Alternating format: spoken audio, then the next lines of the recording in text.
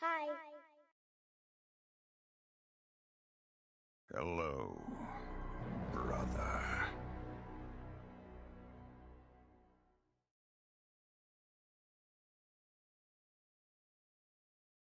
Hello. It's the Lord of Thunder, Gali Thor. Zip it, hit zip is here.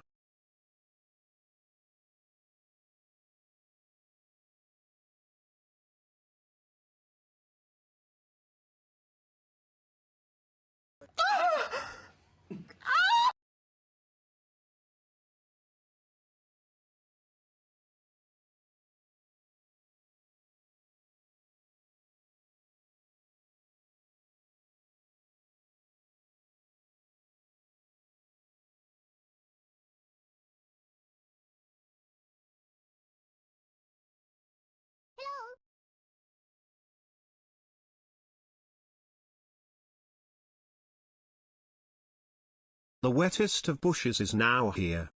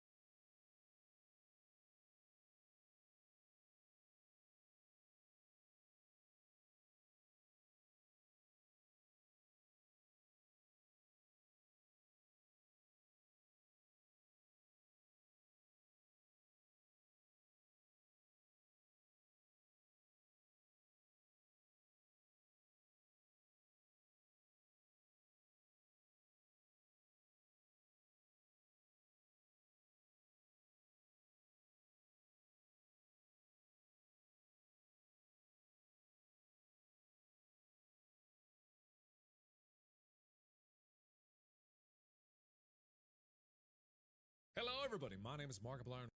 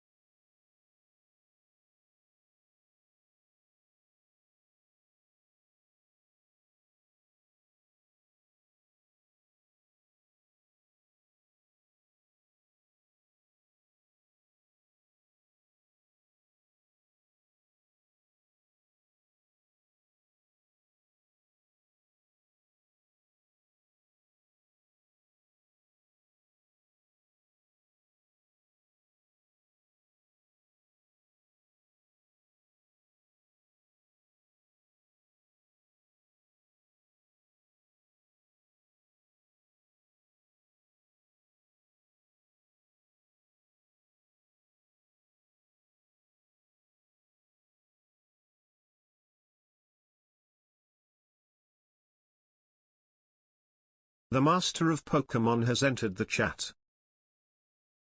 Ads suck, I know. Your eyeballs pay for dog's food though. Yep. I'm definitely not going to be doing my thumbnail right now because I forgot to do it. Oh.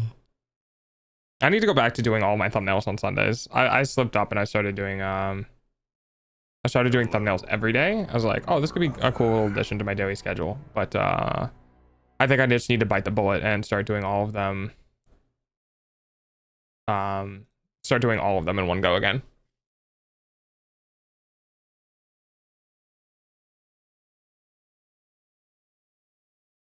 All right, I'm here. I am here. I'm sorry if I'm gonna be a little distracted while getting the getting this thumbnail out, but I am here. I am reading chat. Come up. Come talk to me. How's everyone doing? How was your weekends? How was your Easter? Did anyone have any fun stories from Easter? I guess technically it's also 420, so that's a thing too, I guess, but you know.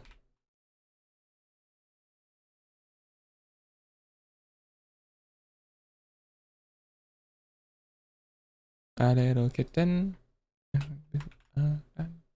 Alrighty. Put that here. That. Alright, let's see what's going on, chat. Oh my god, I forgot I have a bunny cake to eat. Wait, you have a bunny cake? I want a bunny cake. What type of cake is it? Is it just like a normal like vanilla cake that's shaped like a bunny?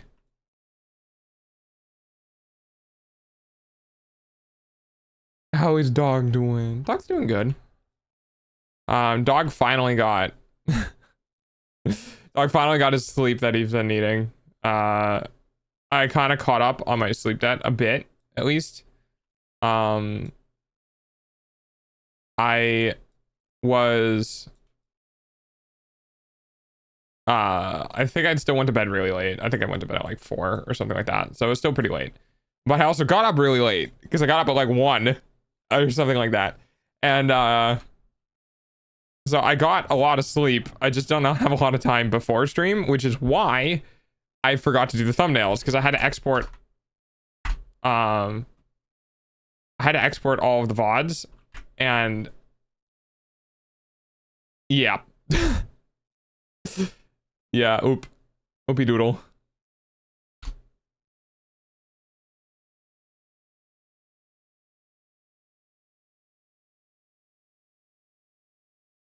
Okay, and we're just gonna set this as immediate to public. It seems like it's still processing. Hopefully it actually goes. We'll see. Okay. Still pending. It's weird. Is it the longest one? Oh, I'll have to go back after stream and see if it uploaded. All right, we'll close that out. I'm sorry, guys. I'm not looking at chat at the moment. Okay, there we go. All right. Red velvet cake with vanilla frosting shaped like a bunny with a bow tie. Oh, that sounds cute and delicious. Hi, Swap. If you have no idea what to do, put chat to make content. Ooh, I have eggs to eat too. So many options. Oh, I want hard-boiled eggs. Yeah, they're so expensive. Like, is it bad that I won't do hard-boiled eggs because I know I won't eat the yolk? And that's like half of the egg, which is like half of the cost. So I'm like, I can't make hard-boiled eggs because I'm just throwing out like $3 worth of yolks if I do a whole bunch of hard-boiled eggs. You know what I mean? It's just like, oh, I don't want to do that. Maybe 7TV works for me now. Oh, does it? Did it work for you, Arctic? But the protein is in the milk. Yeah, I don't like egg yolks though.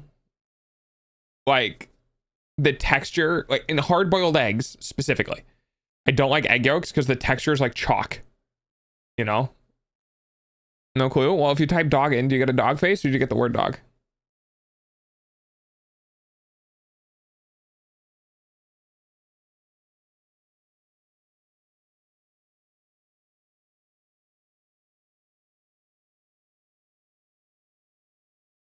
work. So why won't it work?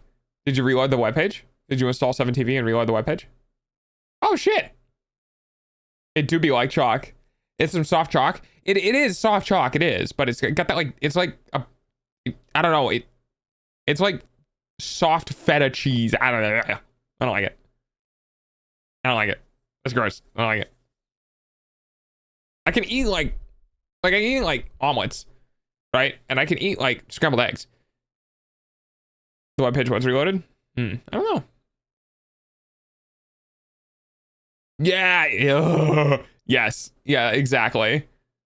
Doggo, did you saw the new Hela and Loki skins that were announced? No, I did not. Then make that. Oh, yeah. But I'm just talking about hard-boiled eggs for the Easter. That's why. Let's see. Do you have a link for it? Was it on like Twitter or something? It works. There you go. Let's go. Enjoy the 7TV emotes.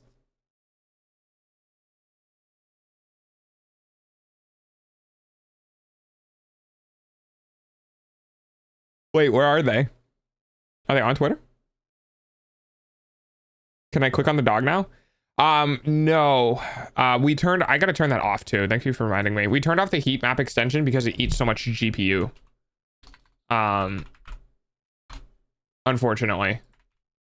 Because like running the web page for some reason has a lot of it has a lot of GPU usage.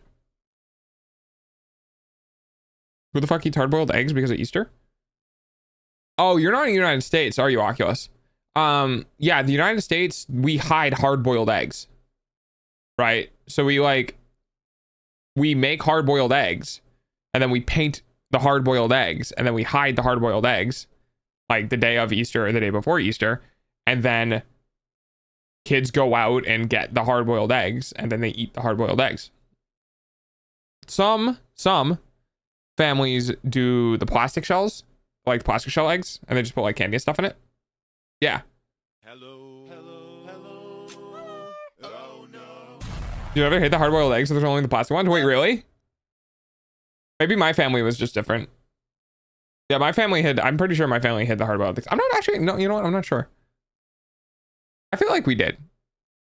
Oh, Lucky Mobius is here. That's a We did the plastic eggs and then hit a combination of money and candy in it. Yeah.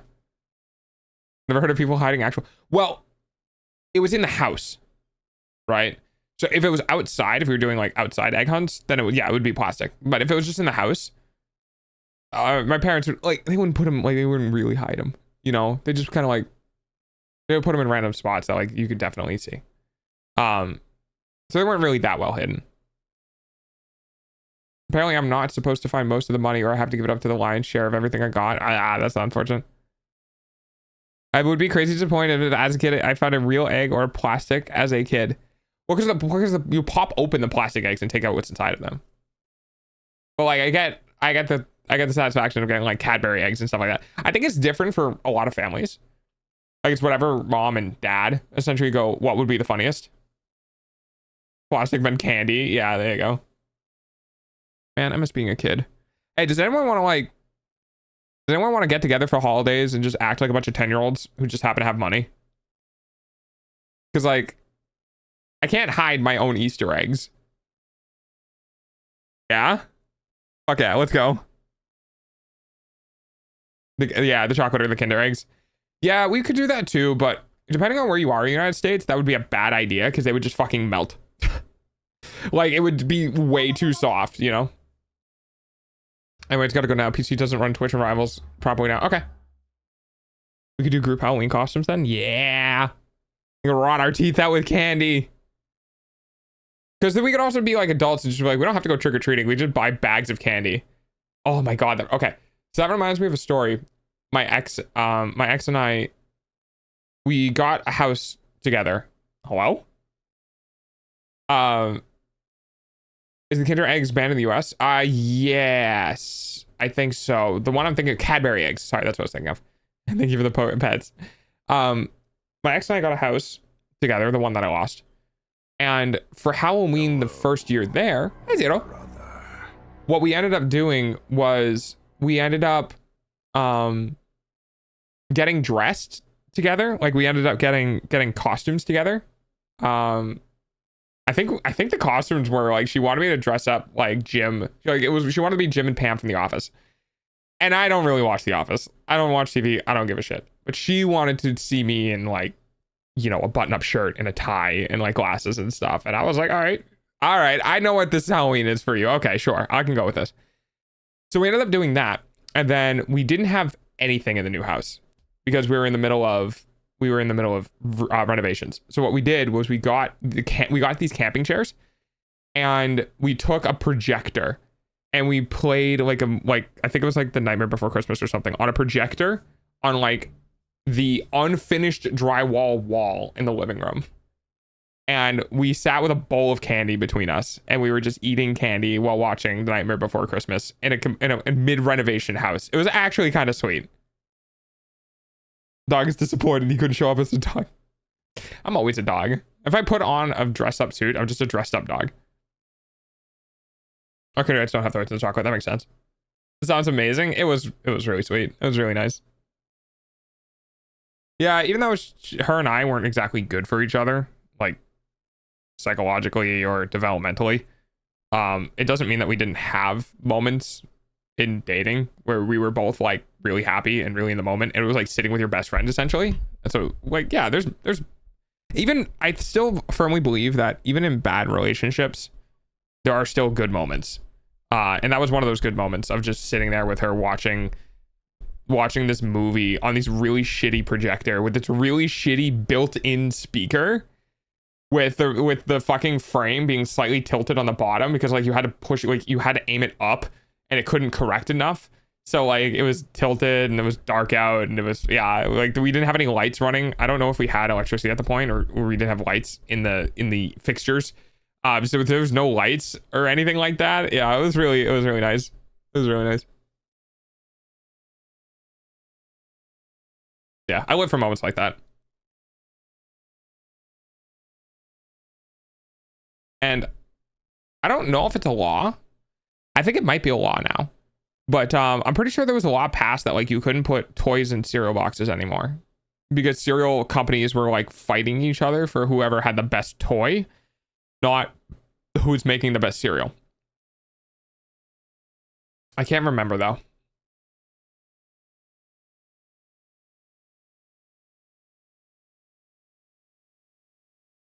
We set up fancy scenes for kids to walk up to. We'd be the cool house. Damn. You know what the cool house was? The cool house was the house that gave out full fucking candy bars. That was the cool house. And also the house that had way too much money. If you're handing out full candy bars during Halloween, dude, holy shit. I think there was also incidents with children choking on them. Yeah, I believe that. I believe that 100%. I call it this. But yeah, I miss being a kid, dude. Oh, I miss it. They're cool, but I love the ones that go super extreme with their decorations. I don't think anyone up here really did that. Yeah.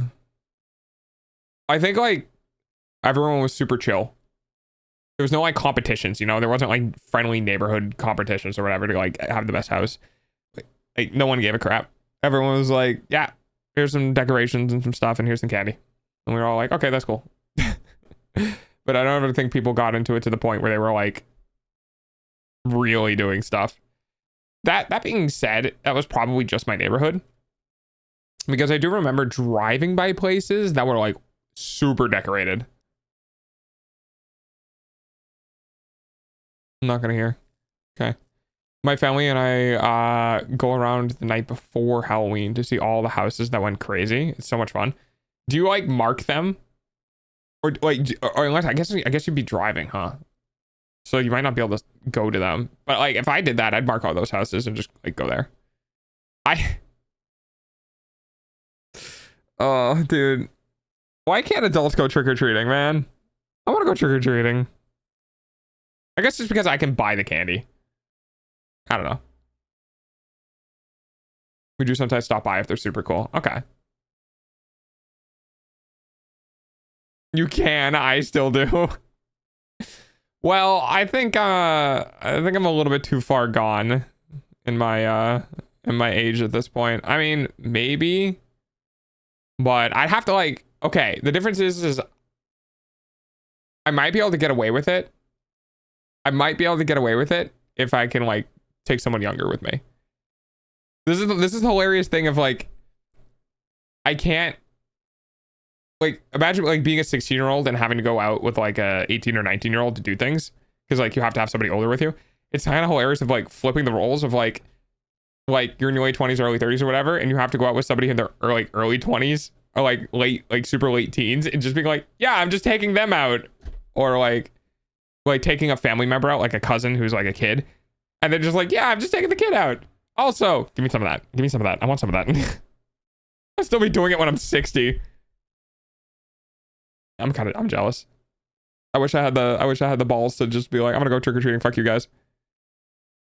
I couldn't do it alone. I need to do it with somebody else. I would never go trick or treating alone. That's like worse than going to a restaurant alone. You know, like I don't know. I just unlock the older characters to dress up. That's fucking hilarious, dude. That is, you're gonna be like 80 years old and you're gonna dress up like that one woman from the Titanic. Just be like, trick or treat, trick or treat. Dude, okay. I feel like there's a gap. Like, I feel like if there's a 70-year-old or 60 or 70-year-old coming out trick or treating, I'd be like, yeah, that's awesome. Fucking own it. But if I have like a 40-year-old come out to my door trick or treating, I'd be like, bro, shouldn't you be at work or some shit? Like, what are you doing? But like, if they're like late teens or like early 60s or beyond, it's like, yeah, it's fine. But the second you get this weird like middle-aged thing, it's just like, oh, this is weird.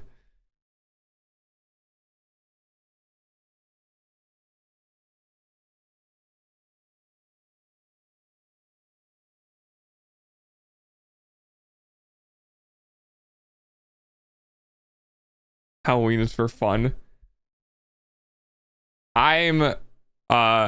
Yeah, I'm jealous. I just buy the candy. And I didn't even get, oh no, I did get candy last year. I think I just need to drag you out to dress up and trick or treat. Yeah, drag the dog out. Yeah. What did I go as? Can I just like not pick my costume? Can I just like have someone else pick my costume? I feel like I'd be like, cause like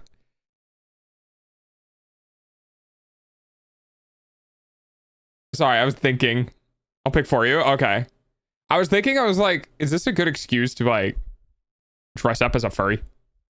You know what I mean? Like, cause we all know what Halloween is, guys.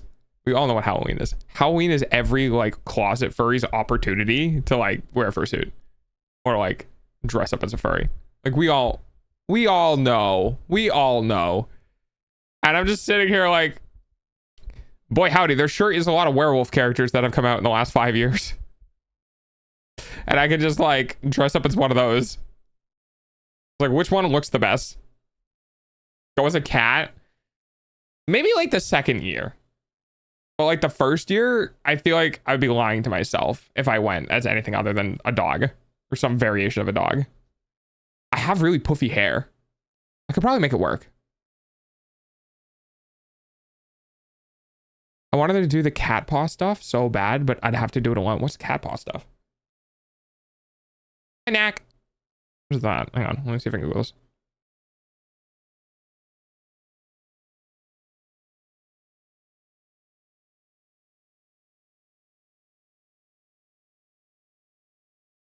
Yeah, I'm not sure if this is a specific thing. But I was just thinking like, because like the first characters that, like the gloves with the ears and the tails, but the moment I put the gloves on, people get all, Oh, okay. Ah, yes. Okay, I see what you mean. Yeah. Yeah, I think the first thing that goes through my head is like, if I wanted to go all out, I'd probably go as Blythe. Like I want to be a werewolf. I think it'd be fun to like do a werewolf costume. And the only thing I can think of is all of the characters that fucking Bao freaked out about, because all of those characters will at least be like in the public eye. You know what I mean? Because if I like dress up as fucking take pics, if you ever do, I guess I probably could. But it was either be like Blythe or whatever that fucking dude's name is from ZZZ that Bao also freaked out over. And I'm sure there's other ones. There's Subgoal. Maybe next. Lycon? Is that his name?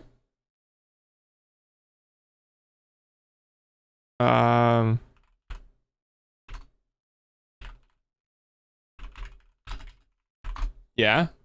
Yeah. So probably something like that. There are other ones, I think. Hang on, which ones are... No. Sif would be hilarious. Everyone thirsty for fun icon? I mean, that could work. Oh, isn't there one for... What is this one? Yeah, what is this character? Yes, I'm over 18. It was the one from the anime. I'm gonna mention a new tab. This was it was an anime character that was also like a werewolf. It was like with a raccoon or something. He deserves it, that's why. Oh yeah? Yeah, Neva? Is that why you were freaking out?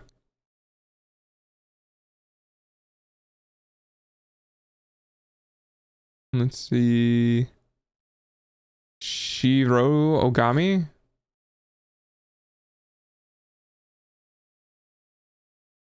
You think Beastars? Yeah, Beastars would work too.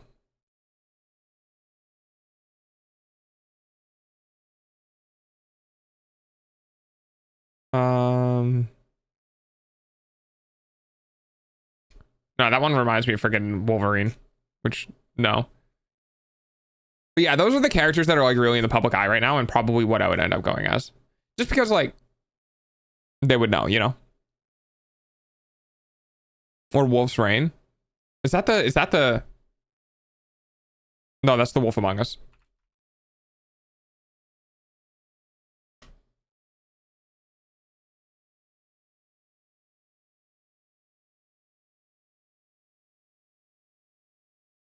I'm just looking up stuff at this point. Yeah, I wonder. Hang on, let me look up. Let's see if there's a Blythe like cosplay. Let's see which cosplays are like better. Big armor set is pretty good though.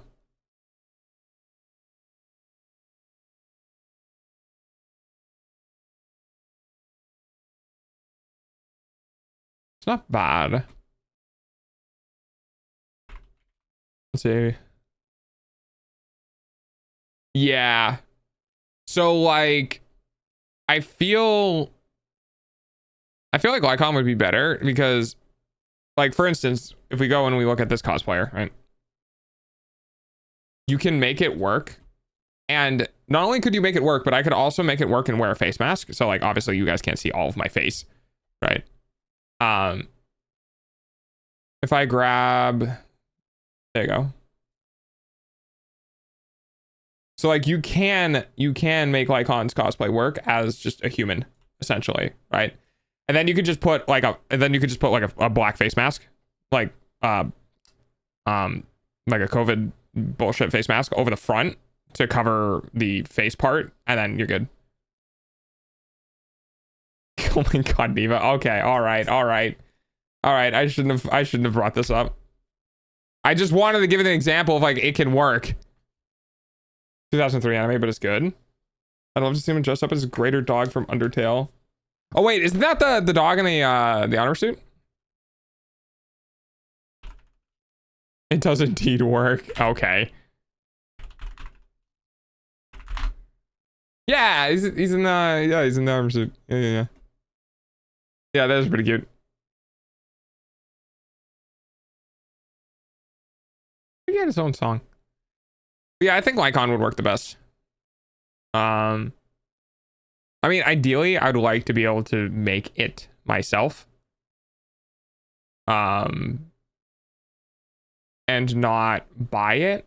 but I am not a seamster. I don't think I'd be able to do that.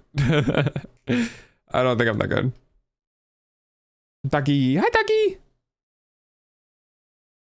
Maybe if I can find something, put it on, and it looks good, then maybe I can do that for like the 2.0 subathon. Because like if I keep my weight down, if I keep losing weight for a little bit, I think I could get a relatively form-fitting one without, you know, looking bad. I could probably rock it. I could probably rock it. How you doing, Ducky? Just be KK Slider and walk around with a guitar. I mean, I have a guitar. I actually have an all-white guitar named Snowbite, which it doesn't have anything on it that's dark except for the fretboard. So like the inlays are light, the headstock and the back of the neck, the body, the controls are like chrome and stuff like that. I don't think I have a picture of it, and it's not in the house at the moment. It's probably gonna get fucked too. Oh, I didn't even think about the humidity. Shit. Oh well, that's life. But yeah, it's my flying V guitar that I have.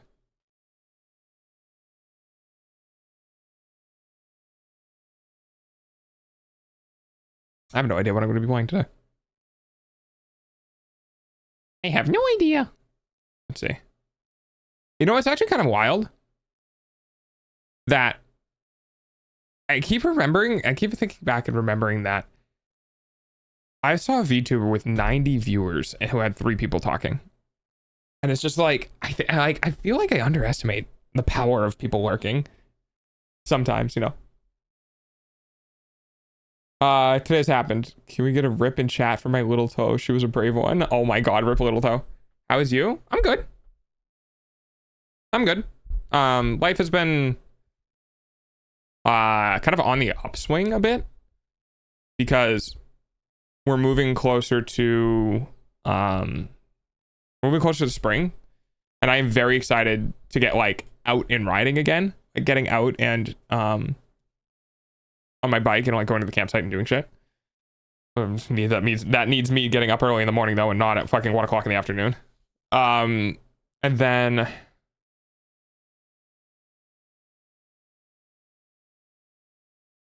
I got some unfortunate news from my artist. The reference sheet would have to be done in June.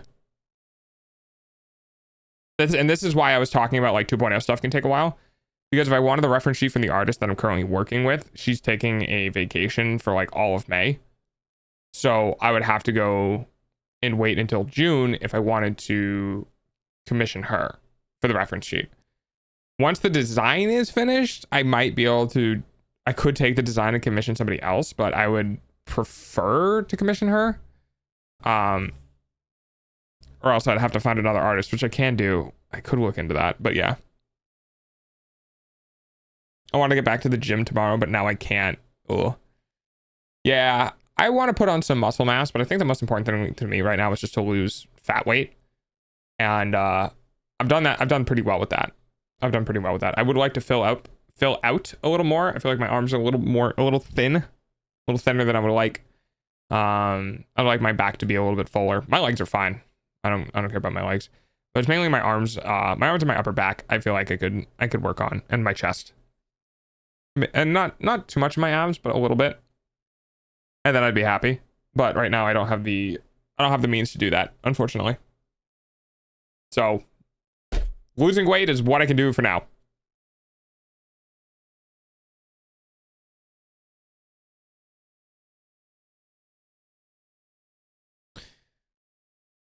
Made mac and cheese with bacon bits. Nice, let's go. That was good. I think about working out, and then my niece comes over, which then gives me a workout anyways. Well, there's a difference between cardio and the anaerobic and aerobic activities.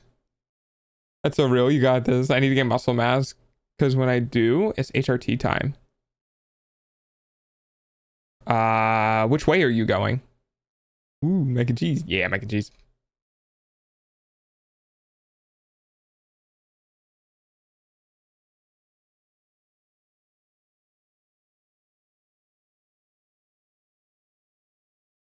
that porn?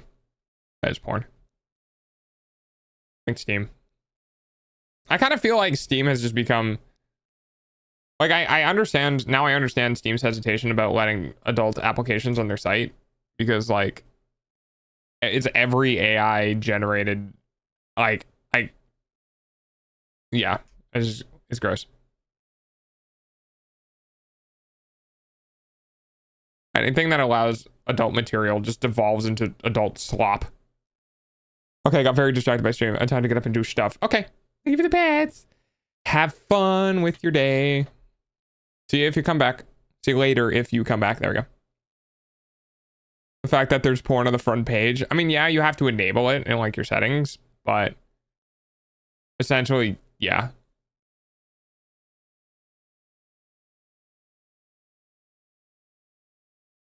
The problem is that it sells. 100,000 reviews now, huh? 100,000 reviews and it's mixed. People are fucking desperate for a good Battlefield game.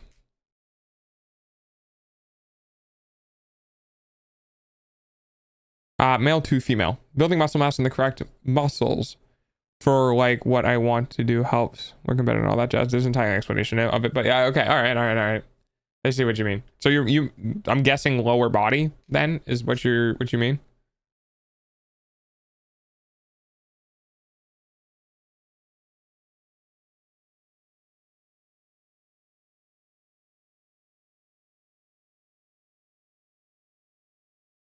God, dude.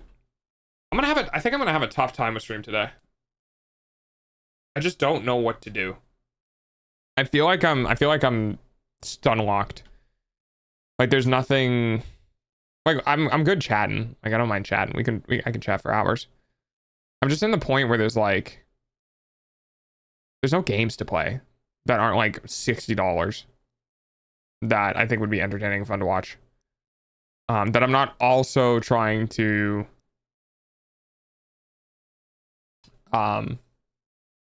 save, you know?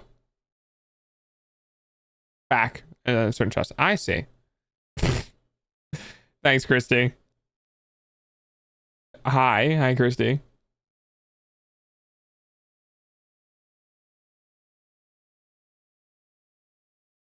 $77 games in the library and there's nothing to play. The problem is having 77 games in the library doesn't mean anything anymore because it's just like I've played all 77 games, right? So like, yeah, there's nothing to play because I played it once. That's the thing about non-multiplayer, non-repeatable games is that like time. Dark Doggo, yes, Dark Doggo. Is that like you get to a point where it's just there's nothing. It's a plane, not it's a pilot puppy. Pilot puppy. Hello, pilot puppy.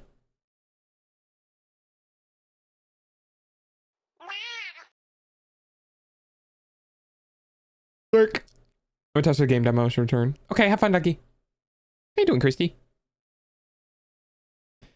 Christy, we have to play Monster Hunter again.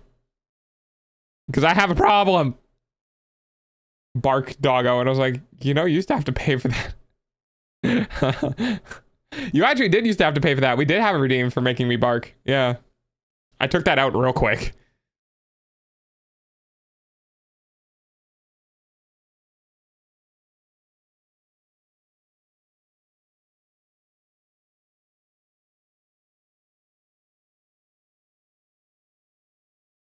Dude, I got 9 hours of sleep. I'm still fucking yawning. Friend! And ironically, I've never got to... Yeah, alright. Yeah, thanks. Our bit leader reset. I was like, why doesn't Banana have a bit badge? Actually, did you have a bit badge last week? Or was it the week before? I don't remember. Yeah, our bit leaderboard reset. Now Moist is at the top with 50. 50 bits.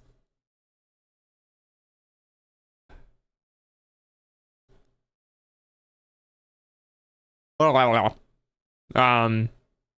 do I want to do? Man, I feel like I need to get into like a group of VTubers, man. I feel like I missed the repo hype train. I really need to like branch out. I know I'm on quote unquote hiatus right now, Like I'm just kind of chilling. I'm still streaming, but I'm not like hardcore going. And I'm waiting for like thanks, Banana. I'm waiting for like 2.0 stuff to come through and to like really get back into it in a way that's more, you know, solid and cohesive. Thanks for the 51 bits, Christy. But yeah, I need to get more into a group. Thanks for the 52 bits, Banana. But yeah. Yeah, I need to be more social. I give her the 53 bits, Christy.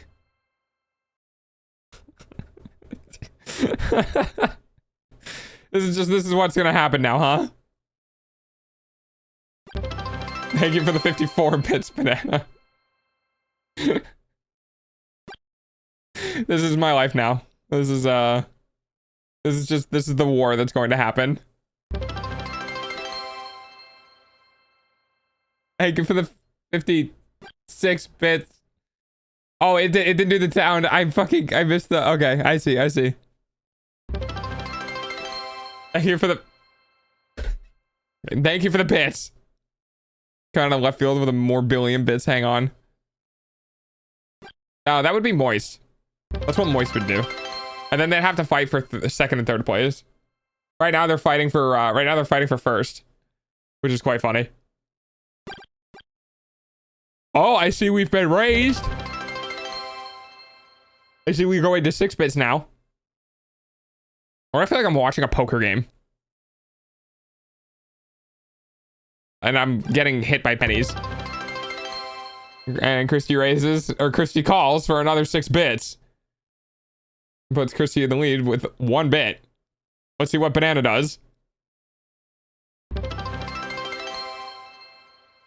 I can't tell. I'm so used to hearing the audio and then seeing it that I'm hearing the audio and thinking that someone did it and it didn't show up.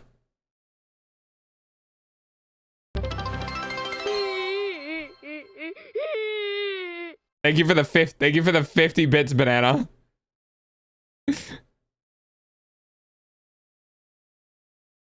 Banana taking the lead at 114 bits.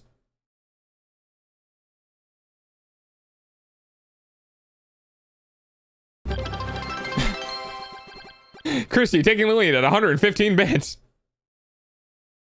They're neck and neck, folks. Actually, you know what's funny? You don't get any renown for the Tenga stuff because it doesn't. I don't think it reads it as a bit contribution in the program. Oh my god! Thank you, Banana, for the 50 bits and our dancing Tangia. Yeah, Toothless. That's who it was. Yeah, Tangia doesn't give you any renown. Where the bits will give you renown. So if you do a bunch of Tangia, you're missing out on all of the renown.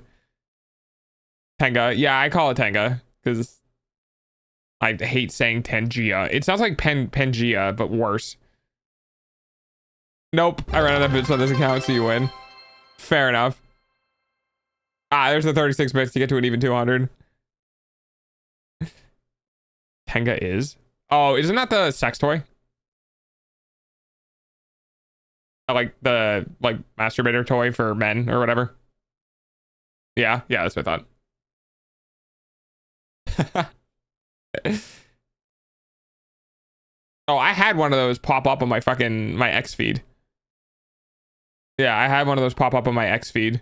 They were doing it on like a glass rod or something like that. Trying to like, look, it twists because like when it moves, it adheres, and I'm just like, why am I seeing this? Why is this here?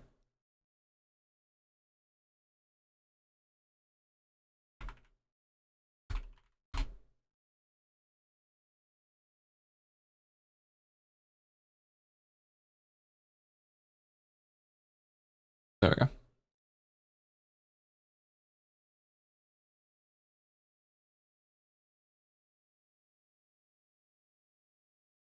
It's actually kind of... I shouldn't say anything, should I? It's funny seeing a certain person in third. That's all I'm gonna say. I shall not speak their name for fear of summoning them.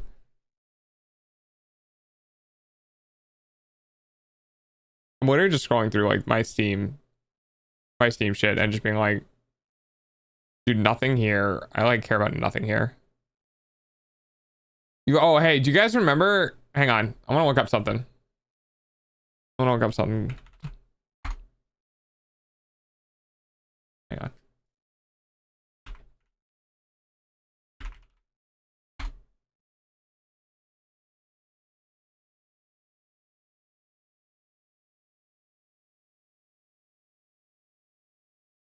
Yeah. Welcome to gaming in 2025. This is the 10th of March. This is the 10th of March. And this is the 10th of April. Hi. Hi, Oni. Oh, you're up early. Okay. They lost 90% of their players in 30 days. It's going good. How you doing? Not even like 3 months. 30 days. And they've lost most of their players. Because it's not anything special.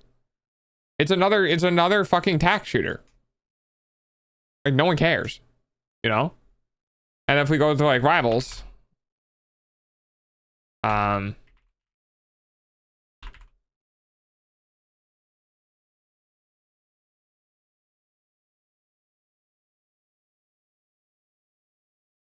it also lost a majority of their players. Like, it peaked, which is hilarious. It peaked in because season 1. Yeah, it peaked in January at 600,000 players.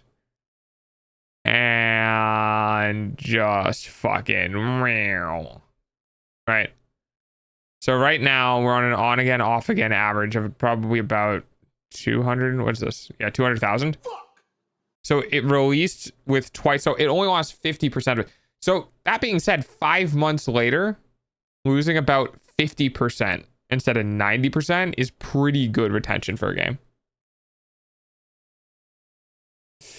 I woke up in a cold sweat, but I'm watching Dr. Stone now. Oh, okay. I hope you feel better. Dog, it's merciless. Yeah, I kind of am.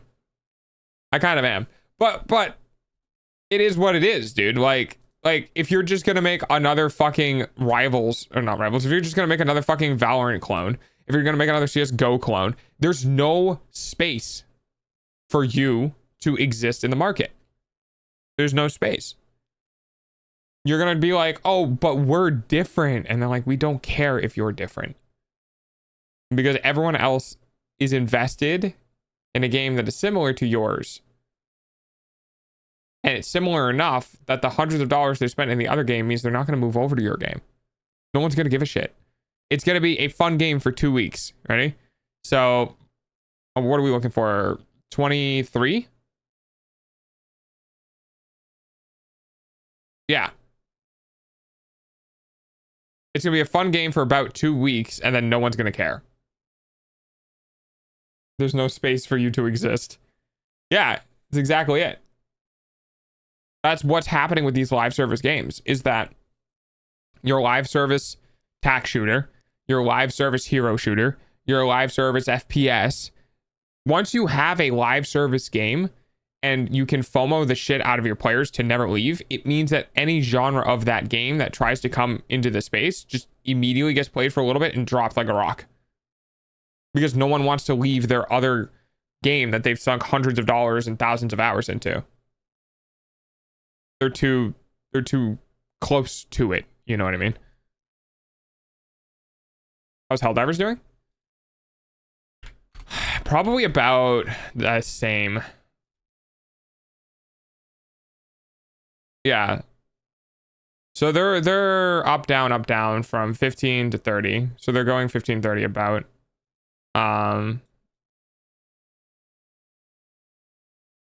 It's literally the same. 30 30 30 30 30 30 30 30 30 30 30 40 40 40 30 30 40 40 40 30 30 30 30 30 30 30 30 20 20 30 30, and then something happened. moments of tyranny. They're like, we fucked up. And then everyone's like, oh yeah, man, still Helldivers. But yeah, about right here. So like they kind of came back in December and then fell off again in March. So people were like, yeah, it's kind of fun. And then the people were like, meh. And then it went back down to the 40s and the 30s and the 70s and the 40s. And then now we're all the way back down to 30s. So like the core game is about, you know, somewhere between 25 and 38,000 players. And then it will spike and dip and fluctuate based on what's going on. But yeah, they're not getting back to their 500,000 players again. Every spike is probably a new war bond. Oh yeah, maybe. Yeah, it could be. But yeah, Helldivers ain't doing the hottest either. They're not bad. Like they can sustain this. You know, if you have 20,000 players who spends $3 a month, you know, you can make 60,000 a month, but that's still like, I don't know if that's enough to run a studio, depending on how big they are. But yeah, it's not bad. Like it's not, because that's the thing is like, there's nothing like Helldivers on the market. That's why they probably have as many players as they do, right? But you know, you want to see a sad reality.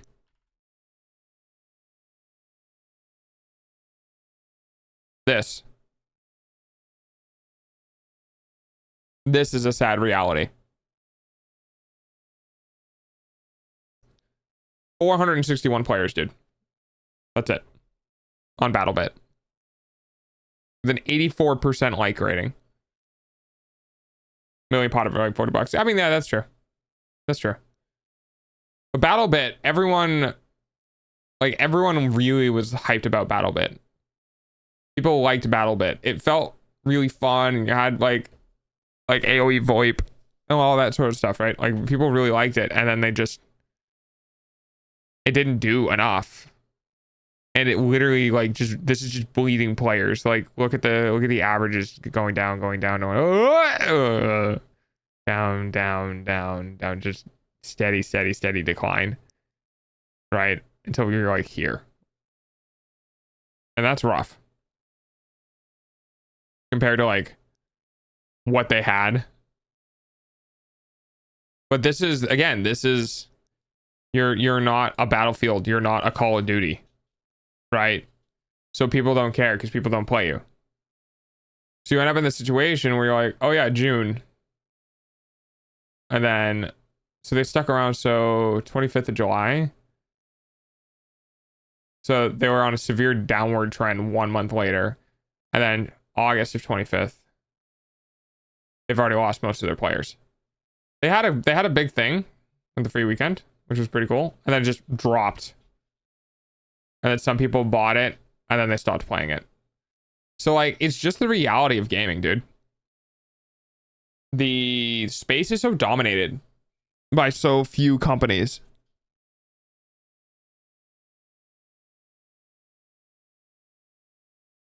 I mean, fuck, let's go look at Baldur's Gate.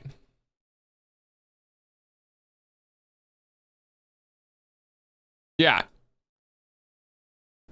This is a single player game, dude. This single player game for Baldur's Gate. This single player game has like what, 4 times, 5 times the amount of players as Helldivers does. Playing it right now. Let's go look at, let's see.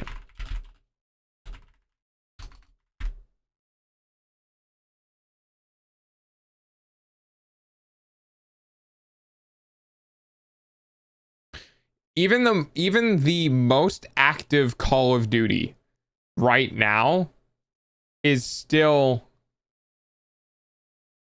50,000 players short.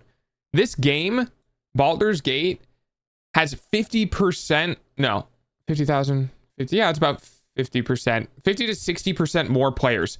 Baldur's Gate has 50% to 60% more players playing this single player game right now than Call of Duty has. That's how fucked we are right now for gaming. A single player game So like, so we had this one, the final update. So if we zoom in, well, so okay, so yeah, that's fair. That's fair. So it did spike pretty hard because of the update. That's fair. But still, even then, with no updates, we were peaks of 100k, peaks of 100k, near pretty much 100k. Like we were peak and valleying the same amount that COD has right now. So like, yeah, it's a good point that the update came out and it did spike pretty hard. But it's amazing because this is like, where's our release? Yeah. So this game is like more than 2 years old? No. August 6th. So we're coming up on 2 years on Baldur's Gate being out, and it's still just like pumping numbers, dude. It's I look at things like this and I go, imagine the fact that Call of Duty can sustain itself with so much significantly less players, just on how aggressive their microtransactions and costs are. People are getting tired of the live service flop. 100% they are, yeah. 100%. It's storefront gaming. And I'll continue to say this every time. It's storefront gaming. The video game only exists to serve as an avenue for you to spend money. It's not something you're supposed to have fun in. And I really like that Larian Studios' head, when he accepted the Game Award, basically just kind of called out everyone in the industry.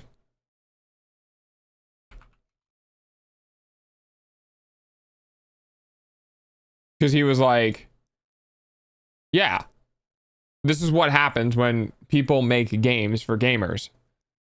They make a fuck ton of money. Because they do. Now, the game was quote unquote in development, publicly in development, since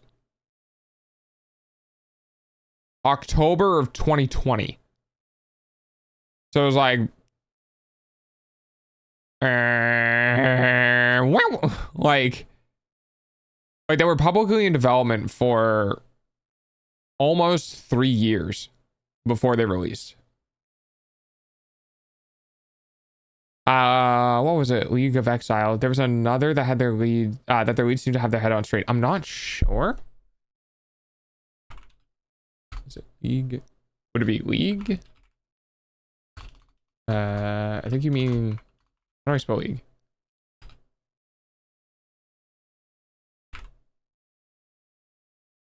No, League of Evil. Yeah, I'm not sure. Might not be on Steam. Could be a website release. But yeah, so the reason why I brought that up, Words of the Fallen. Oh, okay, hang on. Let's see. I'll Google this. I had to look it up, that's fair. It's almost time for DOGS hourly payment using your eyeballs. Oh, this is, oh, I've seen this. Yeah. Ooh, I come back with cake to Dark Dog, 2 treats. Oh my god, Diva. Wow, you don't like my normal look. How could you?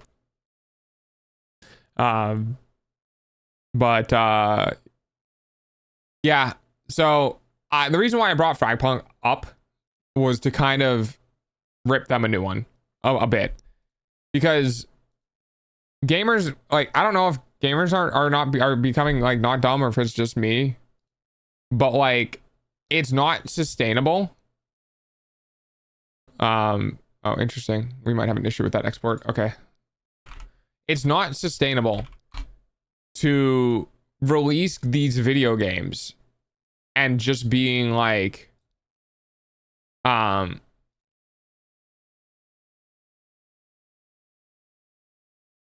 yeah, this will be fine as long as we hang on for X amount of time.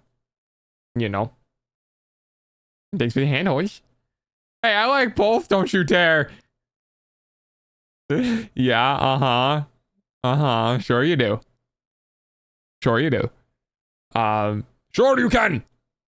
But yeah, so I'm kind of like stabbing the wound a little bit. Oh, I think for the petrol. I'm kind of stabbing the wound a little bit because I want more people to make fun of these companies. You know, I want more people to make fun of these companies that make these games that are already on the market that lose all of their players within a month.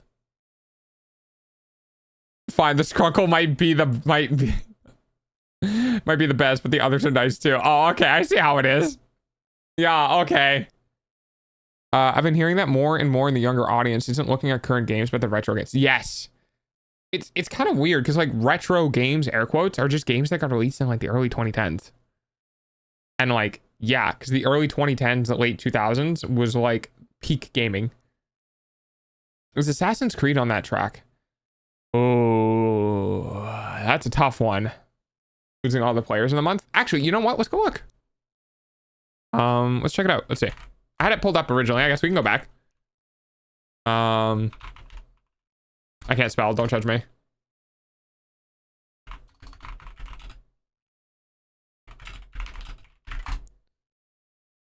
The thing is with Assassin's Creed, I think it's single player, so I don't think it's too bad. No, they're doing okay. They're doing all right. I mean, if this is a single player game, then this makes about sense. It doesn't make sense. People bought the game and then they started beating the game and they lost their players, which makes sense. If it's supposed to be supported by multiplayer, then that's a little bad.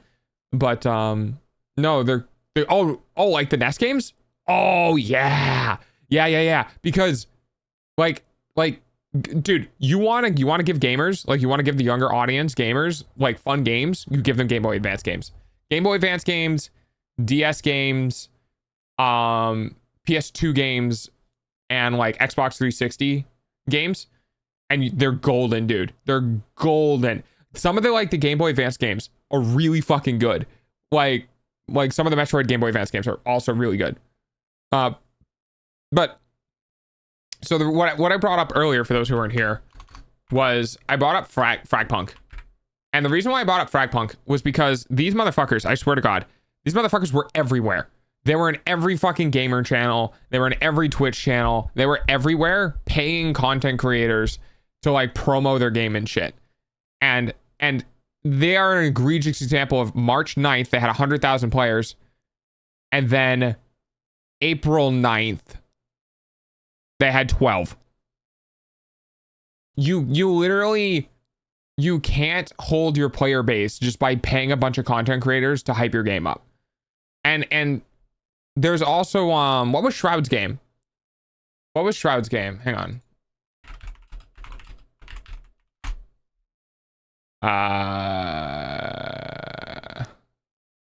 Spectre Divide. That's what it was. Spectre Divide. Right? Players 10.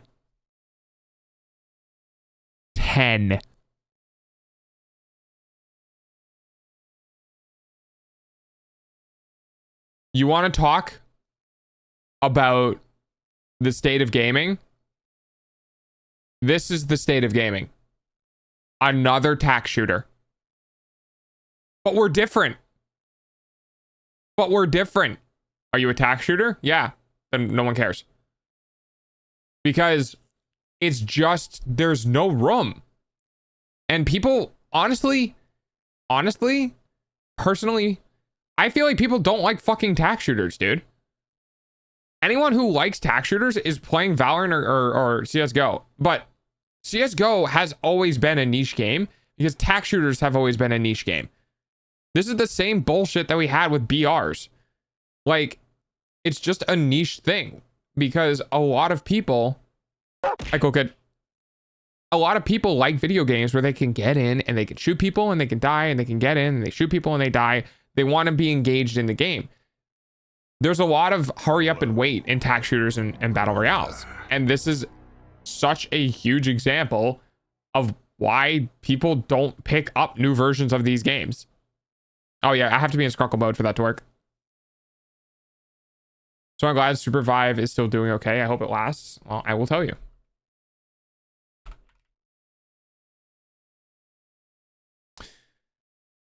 They're having a rough time. That being said, Ads suck, I know. Your eyeballs pay for dogs. If they don't turn around, they're dead by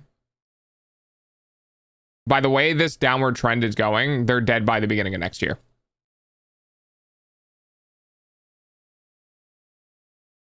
So if you're looking at this trend right here, down, down, down, almost back to previous, but not quite. Down, down. These are like unrecoverable states, right? So you can see like essentially the line that's going across these tips right here. So it's kind of flattening out. So we're probably like by the end of next year, if they're not getting more players in, they're going to keep bleeding players.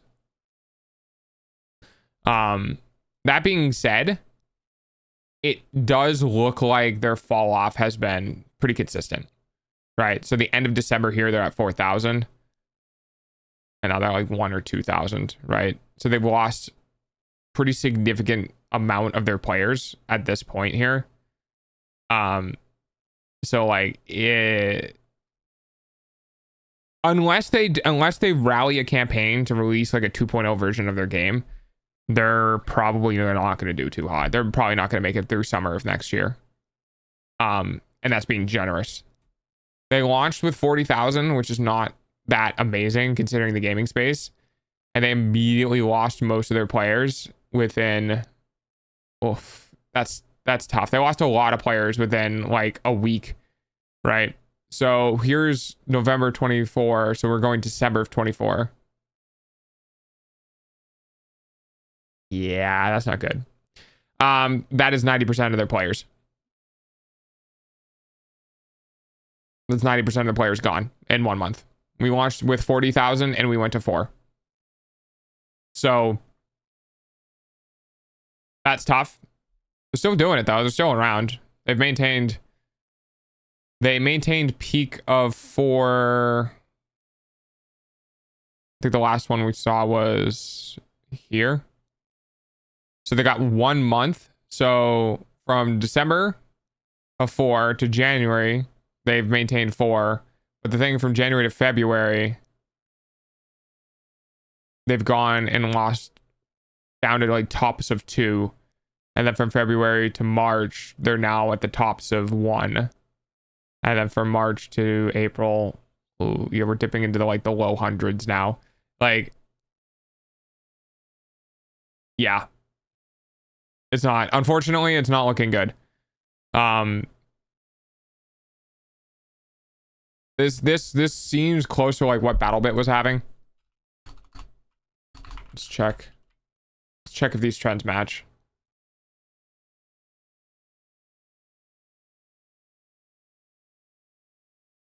Yeah, so they were more spiky. But this is August to October, so these are like 2 months. But you can see the same, you can see, kind of still see the same trend. It didn't flatline as hard, but I think if I pull out more, yeah, you see, but they're about the same thing. They will ignore this, it's a free weekend, so go, and then like right here, right? So this is the same thing that we saw in the last one. 2000s, 2000s, 2000s, 1000s, 1000s, 2000s, 1000s, 1000s, 900s, 800s, 400s. It's good. So like once it falls off, it's going to take about 4 months or so. Once streamers stopped playing it, it dipped hard. But it feels a lot better to play now. Queue times used to take a while. I mean, yeah, that's the thing is like if they have a good game, they can respark it. Like they can bring people back if they do the right marketing and promotional stuff. But like it doesn't seem like they're doing that. That's all. Oh, the finals. Yes, sorry. People have been talking about the finals more often, so it could be on an upward swing.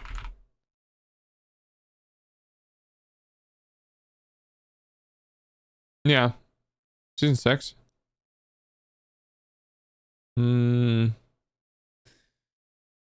They're fine. They're not hurting too much. It seems like they even kind of went up in season 4 here compared to season 3. They seems like they had more players. And then season 5 seems like the sentiment shifted slightly, so they didn't really gain. They started losing players over time. And then season 6 came out, and like it looks like it could be a good season for them, maybe. But for the most part, it looks like ever since the mid of season 3 or the beginning of season 3, they've essentially stayed the same.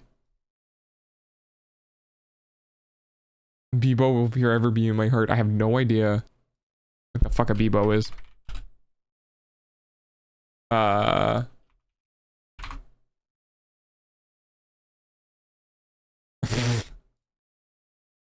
Yeah, that makes sense.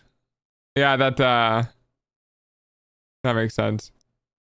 Oh my god, this fucking Pog! Can we get a big Pog in the chat? Oh my god, dude. I hate it because it works.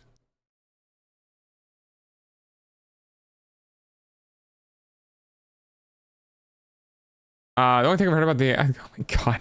Get out of here. I was being fucking facetious.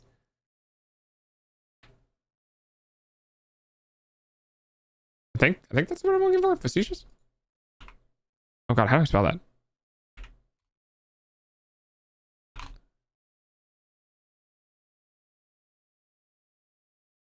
Oh yeah, treating a serious issue with deliberately inappropriate humor. Yeah, just the Pog, the fucking all of the problems with everyone doing the bullshit. The shitification of thumbnails and shit. People deserves a Pog. Yeah, okay. He uses a big bat and is adorable. I just heard about this game recently. I thought it just came out. Oh, the finals? No, the finals has been out for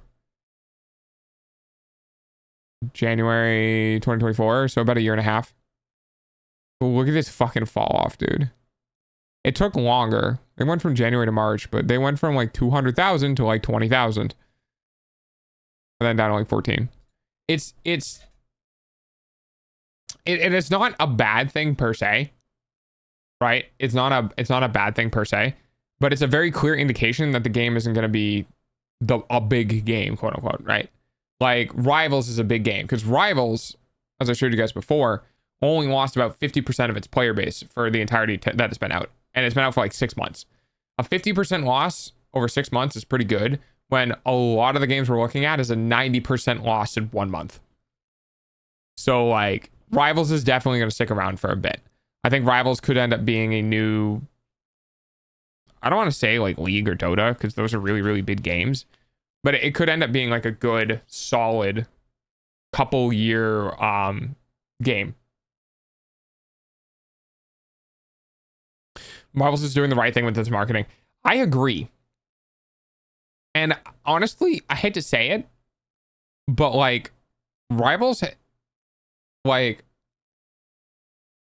they're almost marketing themselves based on how they treat their players, because it is so unusual in the gaming space for all the other hero shooters. Overwatch. They're actually, the amount of times players have had feedbacks on things and the devs have gone, oh yeah, we see that, we can understand how that would be annoying, let's move things around to help with that and make it be less burdensome. And a lot of the times they kind of hit the nail on the head with the balance.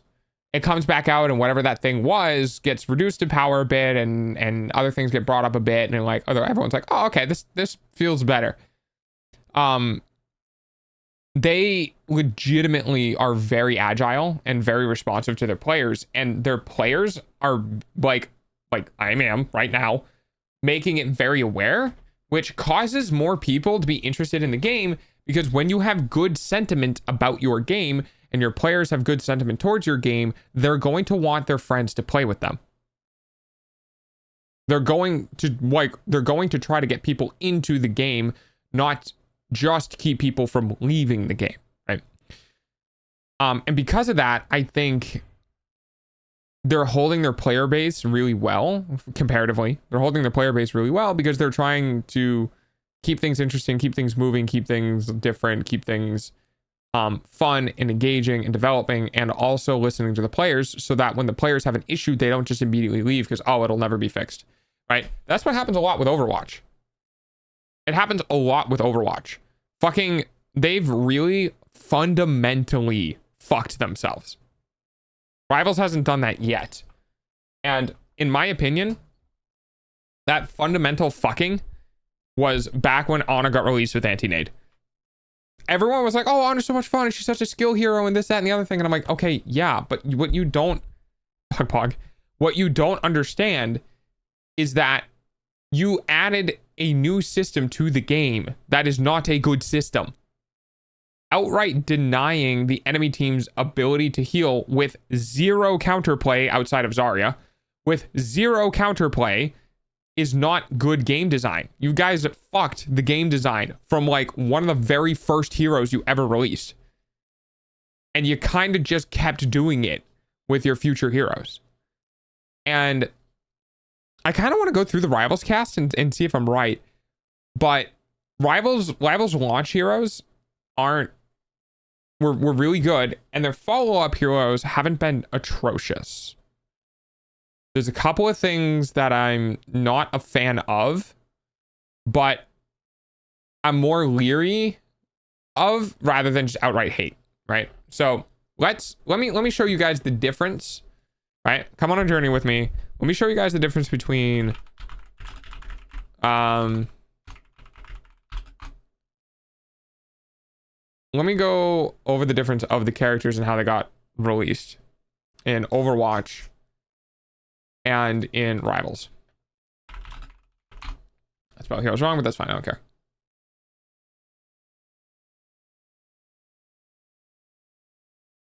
Okay. Oh, wow. These icons are different. That's kind of interesting. All right. So let's go and look at the very first hero that ever got launched. Okay. So these are the heroes that got announced in 2014 when Overwatch was originally announced. And then these ones would continue to get launched over the years as things previewed, and then it gets launched. The very first fucking hero is Ana. The very first person they add to the game introduces an anti-heal mechanic, which no one in the game can undo. I was more for the characters keep destroying the original known for what their heroes and powers are rather than changing. Oh yes, I agree. Yeah, source material, respecting the source material is kind of unusual in this space, and it does make people want to go play it, because if they are big comic book buffs, then they're going to feel like it's going to transfer over. But yes, I agree. So Ana, what does Ana come out with that is unfun to play against? One, anti-grenade. They introduced a mechanic where you get hit by a thing with a big splash damage and it turns off all of your incoming healing. Sleep Dart. Ana is launched into the game with the hardest CC the game has ever seen. That has unlimited range and can only be undone if the person gets shot at.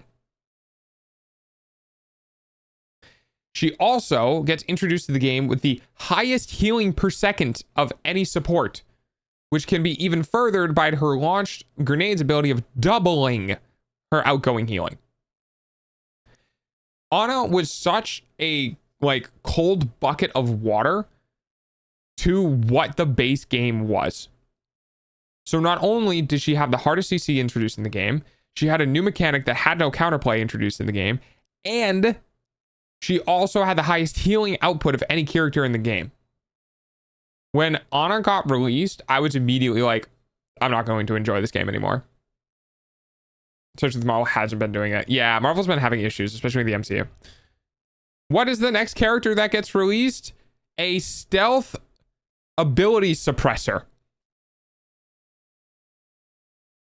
Sombra gets released. She has invis on shift with a cooldown that lasts, X amount of time. And she has a hack that turns off any character's ability for 7 seconds. And the only counterplay it has is shoot her during the hack or break line of sight. Oh, also, she can completely deny the enemy team health packs. And oh, also, those health packs give her ult charge. Oh, also, her ult charge is an AoE suppression. This is the first 2 heroes that they've ever released into the game. If we pick anything, the worst thing Hanzo had was Scattershot. The worst thing Zenyatta had was right click, right? There's not a lot of bad shit here. And then they released their first two heroes and it just tanked the experience. It tanked the experience within like 6 months. And everyone was bitching about Sombras hacking them and hacking them out of alt, right? Hacking them and making Tracer completely fucking useless because her entire kit revolves around her abilities. Like, it was bad. Orisa gets released. Now, Orisa, at this time, was probably the best release they've had. She has gold skin, but she still can get headshot. Yeah, she has a barrier. She has a pull. She's kind of annoying to play against, but she's not like super oppressive. So like Orisa, I'd give them a pass on. And then Doomfist comes out. And Doomfist, DPS Doomfist, can literally single tap you by punching you into a wall. You literally will walk out from a choke, and maybe you don't have your sound settings really nice, and there's a lot of firing going on. You'll literally walk out into a choke, get punched by a random Doomfist, get shot across the map, slam into a wall, and instantly die. Doomfist also had the ability of sitting on weird map geometry with uppercut and slam, so he could just hide in random spots on the map geometry. Doomfist wasn't, outside of his ability to one-tap people, which he didn't really use that often, he wasn't that bad. But the biggest problem with Doomfist in the game on release is that Doomfist had such a fast time to kill. If he wasn't being hard countered and he got into the backline, he would slam, uppercut, shoot, punch out. Instantly. Slam, uppercut, shoot. And if you charged your slam to 125 and then uppercut, I think it would either kill on the uppercut or kill on the first pellet, like the first shot. So you could slam, uppercut, shoot, punch out. It was instant. And it made him really unfun to play against because if you were in the back line and you got slammed, you would just be like, I'm dead. There's literally nothing I can do. I'm dead. So he wasn't fun to play against. Moira was okay. Moira didn't have any CCs. She didn't have any tough abilities. Like, she didn't have anything that really affected people. People didn't like Moira because she had auto aim. That's it. And so, like, I think people were, kind of indifferent about Moira and her effect in the game. And then this fucker came out. The start of hell. Brig. The thing that enabled goats. The thing that was an unkillable tank support. That everyone hated. That was in every fucking game all the time. Until she kept getting nerfed for years. Dude. Years. Brig is like colloquially known as by far the worst character that was ever introduced in any hero game ever. By far. People outside of Overwatch know the calamity that was launch Brig. Because the dev team was trying to be so heavy-handed with adjusting the meta that they launched literally a tank support. There's videos out there about the fact that Brig can 1v1 a Reinhardt and win. Hang on, let's see if we can Brig nerf list. All of Brig's nerfs in order since her release, okay? I want you to understand how long this had been going on. I've never played, barely watched even 5 videos of Overwatch, but oh boy, the news even hit me. Yeah. May of 2018, which is March, April, May. So 2 months after she gets released. Cooldown increased from 5 to 6 seconds. Maximum armor reduced from 150 to 100 because her ult could basically effectively double Tracer's HP pool. All right. Then again in August, Shield Bash. Cooldown increased from 6 to 7 seconds. It went from 5 seconds to 7 seconds because it was a stun. September. Now knocks back and gets knocked down during other targets, charging other targets.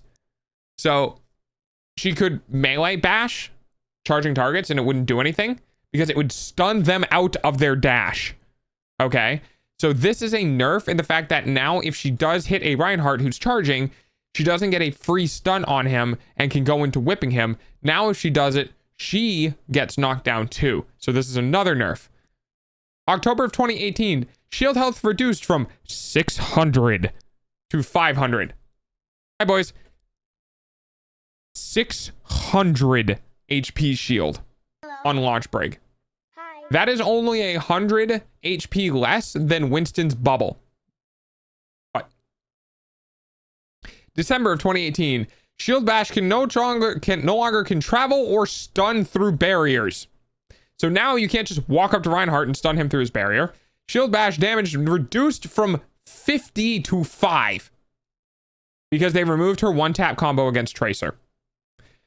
Rally, armor given now has a maximum duration of 30 seconds, so you can't just pop it before combat. Okay. 2019, kit reworked. Positive, negative, and net changes. Direct nerfs are as follows. Self-healing from Aspire is now halved, so she can't heal as much. Barrier sheet health reduced from 500 to 200. Stun reduced from 0.9 to 0.75, and rally increased by 10%. February of 2020, armor is now a heal over time reduced from 75 to 50 armor, and the HP decreased from 60 to 55. June of 2020, repair pack no longer grants additional armor health pool. Regeneration decreased from 100 to 85. Cooldown when destroyed increased for her shield barrier from 3 to 5. August of 2020, base health now lowered from 200 to 150. Total healing decreased from 190 or 130 to 90 per second, or total. It was literally 2 years of nerfs. 2 fucking years of nerfs. 19 nerfs it took. This came out 5 years ago. And then Overwatch 2 came out and they changed her kit. So Brig was launched and Overwatch lost a lot of their players. Did they like playtest Brig at all before releasing her? Maybe. Maybe. And then Wrecking Ball, amazing tank. Ashe, pretty good. BAP, fuck you. We did not need another immortality added to the game. Sigma, pretty good. Echo, pretty good. Sojourn, not the best. And this is now Overwatch 2. Sojourn, Railgun was really bad at release. Junker Queen, pretty good. Kiri, bad. Her design in the game was basically DPS that can't heal. Ramantra, I'm pretty comfortable with. Lifeweaver is just terrible. Like, it's just bad. Like, his kit is bad because the only thing you can do is just increase numbers and you can't do anything with his playstyle. So, like, he's just been suffering forever. Liari isn't that bad. Mauga is horrible. Yeah. So, like, this is what I'm talking about with, like, the first 2 releases in the game for heroes just tanked the game's experience. It tanked it. Now, let's go to Rivals, all right? So we got that out of the way. Let's talk about Rivals. So, here's Rivals. Here's what they've been released. Mr. Fantastic does not... Mr. Fantastic has some CC, but it's relatively soft CC, and that it moves you around, but it doesn't move you that far unless, like, you get, you know, very far away from your team. So he's got some CC, but I've never really had a bad experience with it. Invisible Woman, I don't really think the invisible, like, thing is very healthy for the game, and her ult is pretty strong, but nothing about her screams bad, right? She doesn't have an anti-heal. She doesn't have a fucking sleep dart. Human Torch, completely fine. I have no problem whatsoever with the human Torch. Maybe he's a little weak. The Thing and Emma, we need to talk about.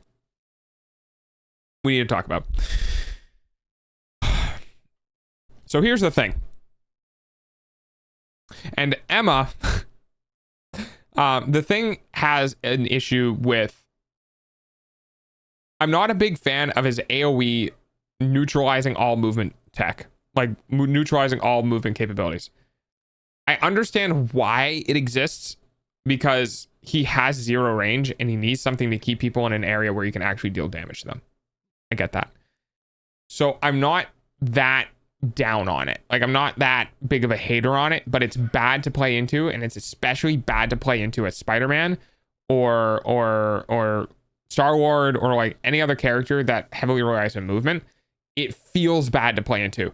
Human Torch, Invisible Woman, and Mr. Fantastic don't feel that bad to play into. Sombra and Anna felt terrible to play into, and the Thing does not feel that great to play into. Emma Frost, I haven't had too much of experience with her, but I think she's okay. I think she's fine. I don't like the fact that she feels like she can just instantly kill a 250 HP squishy. But at the same time, the range on it isn't that big. So you have to respect her space, which I think is exactly what a Vanguard should be. I think Emma personally has a better design philosophy than the Thing. Personally. And then we have Ultron. Now Ultron's abilities, I believe, were leaked.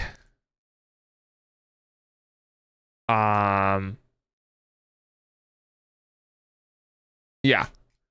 So, fly quickly in the direction of movement and then free flight. That feels similar to, it feels similar to Star-Lord, right? So Star-Lord walks around normally and then you hit shift and then you can fly. So it seems like he's got a Star-Lord fight. He'll end up putting a drone on an ally, which will heal his ally. All allies in the radius, but it's more healing for the designated ally. So that seems kind of like a fire and forget healing thing. So it seems like he might end up being closer to a DPS support. And then summons a drone to get bonus health centered on himself. So this is summons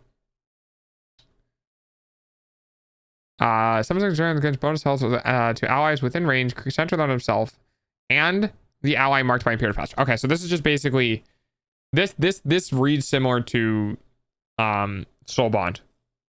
Right? You give yourself stuff and then anyone who's around your thing. And then you can slow fall. So like the design philosophy difference for Rivals versus Overwatch has been very clear cut. Overwatch was very, oh, it's fun and it's different and we don't give a shit and we want all of our characters to have unique play styles and to be this and to be that. While it seems like Rivals is leaning along the lines of everything that we put on our characters needs to be more for them and less for the enemy. Anti-grenade is for the enemy. Sweep dart is for the enemy. Hack is for the enemy. Like, all of these things are enemy based. Whereas a lot of things in this game are personal based. Not all of them, clearly, but I feel like a good amount of the game doesn't feel like when getting it done to me, it doesn't feel like a thing that just, you know, feels terrible on an item on a long cooldown, right? Whereas like Suzu and Lamp and Anti-Grenade and Sleep and all of these things, especially in support, feel awful to play into. Oh, I have Dragon Blade. Did Sleep go out? Oh, I have Dragon Blade. Did Suzu go out? Did Lamp go out? Does Kiri have Swift Stab? Like it's just it just feels bad, dude. It just feels bad.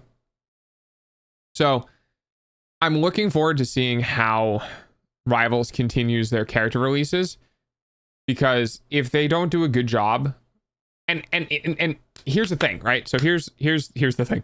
Here's the thing. I also explicitly believe the reason why the balance philosophy in Overwatch has been so fucking bad for so long is they have such an insanely high turnover at Blizzard with not enough documentation for how things should be. So to explain what I mean by that, I mean, you are, let's say you and your 5 buddies, right? You and your 5 buddies are making a game. And one of your 5 buddies is the lead for balancing the game. And your other buddy is the lead for creating characters, right? So one guy and the other guy need to be pretty good, right? So someone's going to design a character, they're going to give them all these abilities, and the other person's like, well, we need to work on those abilities and how they're balanced because it doesn't fit the design philosophy that I've established in developing this game so far. So let's adjust that. And then they go back and forth, they iterate over the character, they maybe go, yeah, we just can't use the ability, we got to do something else, right? And then the character is good, it gets polished off, and it gets added, And that character now follows the design philosophy of the first buddy of yours, right? Who's worked on the game. Now, imagine you've been doing this and you've been working on this game and it's been great and everything has been going great, and you launch the game. And the game launches and corporate or whatever comes down and goes, hey, look, we got the game launched. We need to cut costs in development. We're removing 2 people from your thing, or like we're removing we're not paying you as much anymore, whatever it is, right? So corporate comes down and says everyone's getting a pay cut, right? And the design philosophy guy is like, I can't take that pay cut because I have a family and a home and a life that I have established with the amount of money I have been being paid by this company. I can't live on this pay cut. I need to leave and find a different job. So that design philosophy lead leaves. And now you got to hire a new guy, right? So you hire a new guy and you bring the new guy into the company and you're like, hey, welcome. We're working on this game. We got some characters that we got to get through, yada, yada, yada. And thank you for the follow. So you hire this new guy. This new guy comes into the company. He sits down and he looks at your game, right? And he looks at all of the different characters in the game, and he looks at all the different things in the game, and he kind of roughly gets an idea of how the balance philosophy. And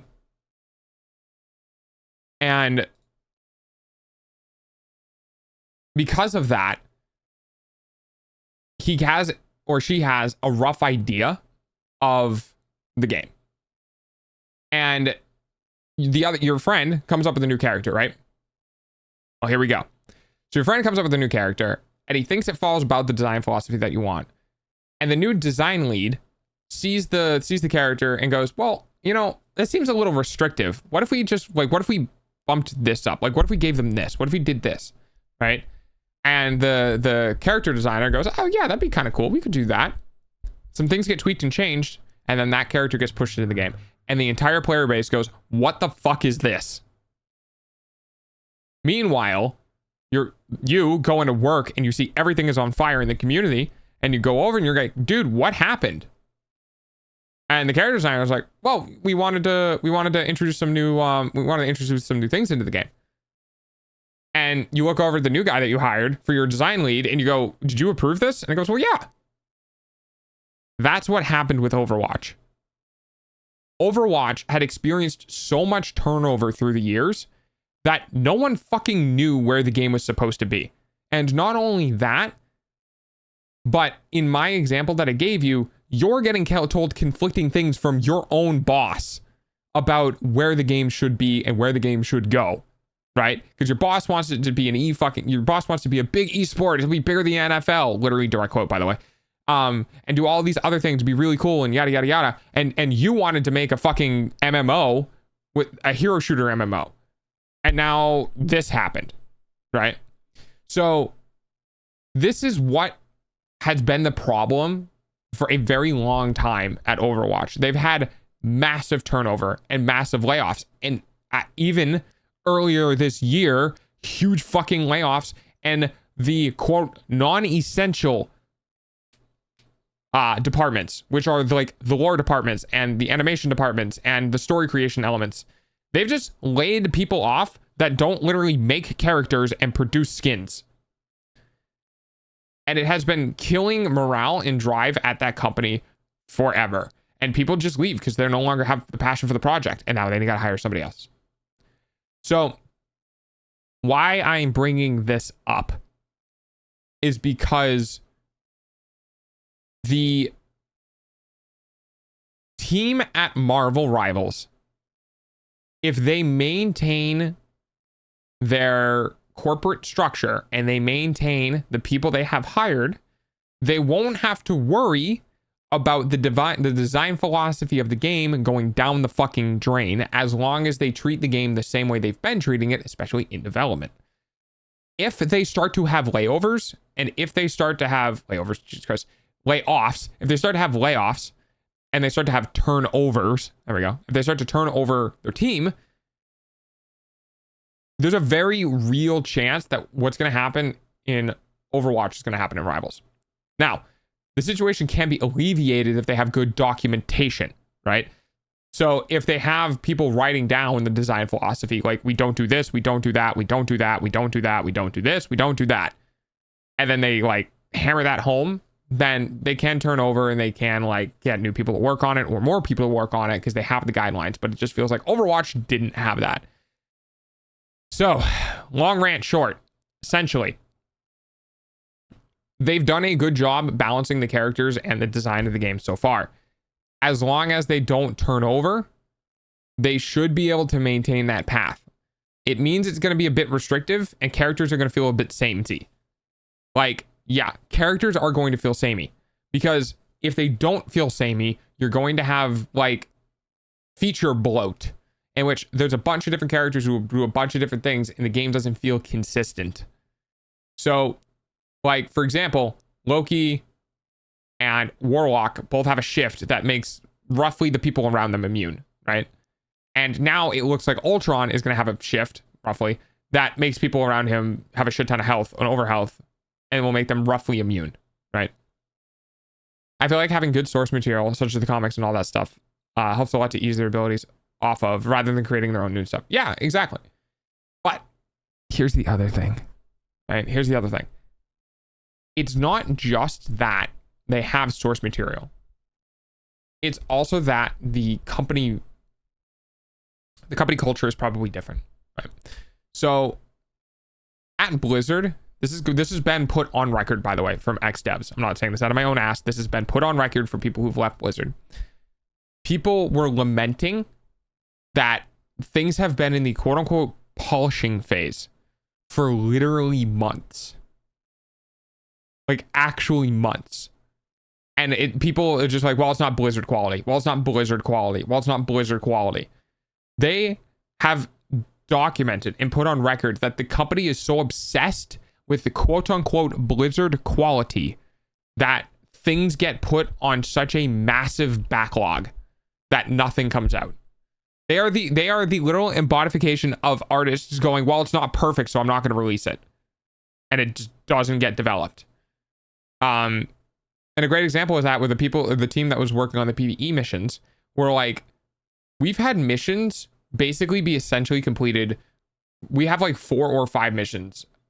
You know, we could double the mission amount right now if corporate would allow us to just push them. It feels good because they feel like they feel standalone characters rather than, oh, this character was made to hard counter the us of massively. Yes. And you know what? I don't see a lot of people point that out. Because I pointed that out at the very launch of Rivals. I pointed out the fact that they don't feel like they're using one character to fix the mistakes of another character. Kiri's entire fucking existence was because of Ana. And no one can tell me otherwise. I don't care. Kiri's entire existence was to counter anti-grenade. That's why she exists. That's why Kiri Ana became almost hard meta for like a year when the game launched. Because if you did not have a Kiri and they had an Ana, you'd just fucking fall over. Because they'd just anti your tank and your tank would blow up. And the only way to undo that, right? The only way to undo the enemy Ana is to have a Kiri. And anti-grenade was so strong, you couldn't risk running not having an Ana. So the entire existence of the game was wait for Suzu to get used and then throw your anti-grenade and pop the enemy tank. It became such a brain dead tactic that if you have one really strong fucking thing and the enemy team needs to turn off that one really strong fucking thing, then they need to use the only character in the goddamn game that can turn that off. Never turned. Welcome back. So a lot of Overwatch's design philosophy, I feel like, does revolve around, well, this character's strong, let's do this. You want to know why Ana exists? Ana exists to counter Roadhog's vape. And they can't change Roadhog's vape and self-heal or change Ana's anti-grenade because they haven't been dealing with the root problem of there's too much healing in the game.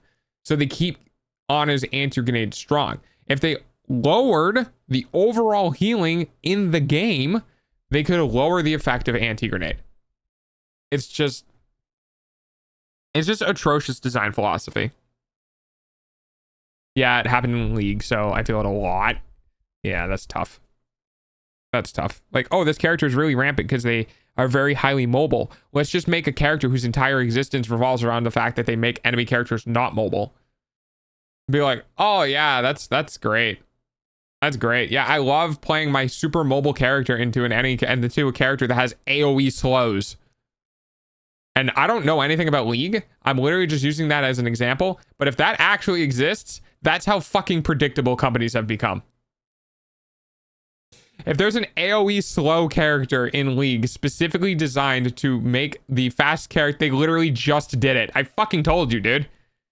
I fucking told you. That's how predictable companies are now. Oh, that character's really fast. We better slow them down. Oh, they're really hard to hit. Well, we should make it so the slows aren't like skill shots. We should just make it so that the slow isn't within an area around a thing that they either do themselves or throw out. Because there's no like innovation in character design anymore. It's just like, I don't know, area slow. And that's why playing Genji is ass. Because Zarya beams you through. Mei beams you through. Moira beams you through. There's just characters that literally turn off your kid. Ambessa came out and people lost their shit. She has 1 million dashes, slows, can teleport, is tanky, and does just a shit ton of damage. Is this not like a publicity thing of like trying to get more people to play the League to play the strong character? Because that's a very real thing that happens in other games where they'll launch a character and they'll make him obscenely strong because they want people to come back and play the new character. And then when people do come back and play the new character, because the character is so strong, they're having fun playing the new character and they get locked back into the game and then they slowly nerf the character down in line. Community complains about dashes. Let's add a top laner that dashes on every ability. Oh, they're a bruiser. Oh, they have insane damage mitten. Oh, they can heal it. Oh, they can CC. Really? Is it that bad, huh? She came out because she was an arcane. Ooh, yeah, that's not good. I mean, it's not like bad, but like, dude, right, Ducky? People still complain of Cassante, yet you release Ambassa. Why? I like your funny words, Magic Man. I like your funny words. I'm not a League player, so I can't vibe with you guys, but I can vibe with like design experience of the games. I could rant about this for hours. Well, I mean, go for it. I'm streaming. Like, who gives a shit? Teach me. Yeah, as a Mord player, please, can they stop adding characters that have movement? I can't bonk them if they move. Yeah, I do think that's a real thing in gaming in general. I think movement creep is real. Like, at least in Overwatch, I feel like a lot of characters have been really hardcore on like movement creep. Oh God, Mel. What's Mel?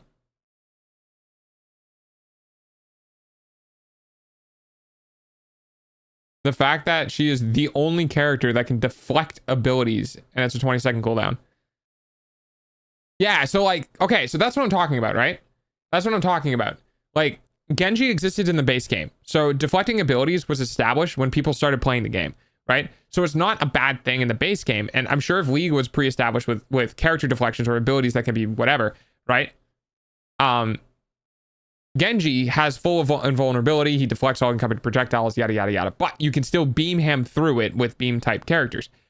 So it's not that bad. But if you have a game where your player base is just used to being able to throw out their abilities and not have to worry about their abilities getting deflected, and then you add a character who can deflect abilities, it fundamentally changes the core game style and play style of people in the game. And she can attack you from like 2 screens away and... What?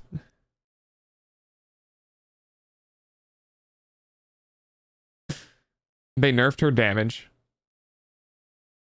Yeah, new Mord came out in 2019 and he can't keep up with all the dashes. New Mord. Oh, did they power creep Mord out of like usefulness and they had to patch Mord to make him better? Is that what I'm following along with?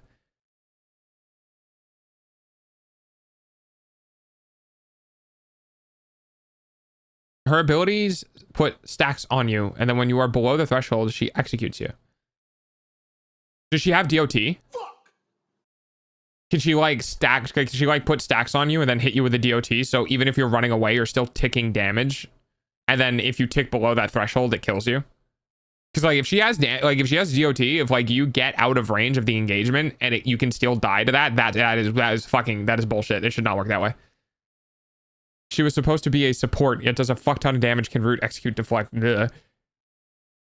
There are dot items that do that for you. Well, okay, so that's my point, right? That's my point. That's where we're talking about like design philosophy, where you have left combat and you can still just straight up die.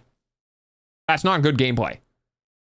Like, if the stacks could only be activated by taking ability damage, right? So if you have these stacks on you, which basically says if you go to like 10% or less, you just die, then those stacks should only be able to be activated when you're at 10% if you get hit with an ability by an enemy hero, right? Not in item. Like, it shouldn't trigger on an item. It should trigger in combat by an enemy hero. So if those stacks can trigger by DOT or anything where you've left combat and you're no longer in a threatening situation, you shouldn't just fucking die. Basically, he old, so they made him new. That's what I thought. That's what I thought. Her ult doubles Mel stacks so she can execute you earlier. Oh, gross. Fun to play, awful to play against. Yes. Yes, that is... There are too many game designers that create a character without thinking about what it's like to play against them. I think. Can you tell that League is in an amazing state right now? Yeah, that's Overwatch. What you're feeling right now is how people have felt about Overwatch for literally like the last 4 years. I'm so scared to see what the new character is, but she looks cute. Fuck the gacha system in League. Wait. What did they put in the gacha system? They want their stupid gacha and their stupid $500. Wait, did they put like loot boxes in order to get skins now? Like, you can't just outright buy skins. Like, they have, like, you have to buy loot boxes to get certain skins. Also, the $500 skins are just fucking dumb. They make you pull for the possibility for the fancy skins. Wait. So you get like, you do a gacha and you might get a ticket and the ticket lets you do another gacha sort of thing. And it's like 500 to guarantee it. Oh, they're doing that thing. Wait. Sure. So, okay. So basically what you're saying is that they have like a 0.00001% chance drop of a good skin. And you essentially need to buy 500 of the gacha boxes in order to get the 501 box that guarantees to have it. Is that about right?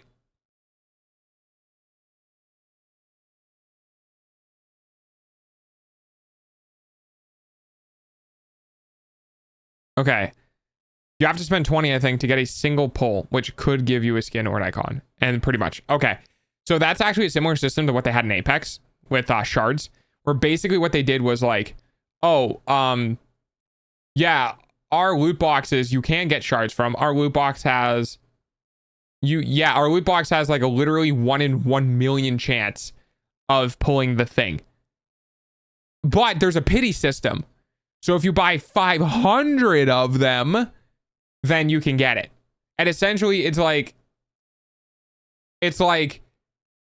so so you're basically guaranteed to not get it, but they're dangling the atom of a carrot in front of you and the infinitesimally small chance you might get it without having to spend 500. Is that about right?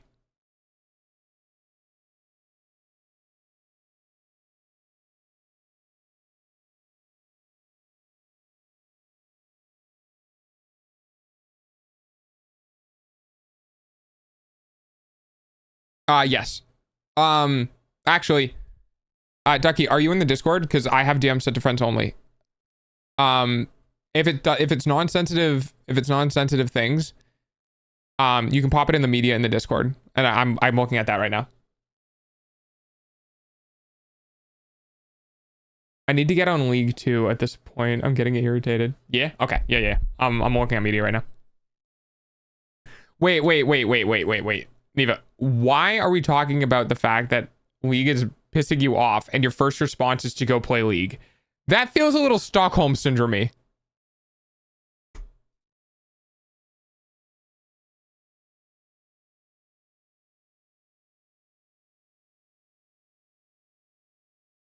Okay, yeah, so you have a 0.5% chance of getting the skin. Okay.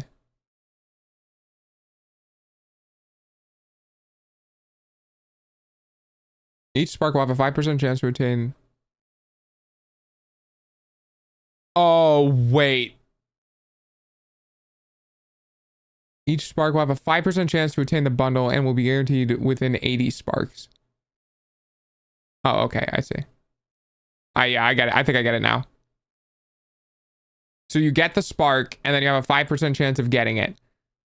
And then you don't get it, there's a pity at 80. Okay. Yikes. So they could just make it like extremely difficult to get, essentially. And then just be like, oh, but you could get it at, you could definitely get it at this. It is, I don't care, because when I beat the annoying characters, it feels... Neva, the solution to this is to stop playing the fucking game. Just find a better game. Play Rivals.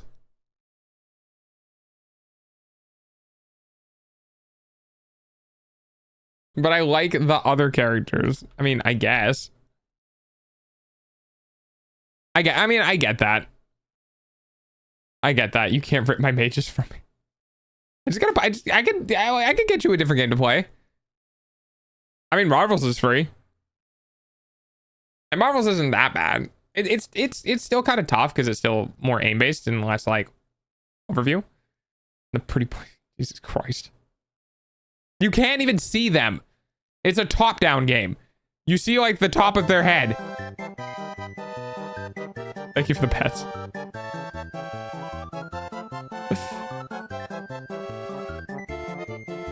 I can see the splash art. That's a long pet. Holy crap. I can see the splash art. Well, yeah, just make it your desktop wallpaper.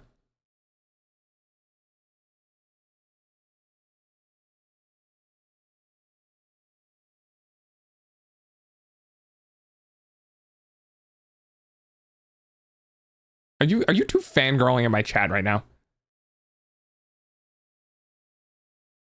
Yep. Although why would I be surprised?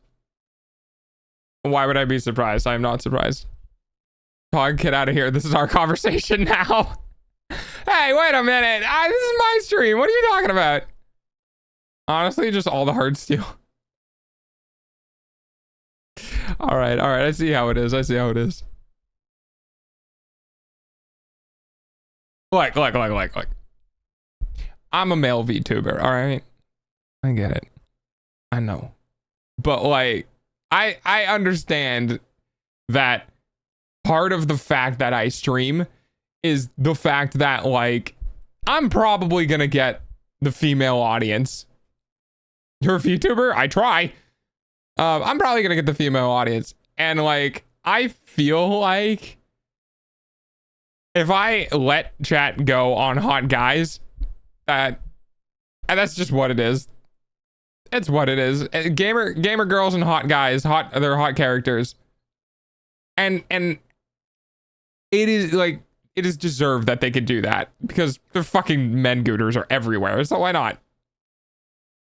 Wait, that's not what you look like IRL? No, my hair is not this long. I could probably get it to this point. I have a really bad cowlick. It's almost time for dogs hourly payment using your eyebrows. I have a really bad cowlick, so like maybe I could get it to this puffy, but I don't know about that. I don't know about that one, Chief.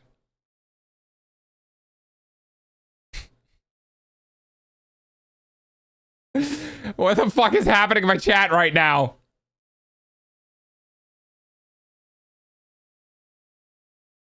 I can smell the fangirling. I can smell it. Smells like thirst.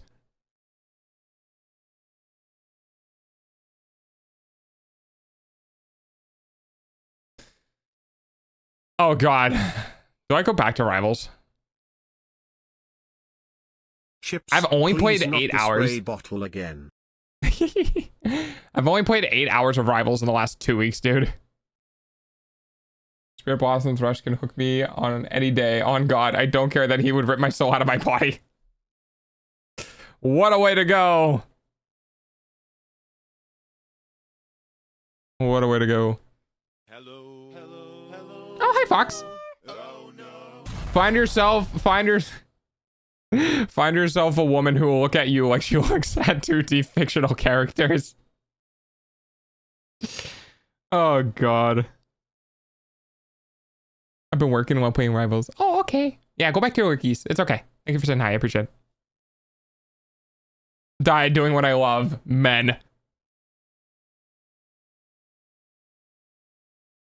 We're all brought together by the power of gooning. I don't really want to do Satisfactory. I kind of want to like Hello, do puppy. something. Hi, VIP puppy! more like very important puppy. I don't know what I just came into, but I need to find a man that looks at me like that. I mean, I'm sure they're out there. I'll do it for the girls too. Hey, puppy. Oh, and thank you for the face rubs and the handhold and all the pets. Oh my goodness. How you doing, pup?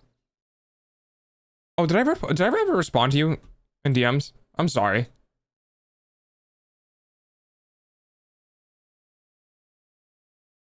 Oh no, I didn't because I said goodnight to you. That's what it was. Okay. Yeah, I just forgot to message you when I got up. Friend. Step on me. What the fuck, Neva? What you up to? What you up to? Ah! Balls. I'm back. Ah! Jesus Christ, they're so fucking fast. Okay then. I'm eating snack. Eating snack. Are you doing anything with anyone? Cassio can crush my windpipe. Oh God.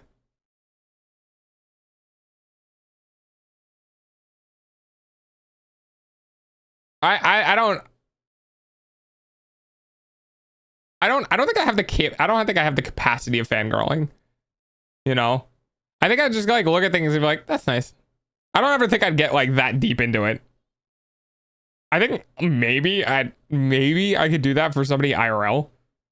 But like when it comes to characters, I just don't give enough of a shit.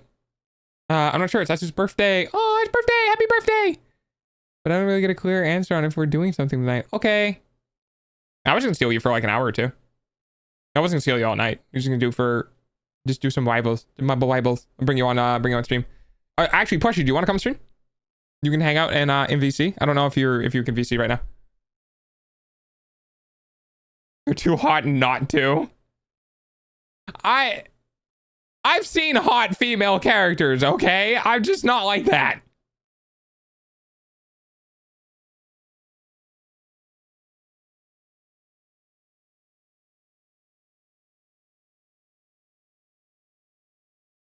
Also, tell Azu I said happy birthday.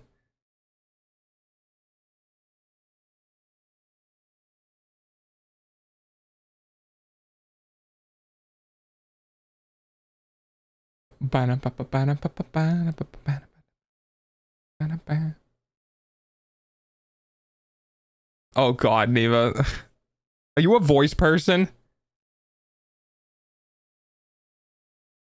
I also fangirl for Aurora, but in the way that I want to sit there and listen to her hyperfixate. I could hop on for a little bit. Yeah, you could just hop on VC. I don't have to play. I just haven't had you on stream in a while. I feel bad. We haven't had like voice call in a bit. We can play? Okay. We can do either. Oh, okay. Yeah. Do you want me to call you?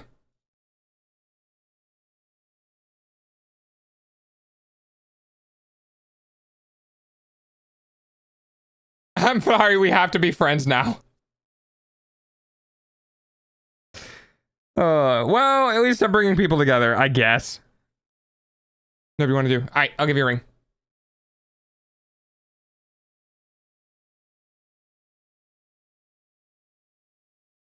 Hi. Ads suck, I know. Hello. Your Oh, I don't have your eyeballs pay Fuji. for dogs' food, Hang on, let me though. put you. No, we gotta put your Fuji up. Oh, this is the one with the knife.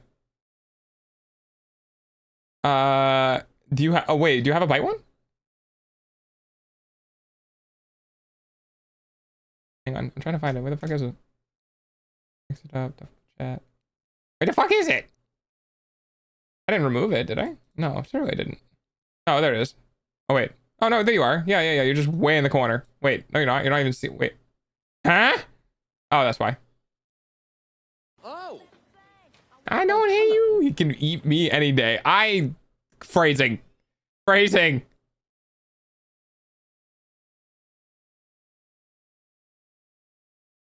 It was a woman who said that. Neva's not a minor. No, Neva's an adult. Dog, he eats as his alt. It doesn't change what you said. And then he gets bigger. God damn it. Actually, Plushy, are you public with your age? How old are you? Okay, so Neva's around your age, I believe.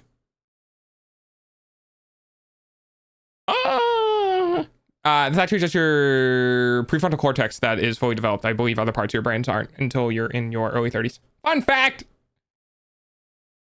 Can't hear Plushy. Oh, yeah, that's right. There you go. Okay, they don't need to hear me. No, it's fine. No. Okay, Plushy said 24 turning 25. That's why. Oh, Plushy, say hi. I just looked over. Hi. Hi. Yeah. Hi. So you want to be Hi. smaller? No, that's fine. Okay. I was gonna. It looks like you're threatening chat. Yeah, maybe. You know. Actually, so when I was setting up it for my stream, because I have been using this one recently too. I I did it both ways, where I had it where it was like how it is, because this is how it comes. Like this is like the default, and I did it where I like flipped my VOD tube so that the knife was the other way, and I like asked people, I was like, so which one is better? Like, do you guys think like me holding the knife at the game is better, or like the normal way? And they're like, no, hold the knife at chat. That's better. I was like, okay. That's funny. Yeah, I flipped yours around as well. Yeah, I see. Now I'm holding knife to you. Yeah, that's okay. I don't mind. The games. Okay, hear me out, Baron. Also, do you play on EU and NA? Yeah, I was about to say.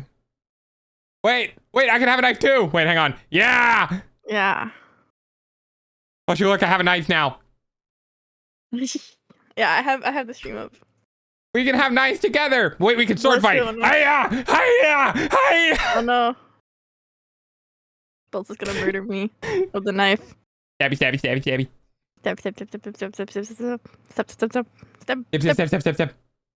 Shank. You're shanking people. Well, I'm glad my chat's having fun. They're just Yeah. I was talking about game philosophy, and then Neva chimed in with a "Have you ever heard of?" League of Legends. And then Princess also jumped on that conversation, and now they're just fangirling in chat about hot guys and hot women and just hot people in general in the game. I mean, that's fair. What about you, Plushy? Do you fangirl over video game characters? Who's your It's creatures now. Yeah, that I can't. The only one I can think of, I know there's some, like, there's a lot, but, like, when you say that, the only one I think of, like, right away, I think I'm legally obligated to not say it. What? Wait, why? DM it to me. DM it to me. I can say it, but, for whatever reason, like, when you're, like, video game characters, and, like, the only one that comes to my mind, like, off the bat, it's probably because I've been playing a lot of, like, Repo, like Repo and I guess Marvel League and some more characters, but for me it's different. So those are like superheroes first or whatever. So like when you say video game, the first one I think of is Coil from Outlast Trials. Okay. Yeah. And the reason I say legally obligated not to is because he is like he's like one of the bad guys like in the game, because I know you don't play horror games, so he's like one of the bad guys. he said so like Outlast Trials, they like say and show some like really bad stuff, like stuff you'd have to have stream labels on for. Okay. And so he says some really like not good stuff that like he's gonna do to you when you're playing when he's near you. Yeah. Okay, Yeah. I see. He's also a police officer. I see. Okay, so he gets in your head and you go, oh yeah, I like the things that you're saying right now. I'm just saying. Yeah, but I'm just saying legally obligated because it's like illegal stuff. It's not the stuff he says, and I'm like, I like the taboo. Yeah. I gotcha. I see you, Plushy. I understand. I'm sure you're not the only one that feels that way. Probably not. But yeah, Coil is on my hear me out cake. Gotcha. Okay. Any other ones? Like how you say there's a lot. Well, I assume like I don't know like offhand because I don't have like I have like a small list of ones that I started for like hear me outs, but like hear me out. But I feel like in general it's like yeah I could probably if you start pulling up games I could be like okay I like this character and this character, but like offhand I'm like there's not any that like yeah no it's gotta be you gotta be fangirly though. You have to give those characters are like oh my god I kill for them. Yeah I don't think there's any ones like that. I don't think there's like VTubers or anime characters, but not like video game characters. Oh, okay. Who's your anime character? There's a few, but let's see. Why the drool? Because I'm dumb. Do I have to pick one? No, you can pick a couple. Okay, so it's not like your favorite, but listen, it's just I have a type. Okay. I mean, I have a type. The first one is not technically part of that type because the type is just like redheads. But like okay, like listen I like Kyo from Fruits Basket, but like he's kind of like a natural redhead, like he has orange hair, but like I like the bright red, like fire truck red, like bright red firefuck. So like Kid from One Piece. Love Kid. I also like Bartholomew from One Piece, but he has green hair. But he's also like the bad boy whatever type, so like okay a couple types, but like specifically there's usually if there's like a red-haired character in like an anime I'm like I love him. That's it. They just need to be a redhead. No, they also like probably it kind of depends. There is a couple I ran into that I don't. Why are we pointing out piano skills? Usually it's because like what's it called? It's like okay, so listen. In anime characters, I can take the like morally bad characters, like morally ethically bad, but there's some things that are too far. So there has been a couple redheads where I'm like, they're like, why are you like this? Because I want to like you because you're hot and you have red, but like I can't because I can't look past this thing. In this specific anime. Because also to be fair, there's characters I like that are horrible, but like it depends on the anime where it's like if they're horrible to characters that I liked before I saw them, then I'm like, oh, now I can't like you anymore. I can't like you anymore? Sorry, your redhead is no longer attractive enough. I can't like you, but I wanted to. Like, I would have if, like, we met you first. Can you redeem yourself so I can like you now? Yeah, either that or, like, if we met you first. Because there is some characters that are, like I said, I like, what's his face? Oh, I can't think of his name now. I haven't watched it forever. There's, like, one character in JJK that's really bad. But I like him, even though I know he's like horrible person. Like I still like him. So, but it's an anime character. Okay. But yeah, Bartholomew. I love Bartholomew. He's bad boy. I guess like bad boy types. Yeah, like that's also. Yeah, you like the delinquents. Yeah, the delinquents, which is really weird. Oh, never mind. Why? What are you gonna say? I was gonna be like, which is really weird because you're just like the really like the goody good two shoes, the like the well behaved one, and then it's just like, oh wait, yeah, okay. Yeah, opposites attract, you know. I guess, but I feel like this is one of those situations where it's like, if you got like, oh, he's delinquent, and it's like, yeah, and then like, oh, that's really attractive, and I'm like, yeah. But what if he's not that like person that makes you special for him? What if he's just a delinquent, just period, and like to you and stuff like that? And I'm just like, sad. I think that's got to be that. Go ahead. Sorry. Good. No, you're okay. Go ahead. Yeah, I don't mind. I was gonna say also, to be fair, because you talked about that, Bartholomew is literally like a Luffy fangirl. So Wait, really? That's pretty funny. yeah, Bartholomew, like, because cause like Bill was like, oh, I don't like, I hope you like him. He thought I'd like him, but then he's like, I don't know, like once like you start learning more about him, I might not like him. But it's because, which I like I don't like Luffy like that, but like Luffy is like the very like obviously he's the main character. I like him, like I do like Luffy, like underdog, whatever. But yeah, he's like a fangirl. Like the whole reason he became a pirate was because of Luffy. I guess spoilers, but it's One Piece is really long and old. Yeah, I don't think anyone like, gives a shit. it's not new. It's not because I'm only like halfway through, and so it's not new. Like Yeah, stuff. there you go. There's like a 1 to 2 year like pace time. Yeah, so it's like what I'm watching is a while, like a bit ago. But yeah, so he's like a Luffy fangirl. Like the whole reason he became a pirate, and also like I think his ship is replica. I haven't seen a ship yet. I haven't gotten that part, but apparently it's like a replica. I think about like Luffy's ship or something. Like it's a Oh my whole thing. god, Jesus Like, Christ! This is like obsessive. Yeah, he's just a fangirl. Because that's what they're like. I think the one thing was like, well, what if he just doesn't like you as much as Luffy? And I'm like, that's fine, because it's like like the memes of like she probably so thinks she probably thinks I'm cheating, but I'm actually like thinking about this. Yeah, It's like she probably thinks I'm cheating. I'm actually just thinking about Luffy. So that's so funny. That's so funny. Velcos is my 3rd highest for mastery. Oops. What do you mean, oops? Is that like you're oh my god, he's so hot, I just want to play him slipping through?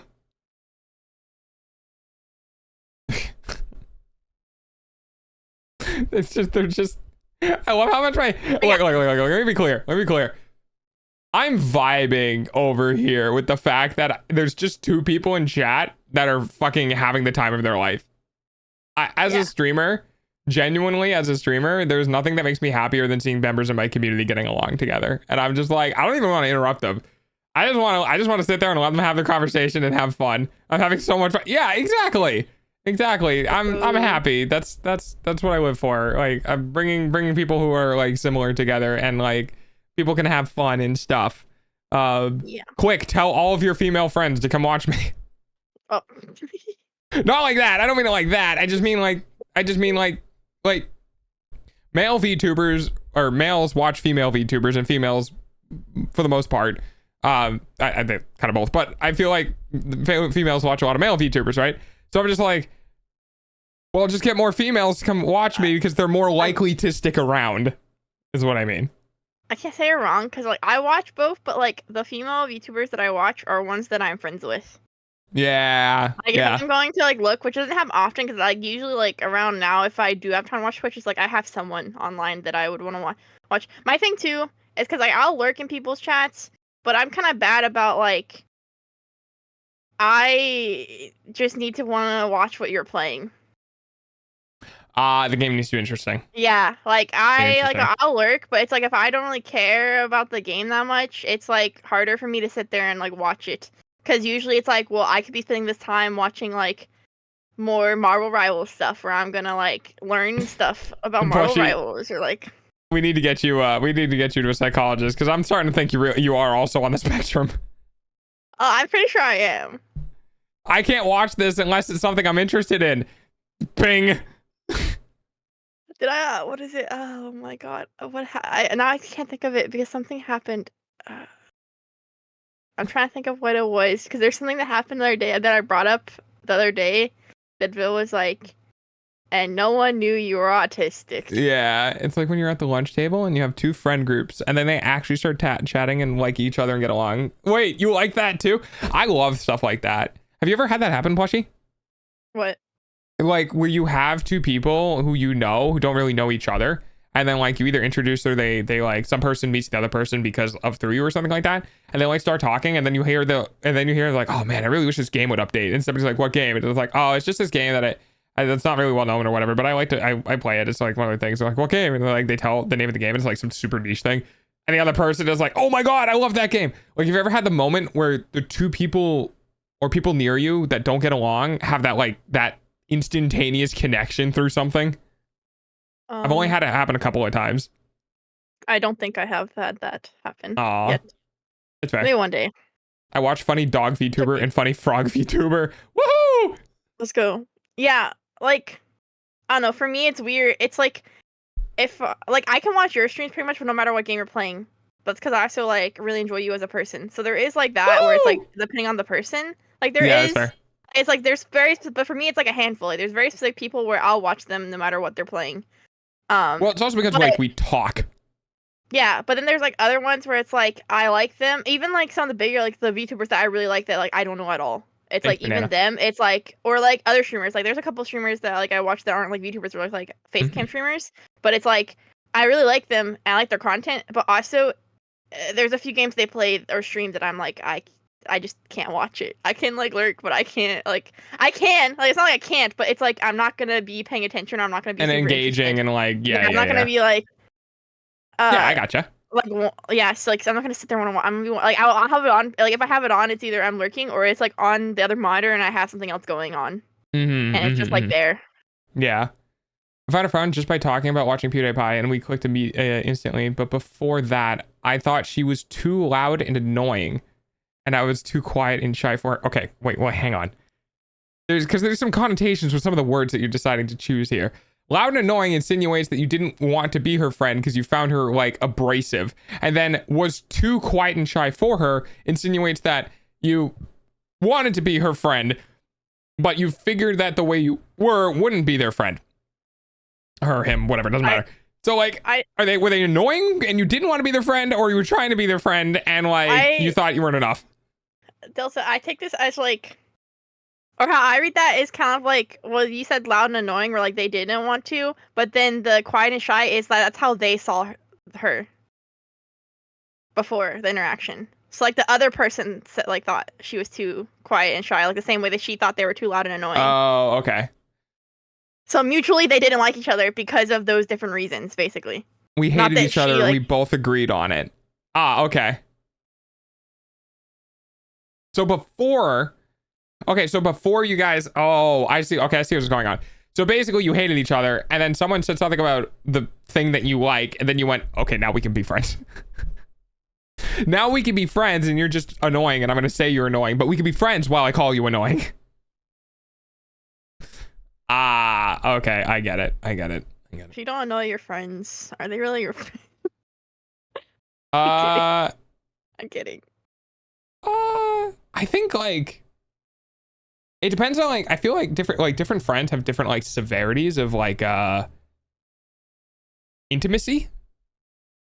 Like I feel like some friends you can get really close with as that type of person who you can tell I killed somebody, I need to bury the body. Haha, I'm joking, Twitch. This is an example. And then the other person will be like, yeah, sure, I can help you. But then there are people who are like, I just got emotionally destroyed and I need somebody with a high emotional intelligence to actually converse with. And those are the people who more often than not are not going to be the ones that are annoying.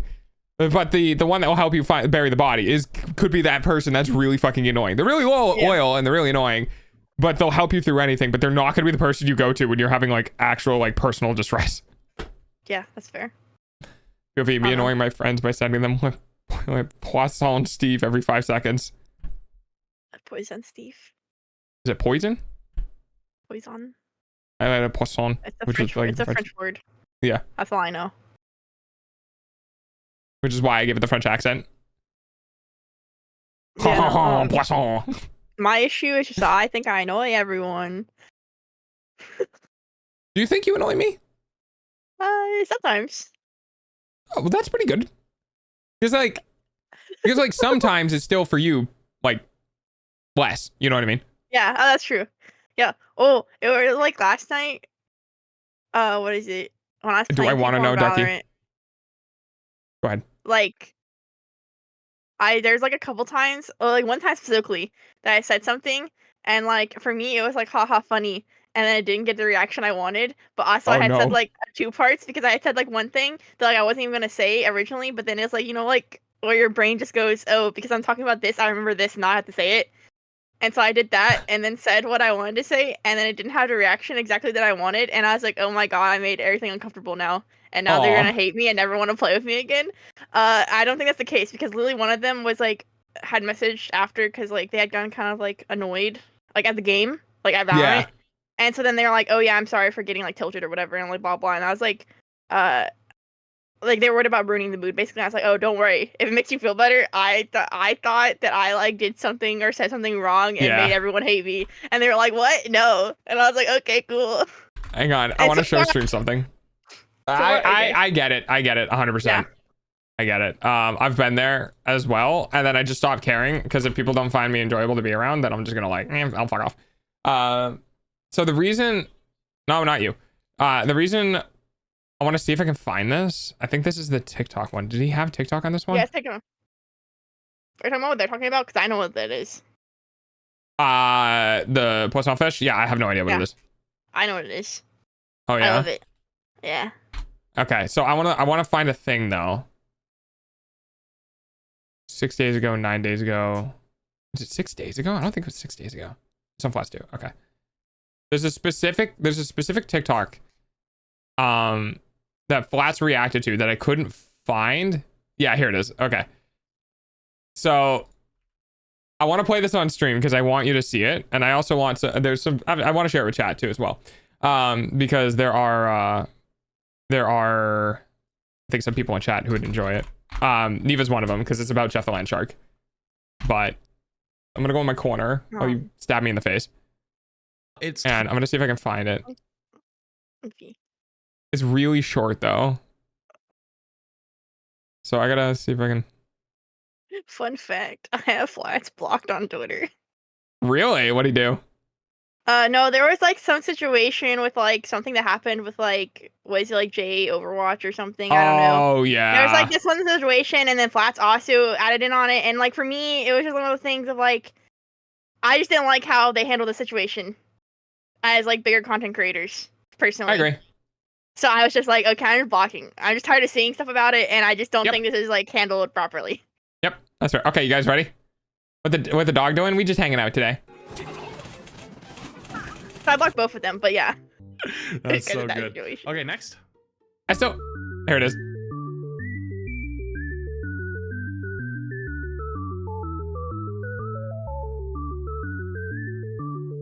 Me playing Jeff. I love that so much. I wanted to send that to a friend, but I couldn't like get it out of context. Like I couldn't get the original clip, and I didn't want to send them the whole fucking video and be like, go to the timestamp, because that's really annoying to do to people. And I'm just sitting here like, oh, it just and just like Jeff spinning it start. It's so fucking funny to me. Nice. It's so good. Yeah, it's so good. I agree that I don't think the situation was handled very well, but at the same time, I can still like the content. Yeah, no, I'm not saying like you shouldn't like the content. I'm not saying I don't like. I see like TikToks and stuff still. Like I'm not saying like I avoid it, but I like Twitter's like my block freely button. I don't want to see that on. Yeah, my Twitter is my block freely button because I just think Twitter's toxic. So I block so quickly, so freely on Twitter. Yeah. And so I was just like, like if it pops up on YouTube, I probably will. I might still watch the videos. Like I'm not saying like. I also don't think they necessarily like. Oh, I don't think like they didn't. It's not like, oh, I think they should be canceled or anything. It's just like I just like I don't need to see this on my Twitter anymore. Yeah, I don't need to see this on my Twitter anymore. I'm tired of seeing this. I agree. It was getting out of control, and I think honestly I kind of blame Jay a bit for it, because like Jay could have said his piece and moved on, but he kept getting like butthurt about it. Like I'll say that, and I'd say that even as a bigger content creator. Yeah. There's definitely some instances where what you do as a bigger content creator is you address the situation, you present your piece and how it went and what it should have went like, and then you dissuade anyone from your community attacking anyone, because people fucking like to form riots, and then you move on and you never reference it again, no matter what happens or no matter what like explodes afterwards or the reactions to the things that you say. Once you said your piece, you literally just mute everything about it and you fucking move on, and that's it. If you keep bringing it up, it's like it both looks like you're farming for like followers and content and shit, and also it makes you look like an individual who's not capable of getting over things and gets really butthurt on shit. Like I get the feeling unfairly attacked. Welcome to the fucking industry. Like It is Well, what I it is. also think, to be fair, I think his feelings were fair, especially if it was not like what he meant or whatever. Like, I don't know. Yeah. I know those people that was trying to be like, oh, well, this person could have thought this or like whatever. Whatever. You're If he welcome, didn't mean Neva. like that, that's fine. But it kept getting brought up on my feed, and I feel like at some point, it's like There's a lot of I outside actually opinions don't too. think. Well, I actually, it's just like one of those things of like, okay, you should like he should defend himself. Like obviously he should. Like I'm not saying he shouldn't, but after the first defense post, I don't think we need to keep bringing it up and being like, Yes. oh, well, this is how we are right, and we're the right ones, and the other person's wrong. And like also, I legitimately don't think like yeah, it sucks, and you could feel bad and you could defend yourself, but I feel like that person really didn't expect their post to blow up, and like for all that stuff to happen. And then like they're not content creators, so they're not gonna know how to handle it. But you are the content creator that should like kind of like know that what you're doing a little bit. It gets really tough because what people can do is people can be like genuinely pissed about something, post about it, it goes viral, and people are like, oh no, it's just a joke, guys, and like can try to take things back. Like people can get really shitty about the way they interact with content creators, and then oh look, a thing happened and we're gonna take this and run because that's what Twitter does. And I like he basically got bullied off the platform, which is not okay. Maybe it's the lack of like acknowledgement of that fact that irks me, right? Because like if someone does something to me by accident, right? If it's just a coincidental thing, and I'm like, whoa, this is really uncool. Fucking, this is the situation. This is what happened. It's not anything like this, right? And that's my knee-jerk reaction, and I don't do the whole like sit down, write a piece about it, make sure it's reread and good, and like post it. If I'm just like, what, right? If I find out my community goes after someone, I'm ripping into my own community. I'm like sitting down on stream, like, you guys can't be fucking doing this. If you think this is okay, I don't want you a part of my community. And we're actively going through people who did this and we're banning them. Like, I don't deal with that shit. And I genuinely, if I got to a big enough size, like if I got to like, we're talking like a couple hundred to a couple thousand viewers, I would have a mod team that my responsibility for that mod team would be like, yo, if you start seeing people that you've seen in chat or similar names that you've seen in chat just being absolute shitheads on like Twitter or YouTube or whatever to other people, even if they're well behaved in chat, I want them banned out of my chat. I don't want them a part of the community. I don't want them interacting with anyone. And if you see people, like if something happens and I'm in that situation, I'd tell my mod team, like, look, you need to go through all of the people who's like, well, if you can, you know, go find posts, go look at posts, go see if there are people who are like being asinine on stuff. And if you recognize the name or you've seen, or they have Twitter, like their Twitch linked because they're like a smaller streamer or whatever, go to their Twitch and just fucking ban them from my stream. Because I don't want anyone who's going to be a part of witch hunting. Because I don't need people defending me.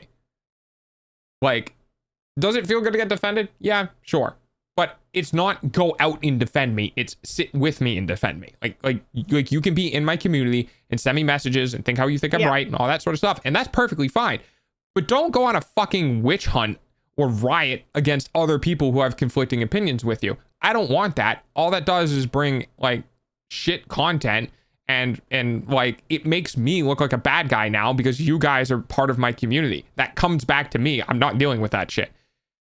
And just the fact that these larger content creators, it sometimes feel like they don't own up to their community's actions because they're like, well, I have no control over my community. It's like, the fuck you don't, dude. They look up to you. Like, you don't know by telling people don't do this, how many people then won't do that, right? Well, the thing of like, I feel like you, to an extent, you can say that, but like, you should at least say something and try. Yeah, absolutely. Then just like not do, like, obviously, like if you say something and people keep doing it, you can't really like help that. Of course. Because you can only tell them not to, but you have to at least tell them not to do that. Yes, exactly. Yeah, and then after that, it's like, yeah, well, you told them, so it's really like you can't really do much else, but at least you told them. Yeah, it's like, look, dude, if we find out you're behaving in this way, you're not coming back to my community. Banning you in the Discord or banning you in Twitch chat. If we fucking find out, and I would want my mods to be like, guys, look, I said this thing. I need you guys to actually spend a couple of days and legitimately try to find people because I need what I'm saying for people to actively take repercussions, right? So, yeah. in my particular instance, right, I'd be like a post of like knee-jerk reaction, and then I'd probably do a retweet and be like, look guys, I don't want anything going to this person. I don't want them to be fucking like don't reply, don't attack, don't do anything. Like if you want to defend me, that's fine, do it in my own shit, don't go anywhere else, like whatever, right? And then after that, you know, putting like, and if I find out you're getting removed from the community, and let that sit for probably about 3 to 4 days, and then quote retweet that with images and being like, I told you guys not to, and I found people who weren't listening, and honestly just straight up wall of shame people who had to get banned in their comments, because that is the way that I would like prove to people that I'm taking it serious and that people would get removed, is like actually just publicly show names, or at least parts of names, right? So because I don't want more people to witch hunt other people who got witch hunting. Like I want a fucking recursive thing, right? So it'd just be like the first letter or the first 2 letters and like whatever, just for people to identify themselves or whatever. And then that's it, and then stop. But and then whatever happens after that happens after that. But it's one of those things where I hate people who have empty threats. I hate people like, oh, I'm gonna move from my community, and then like they see shit like happening, and then they're like, oh, turn a blind eye, I didn't see it, because that's negligent, and I don't like that either. Hi, Foxhill. Yeah, no, I don't know. I think when I started seeing it, it was after the one person already like deleted their account. I mean, I saw like screenshots, I think, of what they said, but it's like I didn't see like the full. So I was like, I don't know who's wrong or right. I just know that I was like, I don't really like this. So I'm tired of seeing this, because I felt like every day I would get on and it's another post. It was for like 3 or 4 days, dude. It was ridiculous. So it's just like where I'm blocking both of you because I don't want to keep seeing it. But honestly, I probably should have just muted them. But I very much go to block instead of mute. Like I always remember the mute buttons thereafter. I'm like, I'm just blocking everyone on Twitter. You know what I hate? And I want to see if I can find an extension for this or build one. I hate how hidden muted words are on Twitter. Because like on Blue Sky, you see something you don't like in a post, you click on the 3 dots and you go add muted word, and it's done immediately. And now you never need to see Trump or tariffs or like anything ever again. In order to do that on X or Twitter, you have to click on your profile to get into your like little settings thing, and then you got to go to like the settings, and then you got to go to like protection or whatever, and then you have to go to like content you see, muted words, and then you have to like, it's just the fucking steps it takes to get to that point is so deep, because they are trying to micromanage what you see and not letting you mute things, because they want you to see all of the political bullshit like grind fest that they put through the system for engagement. It's really annoying. Yeah. I was trying to look at it now and I can't even. I don't even know where to go. Yeah, exactly. You can search it, but yeah, but the user experience is literally so bad you would never know it even existed.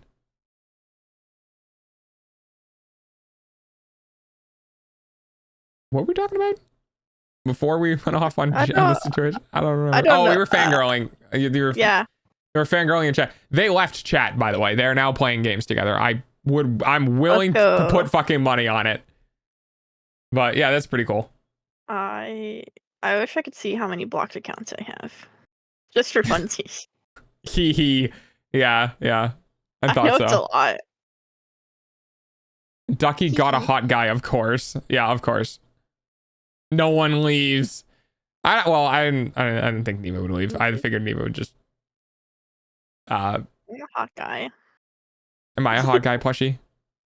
Yeah, I assume so. I'm setting you up here for a thing. Yeah. Come on. Well, you can find it. Come on, you can find it. There's a joke in there. Think about it for a second. There's a joke in there. I'm stupid. What do you want from me? What am I? A hot guy? A hot dog? There it is. I knew you would get it. Oh my god. I am a hot dog. Yeah, I like hot dogs. Oh, I love hot dogs. So do I. I haven't had one forever. No. Oh, I know, me either. Did you see the post on, I don't know if you saw the post. There's a post on Twitter where the dude is like, you can just buy things. And he had one of the hot dog rollers from the fucking like 7-Eleven on his counter. Oh my god, yeah. I haven't seen that, but that makes sense. No, but I did see, there's a TikTok I was showing people like the other day. It was like this girl and she was like, did you know that you can just like go to Taco Bell and it sounds like you can go to Taco Bell and buy like a party pack like all for yourself, and you can go home and eat it, and like you don't have to tell anyone, and also you can put alcohol in your Baja Blast. Did you know? Oh my god. And it like it's silent for a few seconds, and she's like, "It's been a bad day," or something like that. I wanted to say an idiot sandwich, but was dying. Oh, shut up, Neva. I'm not a sandwich. Chat has... I've joked around with chat. This is actually kind of funny. Oh, I think you, Mobius. This is actually kind of funny because that's what Mobius did this. I kept saying like, yeah, I'm a snack. And chat's like, no, you're not. And I was like, what do you mean? And everyone was like, you're not a snack. You're a meal. Yeah. Yeah. And I was like, oh, you guys. Oh, I found it. I found the post. Hang on. Okay. Hang on. I'll bring it up on stream so you guys can see it.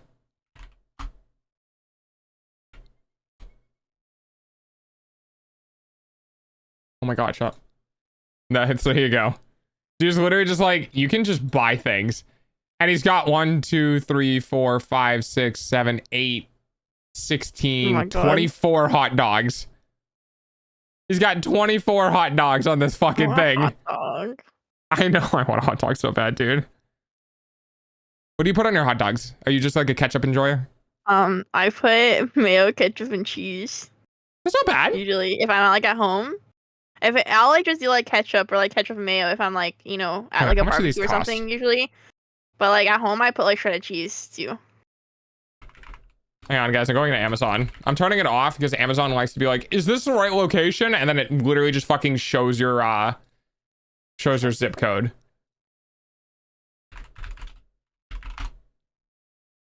Yeah, see, it's like delivering to, and I'm like, dude, I'm not logged in. Can we not do that?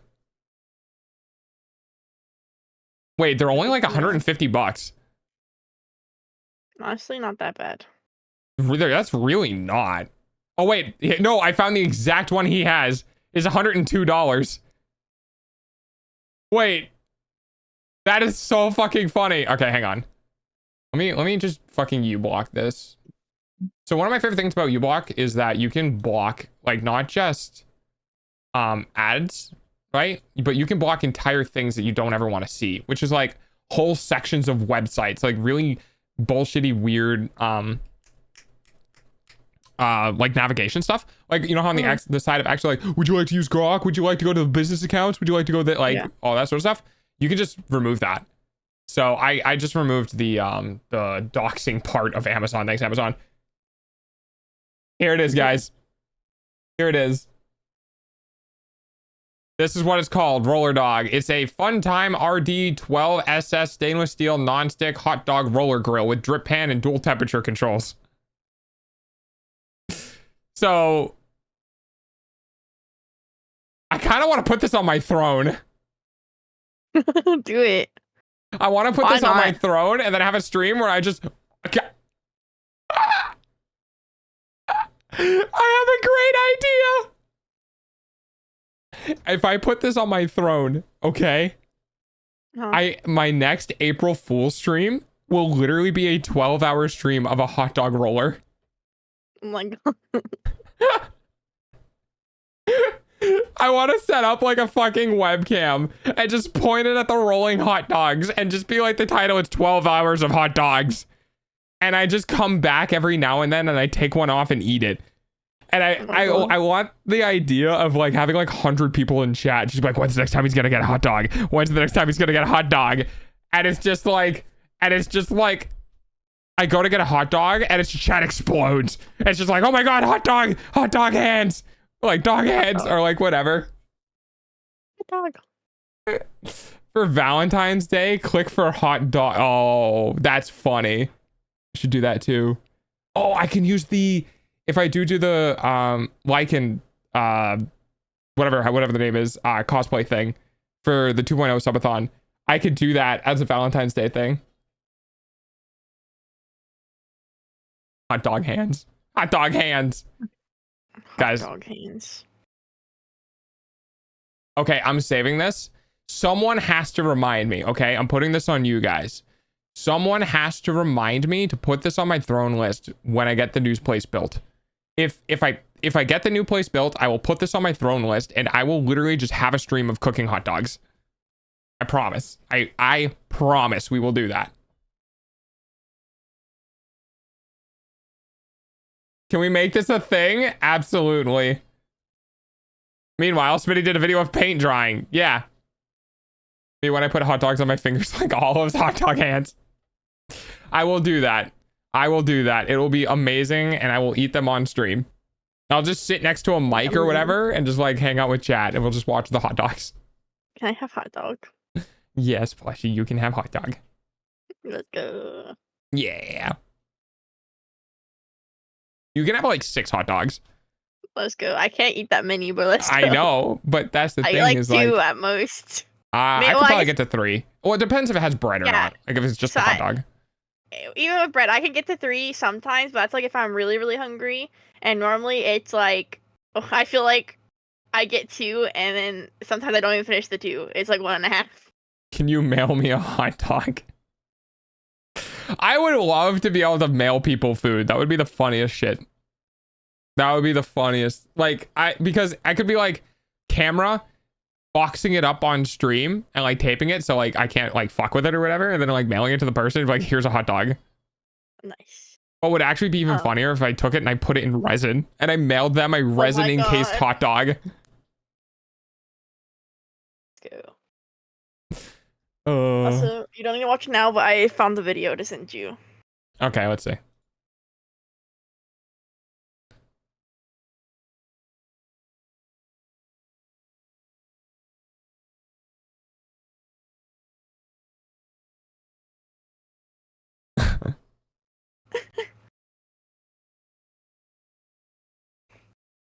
It's been about the end.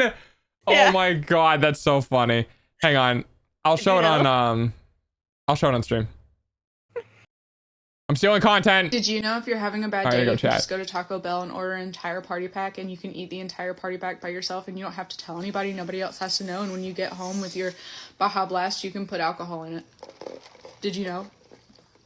The most graceful thing putting in your mouth. It's been a bad day. Did you know? Did you know? I just love the end of it. It's been a bad day. Yeah. But did you know? But did you know that you could just go out and get an entire party pack? Did know. God, I think about stuff like that and I'm just like, imagine that person dated someone. And like they come home and they have a party pack and they're like, yeah, it's been a bad day. And then they pull out the second party pack and they give it to their partner. And it's just like, I used to get my own party packs and now I get 2 party packs. Did know may have done. That's amazing. My only thing is I think about these things, but it's also usually like, if I had the money, I know, but I don't have that kind of money. I don't know if I'd ever have that kind of money. I think there's like an impossibility where money and like bodily health. Like if I have the money, then I don't want to do it because I don't want to hurt my body. If I don't have the money, I don't feel about doing it and hurting my body. So like as one goes up, the other goes down. Second? I'm here for a good time, not a long time. I want to be here for both. I want to be here for both. Mainly, I think, honestly, this is going to sound kind of bad. I don't think I want to be healthy to like live longer. I think I want to be healthy because I just want to be attractive to people. That's fair. I don't want to be fat because I don't want to die. I don't want to be fat because I want people to look at me and be like, oh, he's kind of cute. That's what I want. Valid. I'm a people pleaser. I mean, that's kind of why, like, I want to start, like, working on stuff if I move. Oh. Or, like, just eating better. Yeah.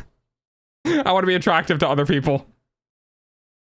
Hey, nice. actually, this is not let's go. Ducky Not carried related, so hard. but I was told last night by one of my friends it's like super just like that I'm puppy. Well, like I guess I am to most people, but like super like Yeah, you they'll send puppy. me all like the dog memes that they see and stuff. But like he Mhm. was like he needs me to start integrating possum into my vocabulary sometimes. Oh my god, you do. And then I said it one time, like after something happened, like it was like a little bit after that. And he was like, "Oh my god, it's already happening. Let's go."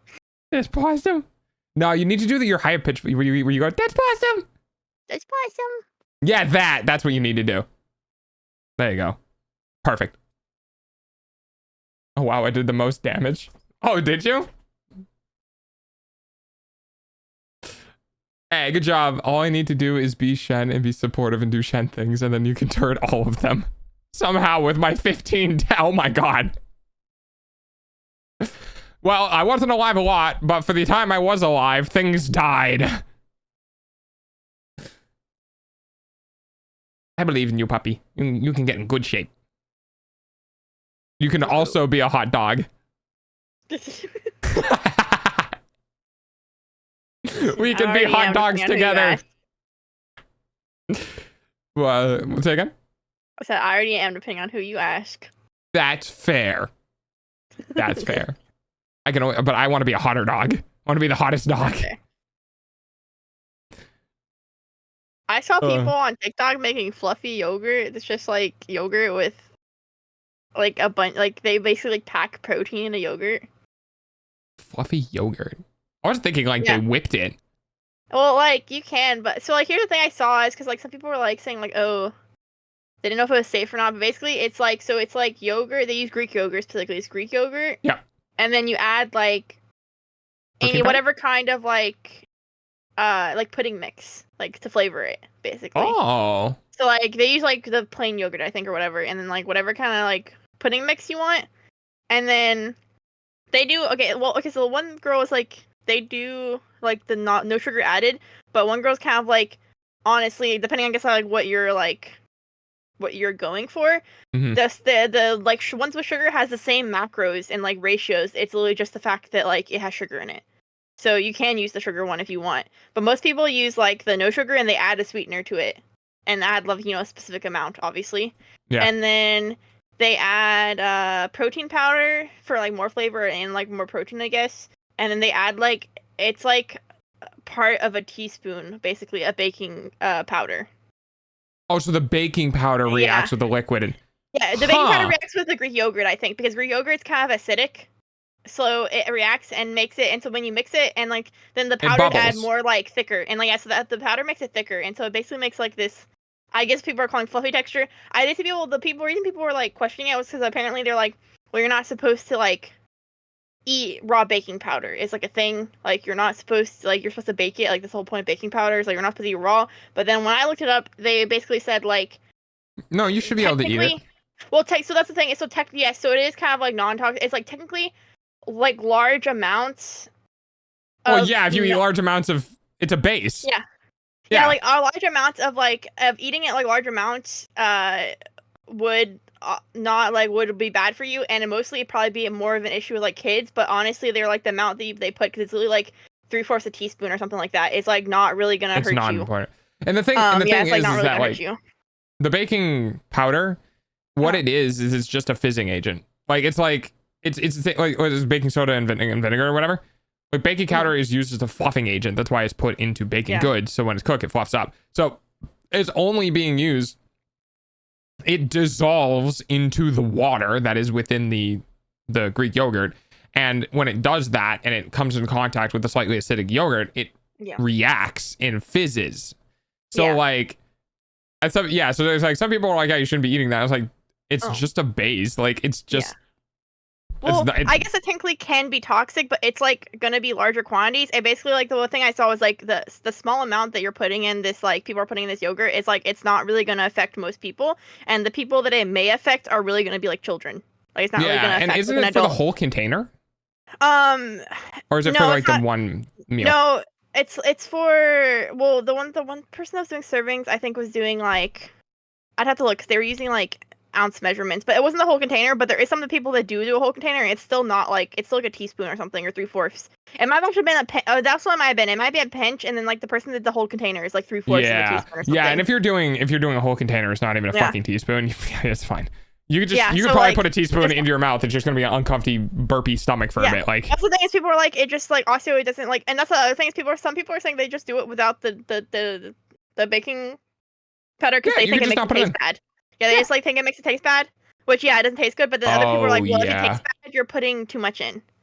So I don't know.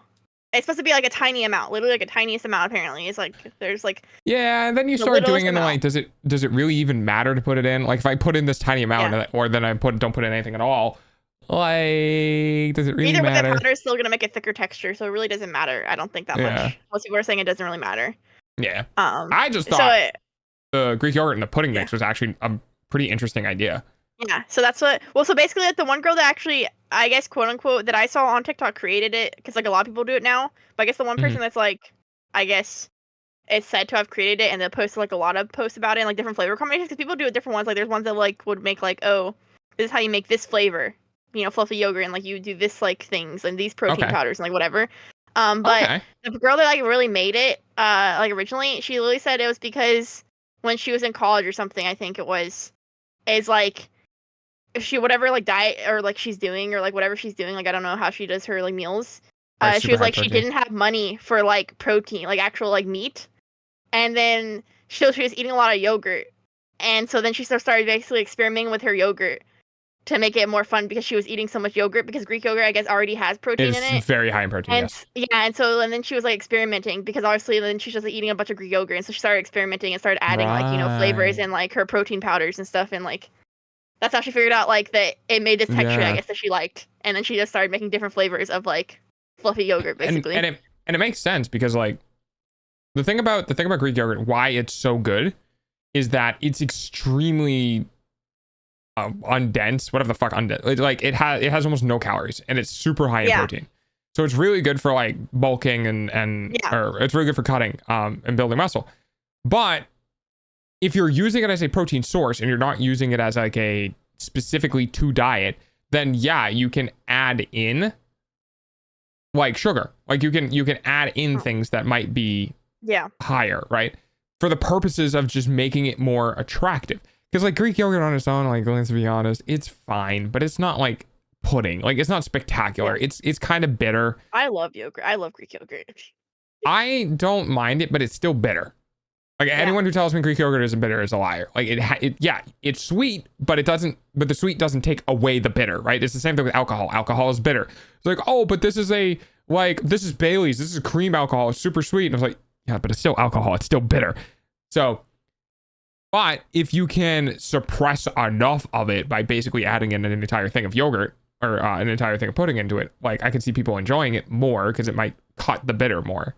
And same thing with the protein powder. So I think that's pretty cool. I think that's pretty cool. Yeah. Hi, Ruby. I don't know. My mom's been way on the like she has an app that she like. That's you. Counts all her food and macros and stuff in. I think, like she takes pictures of her foods and the app will like tell her, like will calculate like what it is to add to like her lists. Mm-hmm. You know, I used to do that. You know why I stopped doing that? Why? Because I did it only to calculate initially what food items had. And then I just only ate those food items. Like I eat snacks and stuff. So like it's for instance, almost time for dogs hourly payment using I your eyeballs. Was making breakfast burritos a lot. And I wanted to know what the calorie count for my breakfast burrito was. So I did the calculation and it told me. I was like, okay, cool. And then I did the same thing for my chicken and rice and I did it and I was like, okay, cool. And when I did that and that was all I ate, I was like, I don't need to track who gave the knife to a child. She stole mine. It's mine so now. I didn't need to track it anymore. I knew that after those 2 meal items, I had like 800 calories and that was at 2,000, right? So I knew as long as I didn't snack more than 800 calories, which I don't really think I could do unless I had sweets, right? So like chips and stuff like that, like avoiding fried potato chips, like getting the basic Lay's, like don't get basic Lay's potato chips, because like cheese puffs or like popcorn, shit like that, are way better for you. And I realized that I would need to eat like an entire bag of popcorn in a single day to get to the 2,000 calorie limit, right? So I was like, at that point, like, I don't even need to count calories. I just did the initial count, and now I know how much I have, and now I know what I can spend on snacks, right? And then that was it. I haven't counted calories. I counted it once, like 7 months ago, and then never again. And I think I've lost like 30 pounds. Nice. Just because Yeah, it's my like mom has control. lost like 30, I think, or something. Yeah. But I think hers is like I think she's more just tracking it to track it, especially because like I think she's trying to stay on top of her app or whatever. But yeah, like I think she probably knows ish like what she can or can't. Yeah, because it is like it very she, gets like, to the point. Yeah, because like yesterday she was like, oh, I can't have like more than this. Like she like got like a tiny plate and she's like, I can't have more than this. And Yeah, I and can't have that's dessert. important. And she like she like knows. To be fair, I don't know if this is her week. I know there was 1 week she was just gonna try. She wanted to see like she's gonna try like different ways to do it. She was gonna see like because it's the whole thing of like I think it's like supposed to be a thing where it's like if you also it's like obviously you go calorie deficit to lose weight can help lose weight, but you can also do too much. And if you like don't eat enough, then your body will also like try to store instead. So like, it's tough. So essentially, yes. So essentially, what it does is the safe weight loss limit, I believe, is 1 to 2 pounds a week, which is 5 to 10 pounds a month.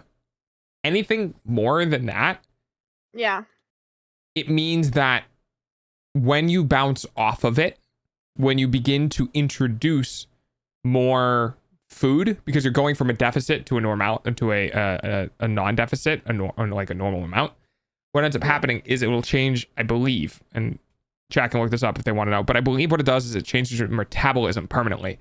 Or at least or not permanently, but it changes it for a set of time where your body stops burning as much food, and anything you take, like so if your resting calorie consumption is 2,000 and you start feeding yourself too significantly less for too long, too quickly, your metabolism will slow down, and then your resting calorie deficit goes from 2,000 to like 1,600 because your body's trying to conserve what food it has left. Yeah. So when you go back to eating about 2,000 calories, you're no longer normal. You're actually in a 400 calorie offset. You're eating 400 calories more than what you're supposed to, and then you start putting on weight. The thing that I found is that if you know you're eating less than 2,000 calories, right? Like ideally, even if you're resting and not doing much, you should be eating between 1 to 2,000 calories. And if you're eating less than 1,000 calories a day, you're starving yourself. You need to be 1 to 2. Lower end of 1 for more weight loss, higher end of 1 for slower weight loss, right? Doesn't matter, but you need to be at least eating 1,000. Now, of course, this changes based on body weight and height and a whole bunch of other stuff, but 1,000 is normally a good baseline. And because of that, if you know that when you do your diet or whatever, as long as you're working within that range, you'll lose weight. The problem is that we are based in a really like instant gratification society. And a lot of people fall off the wagon after the first 2 months. Because like, I did not see substantial results until I think like 5 or 6 months into it. And when I mean substantial results, I mean, I can visually tell myself, right? And that's really hard because while you see each 1/10 of a pound you lose every single day by looking into a mirror, it takes a substantial amount of weight before you're actually like, wait, and you like look at your tummy or you look at your thighs, you look at something, you're like, wait, this isn't as big as it used to be. And you're like, oh, I'm actually losing weight. Let's go. Right. You can use a scale, but I find scale anxiety to be very real, where you fluctuate naturally and people don't like that. And like, it gets really awkward. So, it took me about 5 months, I'd say 5 or 6, 4 to 5 months before I actually felt the difference. And funny enough, the first place I felt the difference was in my thigh, because I'm gropey for some reason. I like groping my thighs. And I went to grab my thigh and I realized my hand could fit more around my thigh. And I was like, oh, I'm losing weight. But I would stand up in front of the mirror and I'd look down at my tummy and my tummy would look barely changed at all. And I'm like, what the fuck is this? This is where I want to lose it from, right? I don't want to lose it here. Like, I don't care that it's here. And it wasn't until multiple months in after that when I found that, a couple months after, that I started seeing the results in my stomach, because my body stopped taking the fat from my extremities and started taking the fat from my core. And some people don't know that. Some people don't realize that you're going to lose. Like, a lot of people look in the mirror and they'll look at a specific part of their body that they want to lose fat in. And then they'll do weight loss for a couple of months and they'll see that doesn't change, and they're thinking they're not losing weight if they're not on the scale or whatever. And then they fail to realize all of the different parts of their body, like their hands or their thighs or their calves, where weight is actually being removed from. Your eyeballs pay for dog's food, though. And yeah, you get to a point in dieting, well, air quotes dieting, really what it should be for you. Like, if anyone is listening to this and lurking and you want to lose weight, you need to not diet. Stop thinking about dieting, because the concept of a diet means that you're allowing yourself the okay to go back to what you're eating right now. If you're ingesting too much calories right now, you can never go back to this state because you are gaining weight, right? You need to get to a state where you're maintaining weight if you're okay with what you are, or you need to get to a state where you're losing weight by entering a deficit. The problem is that if you go into a diet, you're going to see it as a temporary thing. You're going to see it as something that you can get off of. And the second you get off of and you go back to eating what you used to eat, you're going to gain all the weight back and you're back at square one. So you shouldn't look at losing weight as a diet thing. You should look at losing weight as a lifestyle change. And because of that, because of the permanency of that, you're going to take it way more seriously. Because it's not going to be something, oh, I'm going to do this for a couple of months, lose weight, and I'll just go back to eating what I want. This is something you look at and go, oh, I just need to change what I eat.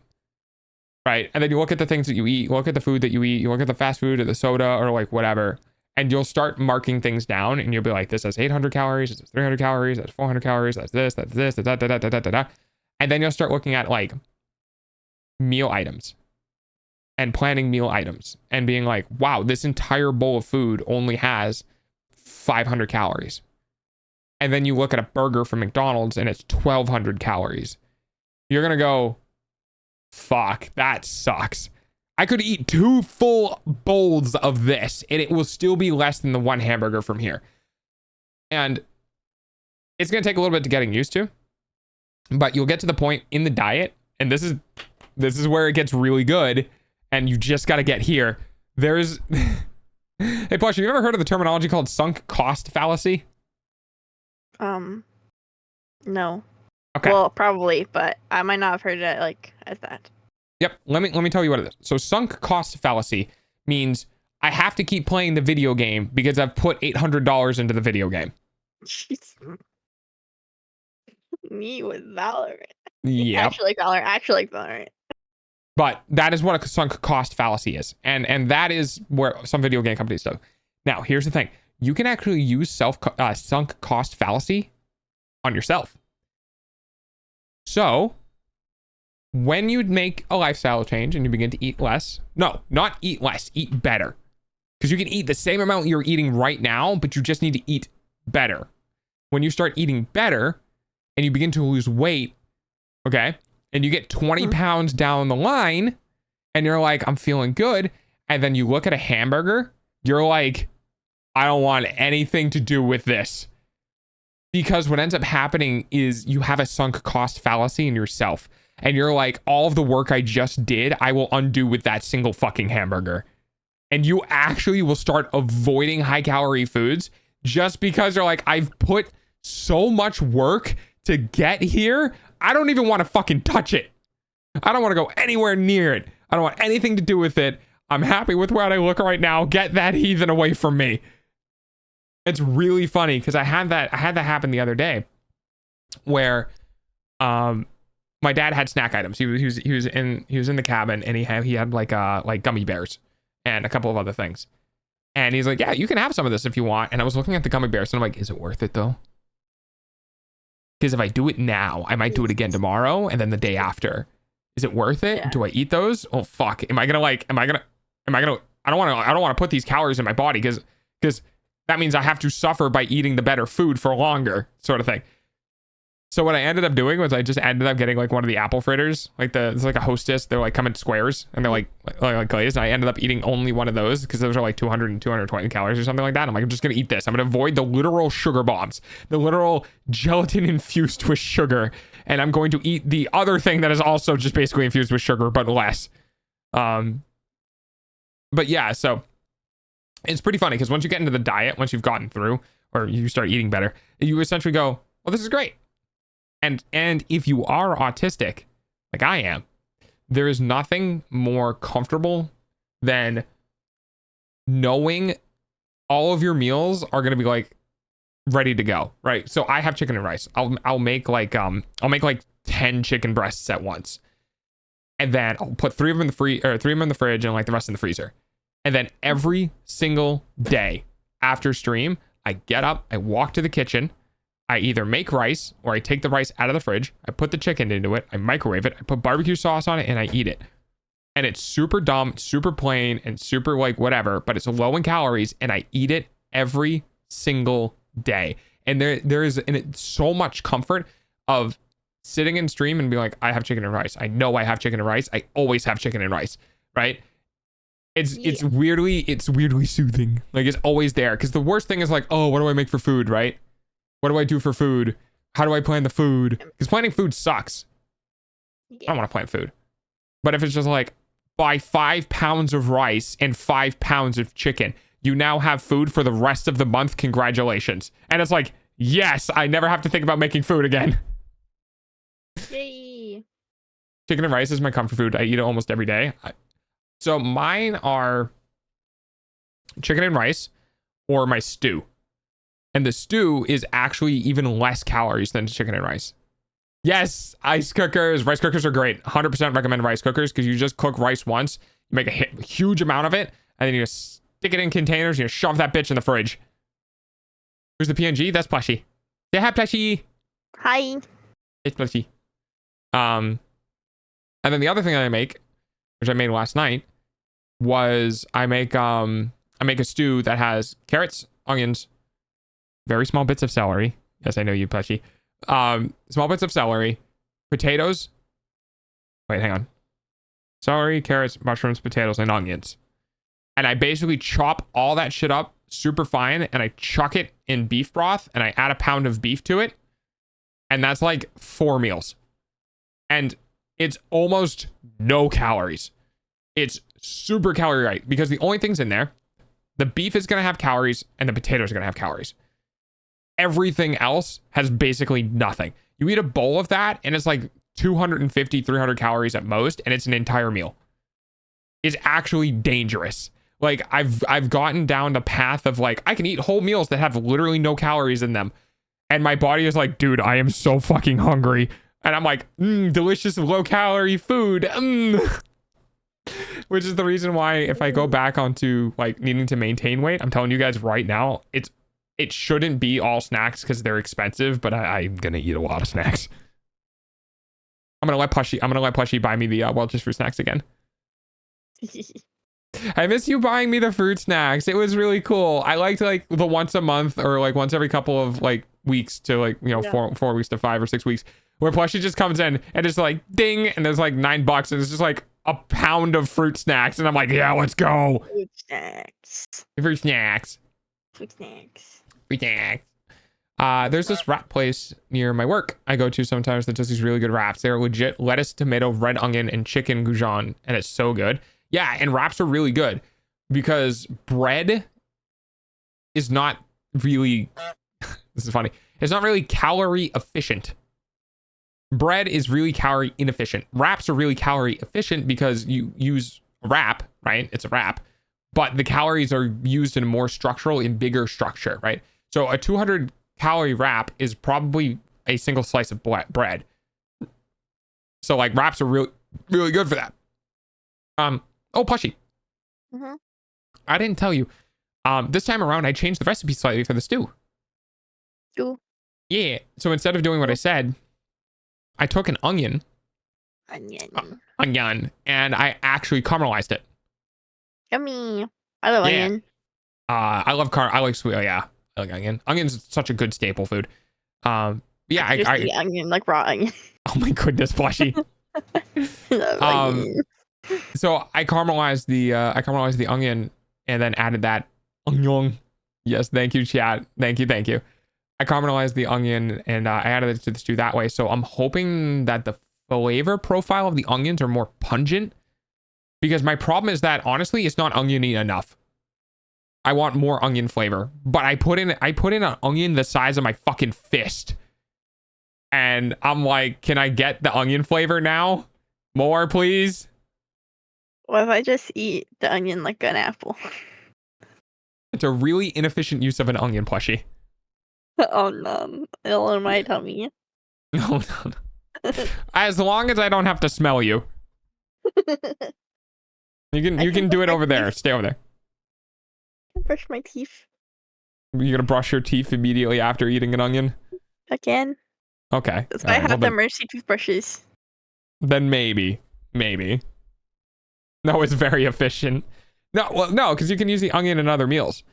You got to think about it. So the way I think about food is like, how important is this particular item in any meal, right? You know what I mean? So like, if you were gonna have onion and rice, it's just off the top of my head, right? If you're just gonna have onion and rice, and you just eat the onion, then that means that you just have to eat plain rice. So like the value of the onion is how much it adds to the onion and rice. And I do that a lot. And that's actually, it's really good to do that because it gives ingredients more weight and you begin to recognize what meal items or what items need specific ingredients. And then you can also take them out. Like if, for instance, like a great example is you're making a salad, right? And if you can literally just put iceberg lettuce and dressing in a bowl and eat it, then anything you add to the salad is just bonus. So if you're saving an apple for a salad and you're like, dude, I really just want an apple right now, then you can just eat the fucking apple, right? But if you're like, no, I really need this apple for the salad because if I don't, then I'm not going to eat the salad, then you have to save the apple for the salad. The onion is the meal. Yeah, exactly. But I'm concerned. Delta, do I have the show for you? Oh, it's no. called Last Bite Hotel. What is this? It's literally, I haven't watched it yet. I only watched the first episode because I am interested in watching it, but I've only gotten to watch the first episode. But literally, it's like all the chefs that. It's kind of spooky. I guess it's supposed to be like spooky-ish, like, you know, haunted hotel or whatever, like Clue. Yeah. I don't know if you've seen Clue, the show, like the movie. Mm-mm.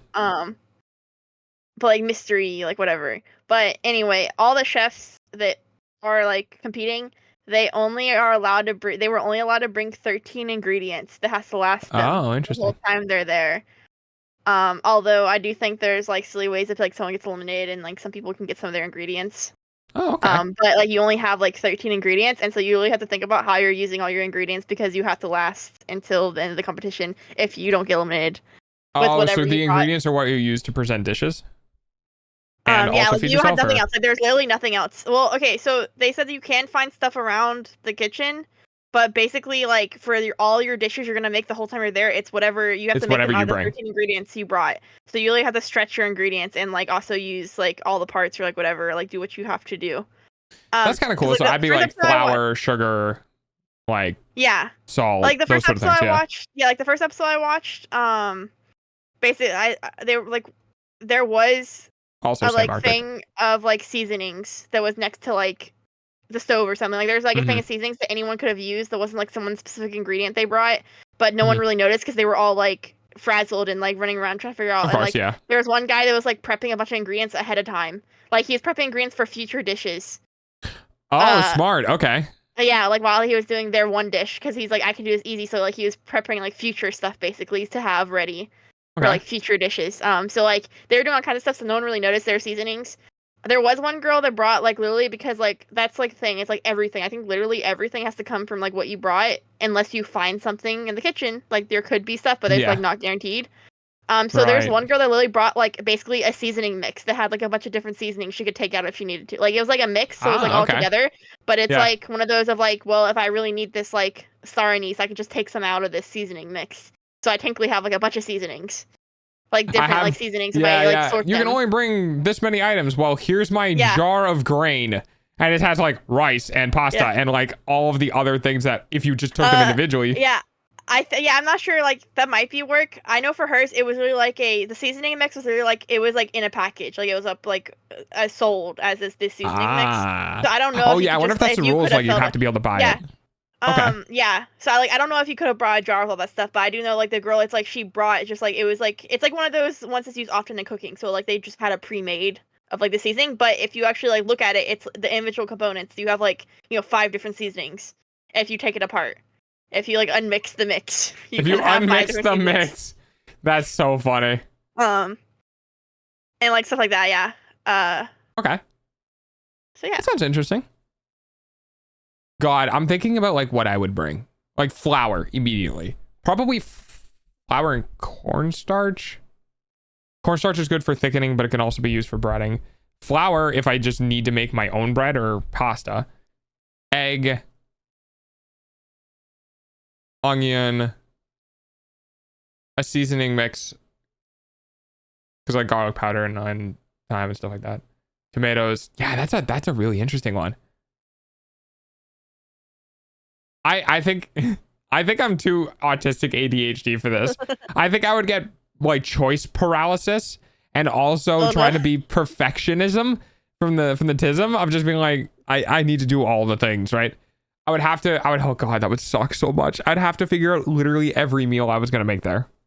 I mean, there's definitely like, well, that's the thing, because you want, like, you have to figure it out, but you also don't know what all the challenges are going to be until they happen. So you can't even like plan all your meals ahead of time. That fucking sucks. Yeah, because like they don't know what they're going to be asked to cook. They just have to cook whatever it is. Because like, I think even like, yeah, because like. Do you bring meats? Because wouldn't meat spoil? You bring them still, so like that's when the most people ever bring meats. They like were using them early, or like, well, I don't know. I've only watched one episode, but I think like most people were planning to use it earlier on because those would spoil faster than like because I don't know how. Oh, so it might be part of the challenge of like. Yeah, you got to think about what's also gonna last, like what's not gonna like go bad, and like, or think about that like when you are making your dishes. Yeah, do they have access to a freezer? In the episode that you saw, they have a fridge. I don't know if they have a freezer. They do have like a fridge section. Like they each have their own section to put their stuff in a fridge. Okay. I don't know if they have a freezer or not. I'd love to be the person who like, what are you bringing for your stuff? And then just brings 12 boxes of cake mix. Oh my God. It was kind of funny to see because the first episode's like everyone's seeing what everyone else brought as they're putting it up and like then as they're cooking and stuff. Dude, I would and, be like, pissed. And like some people were like, oh, I didn't even think of bringing that. Yeah. You know, there's some people's items. I was like, oh my God, I didn't even think of that. Or like there was one girl that like she felt like after she saw what everyone else brought, she felt like she didn't have like enough meat. Because, like, a bunch of people brought, like, a ton of meat. And she was like, I feel like I don't have enough now. Because, like, all I have is, I think she had, like, a chicken or something. Like, a whole chicken. Yeah, that's tough. And there are people that brought, like, a pig. A whole, like, big fish. Like. I mean, it does make sense. Because if you only have one item, I'm going to bring a dead cow. Just an entire... That might count as an item. There was someone that brought, like, again, like, a whole, like, small pig or something. Like a little one. Like, I walk in with a trolley and it's like, what do you got there? And it's just an entire decapitated, cleaned cow. I was like, I can make ribs. I can make ground beef. It's a cow. I can buy it at a thing. That might work, actually. Oh, God. I would be that person. To the cow there, but yeah, that might work if you could get access to a whole cow. That actually, I think would. I don't know if that'd be against. I don't know, obviously, all the rules because I'm not trying to be on the show. Oh, dude. I would rules lawyer the fuck out of that game. I would be the reason I'd get on season 1 and I would be the reason why the season 2 like pamphlet is like pages and pages of rule stipulations. Why? Because he brought in an entire cow last season. Yeah, like the whole thing though was like why it's supposed to be like, well, the guy's acting kind of like, creepy or whatever. It's like creepy like hotel or whatever, and like you get like the guests or like the chefs that like the guests are like. Chefs that come and you feed them, whatever. Yeah. But I think at the end, it's like whoever gets like eliminated is like I think you're supposed to basically assume that they are now dead. They are dead, and they go write their will to tell what's gonna happen to their ingredients. Oh, I like that. That's cute. But I don't think it's the same every time. I'm not sure because I've only watched the first episode. So the first episode was really like they pick who gets to have first choice of their ingredients, and then like they had like basically like. Whoever they chose got to pick 3 ingredients, and then they would pick someone to pick 3 ingredients, and I keep going till all the ingredients were gone. Oh, so it's like Uh, yeah. So Yeah, but I anyone don't who's the know. least to like gets no ingredients. Yeah, but 'Cause they're I not think gonna get picked. also, I think like based on just what I heard from like the preview for the second episode, I think maybe the next time won't be like that same thing happening, but they will be like doing something. Like they will be writing a will of some kind. Whoever gets eliminated will write a will of some kind to like determine what happens next. But like with their ingredients, but I don't necessarily think it's gonna be pick this person to pick 3. Like I don't think it's gonna be the pick 3 every time. I Right, get the like I don't know yet, but I get the I feel like it's assumption. up to I feel like it's up to the person. It might be So, up to the like, person too. Now that they know that's what yeah. happening, it might be just be the first one. Could have just been because like they didn't know. Oh, I what mean, was it's the going only one that got yet. eliminated, right? Yeah, only one so far, and like I think they kind of were just told to go pick like write who they wanted to have first pick. But I think like the next times it's like they don't tell them like write who you want to have first pick. I don't think that's like the prompt every time, basically. Yeah. Okay. So either the prompt can change or the people. Yeah, can, I don't know. It's either the prompt or that they just have more free will of like, here's what I want Free to will. happen to my ingredients. Me, if I was in that situation, if I was in that situation, that was the first one that got written off. I would just be like, it goes to the kitchen, which means every single time a new thing, like a new thing comes up, everyone's like, oh my god, he had the ingredients, and like runs over to get it from the kitchen. So how much? Harbinger of how chaos. do you care about spoilers? I don't care. You can tell me. Yeah, so you didn't do that, but so there's this one kid. Like I said, there's people prepping, but there's this one kid that like I say kid. He just like I think he's on the younger end of like the people there. But like he was like hyper prepping like in advance a bunch of stuff. Like he brought a bunch of like all the ingredients. Like he was hyper prepping for like doing stuff with like that just like would take time that he can start doing like prepping now for like later like he like for later him to use basically. So he was hyper prepping, was probably like one of the most prepared to like everyone's eyes. Like he was like the most prepared. Like he had so many things going on in their little thing because he doesn't like in his mind it's like, well, they were making like a little like 1-bite dish, and he's like, I know I'm gonna do for this, and I guess he had like extra time, like it's easy. So he's like, I can do all this prep work in case we have like not a lot of time later. So like he was prepping like so much stuff. And he was probably like one of the most like prepared. And the guy that got eliminated was like, he's like, he already seems like he's probably the like best chance to win. So he's like, I'm just gonna give him even more ingredients to use to work with. Oh, okay. He's like, I'm out, so I'm really just gonna make like he's probably like the like basically like the toughest competition. Like he probably already is like doing so well. I'm gonna make it even harder. And he's like, so that's here hilarious. you get your choice. That's hilarious. I would do that. I would also do that. Like that guy seems like he's gonna win. Fuck your underdog stories. I'm gonna make him win. He basically was like, I'm gonna give him even more ammunition. Just like, here you go. You already are doing so well. Looks like you're like so set up. Here you go, have more. Yeah. That makes sense. That's funny. I like that. Where did this come up from? Oh, it's because we were talking about cooking. Yeah. Okay. Yeah, because you were talking about how like you like to try to like use all like think about how you can use the ingredient. Like, when we were talking about eating the onion, you like try to use like use it in all the dishes or where it's important. Yeah. That's kind of funny that I do. I think a lot of people who make food do that. Oh god, you know what I hate, Plushy? I hate buying ingredients for a meal and then having leftover ingredients. I hate like, oh, this meal item takes half an onion. And I'm like, all right, cool. Now I got to figure out what to do with the other half of this onion. So a lot of the times what I do is I just keep scaling it up until I use all the entireties of ingredients. Like if it's like, this takes half an onion, I'm like, okay, so I'm doubling it. And then I end up with way more food than I anticipated. And it's just like, well, at least I don't have a leftover onion. Double it and give it to the next guy. That's literally what I did with my ground beef. I bought a pound of ground beef and I was like, well, in my pasta bake, I'm only need half a pound of ground beef. But I have a pound of ground beef. So I bought 2 boxes of pasta. I bought 2 cans of like marinara sauce, right? And I just I started doubling up and everything else. I was like, I'll just make it twice. Yeah. Sorry. I was thinking of the K-pop group. No, you're fine. I'm getting, what are we, 9 days away from the end of the month? Is this month 30 or 31? 30. I don't know. Is this supposed to be the knuckle thing? What? Right? Where it's like January, February, March, April, May, June, July, August? So July and August are either both 30 or both 31. So July is 31 and August is 31. 30, 31. August. 30, 31, 30, and then January. So it's December. August Okay. Rush. Huh? August Rush. It's a movie. Oh, so Sorry. So no, it's okay, Plushy. Put your hands out. Okay. Okay. Now make them into a fist and touch your thumbs together so you can see your knuckles and your knuckles form a line, right? So your first knuckle on the left hand side is January, and if I'm doing this correctly, January is 31, right? And then in between your knuckles is February. Okay, February has 28, and then March is your knuckle, so it has 31. So January, February, March.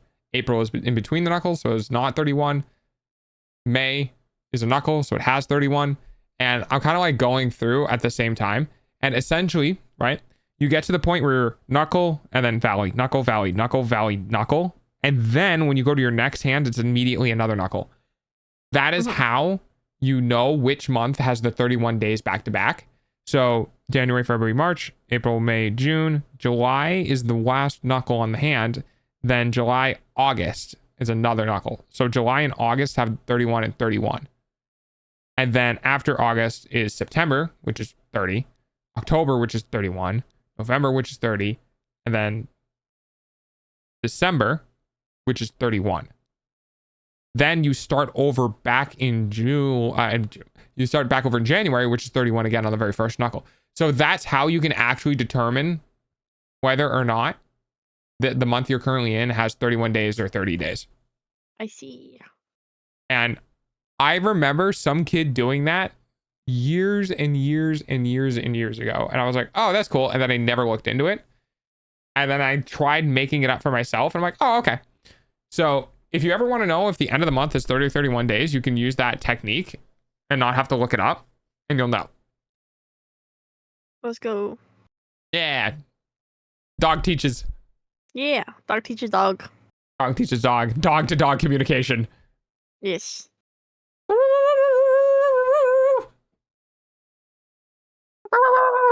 There it is. Discord hates me. So. I'm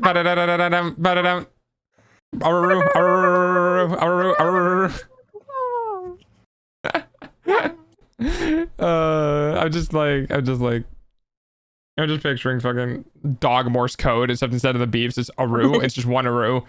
So one Aru is a blip, and then like a beep is like, yeah, Aru, Aru, Aru, Aru, Aru, Aru, Aru, Aru. If I knew Morse code, I do not. I would love to learn Morse code, so that way me and my friends or me and my partner later in life could just sit down and like tap their face, because you can be either visual or audio. So like you can tap their face or tap something, and you can communicate over a distance as long as you can see the other person. I wanted to learn Morse code so badly. Wait, really? It's like a secret code. Because like no one's gonna fucking know. You're not gonna be out in the middle of public and then like start doing that and worry that someone's gonna know Morse code. And if they do know Morse code, they're probably not gonna want to know what you're talking about. So at one point, me and my stepbrother were both like learning, because same. like wanting to learn French, or like we're like learning French or whatever, because we wanted to be able to like text each other and like no one in our family know what we're saying. Cause that's But also you can just use translator. Yeah, but that wasn't, we weren't thinking about that. We were like in middle school or something. Like we weren't thinking about that. Okay, gotcha. Yeah. We were thinking about like how do we talk to people without them knowing? No, we just thought it'd be funny to be like, no one's gonna know what we're saying. I did that a lot. I formed a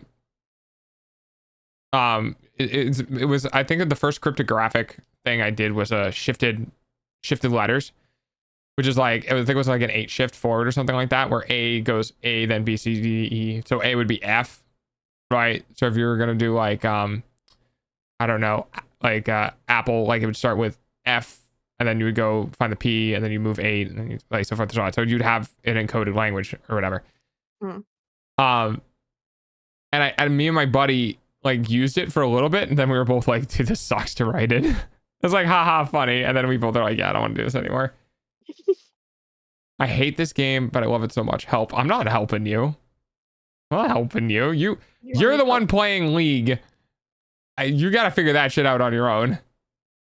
But it would be cool to learn Morse code just because, like, it can't be translated, right? No one's going to write down everything you're saying and then open up an app and then go into a Morse code. Like, it's just, you know what I mean? It's way more tedious. You underestimate me. I'm kidding. Oh, I'm underestimating your nosiness, Plushy? Yeah. Fair. Only if someone I actually cared about, to be fair. No, are we talking about cared about, like, obsessing about? Or care about as in, like... I want to know what he's saying to that girl. I want to know what he's saying to that girl. Plus you put down the knife. Yeah, exactly. I'm going to turn your beeps into screams. Oh, that's too funny. I can imagine you pulling up an app or something.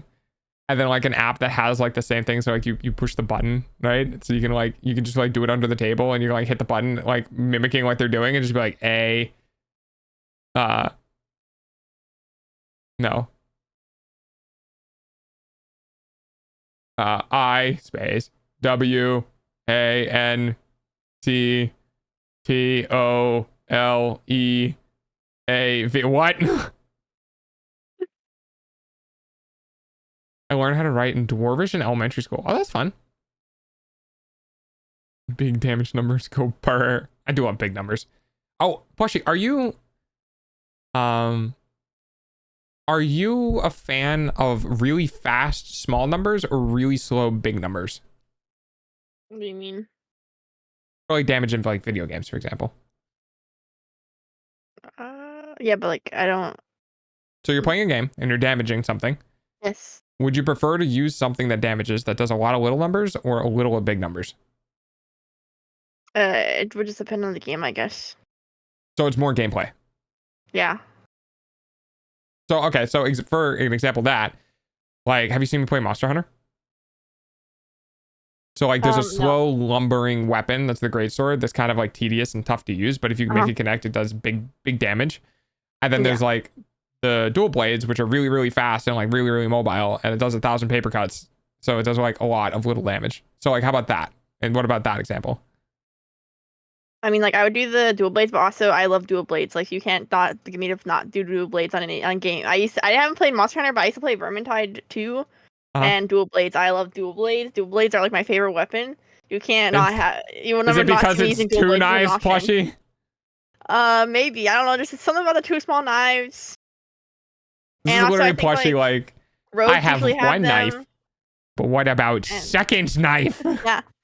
But yeah, so like I don't know. You could there's dual blades are an option, and I would not see me using dual blades.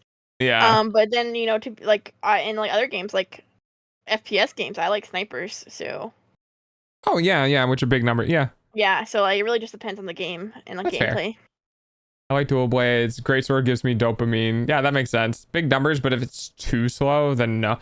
Yeah, I definitely feel like there's a cap for that. Like that's why I don't use the greatsword, because it's just so fucking slow. And if you miss a single time, goodbye to all of your value.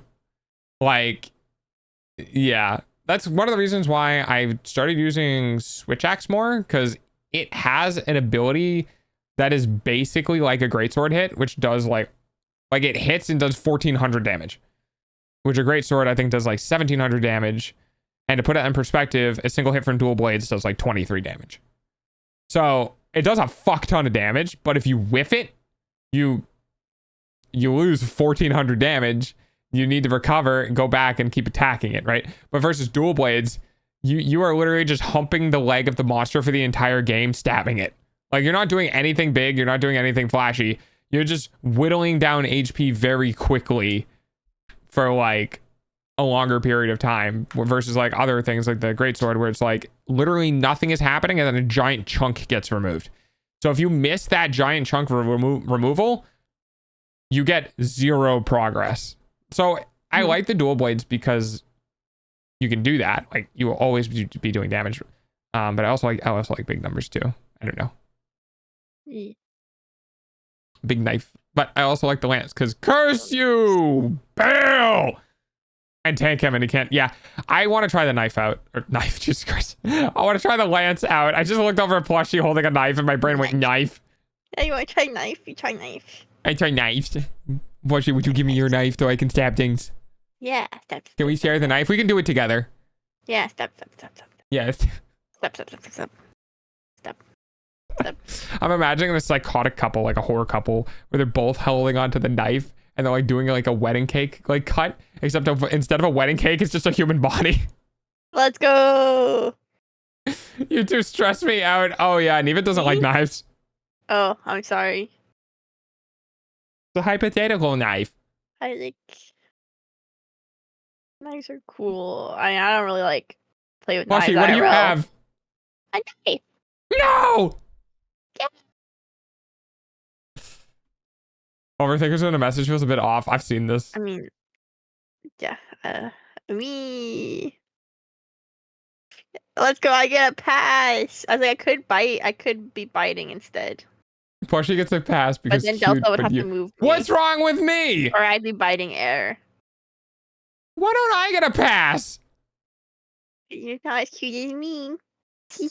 I mean, well, yeah, obviously, but like... don't spray bottle me!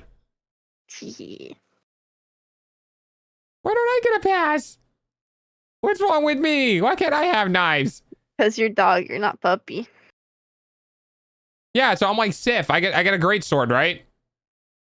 Puppy gets away with things because puppy. No, you don't. Stop. I'm just over here. Stop pissing on the carpet! Never. Dark Dog definitely doesn't get a pass. As if you have a choice. Thank you, banana. You know what's fun? Oh You're eating my hair. You know what's funny? What? I was picturing so your piss emote. I was picturing the meme where it's like, why can't you just be normal? And it's just like, why can't you stop pissing on the carpet? And it's just you and it replies just screaming while pissing on the carpet. Yeah, basically, that's accurate. Just and then peeing at the same time. The ducky duck must be take the leave. Have fun. Take care. Oh, bye, ducky. Bye bye. It's okay. We only have like 18 minutes of stream left.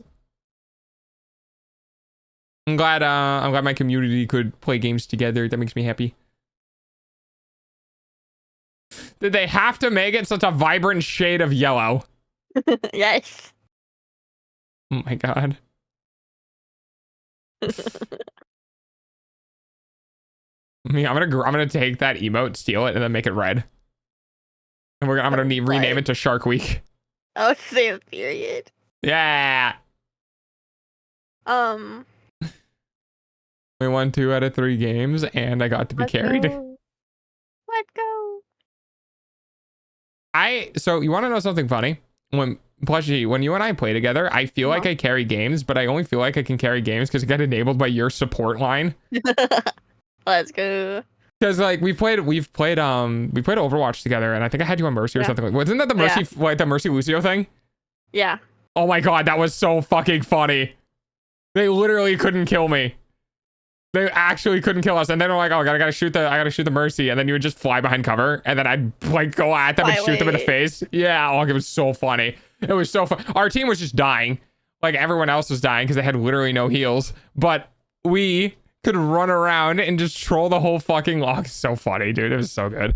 Same thing with Rivals. I had a couple of games, so I think you were on Mantis and I was on Spider-Man, and I was just like, I don't know how I'm still alive right now, but I'm just gonna keep going back in. Yeah, I've been playing Mantis recently, but I have to play Invisible One's my main support. I love Invisible. That's how it should be. Yeah. I will destroy the lobby, but the second you stop healing me, I am going to explode. Oh no. I am like an infant. You have to keep an eye on me at all times or I will go instantly critical.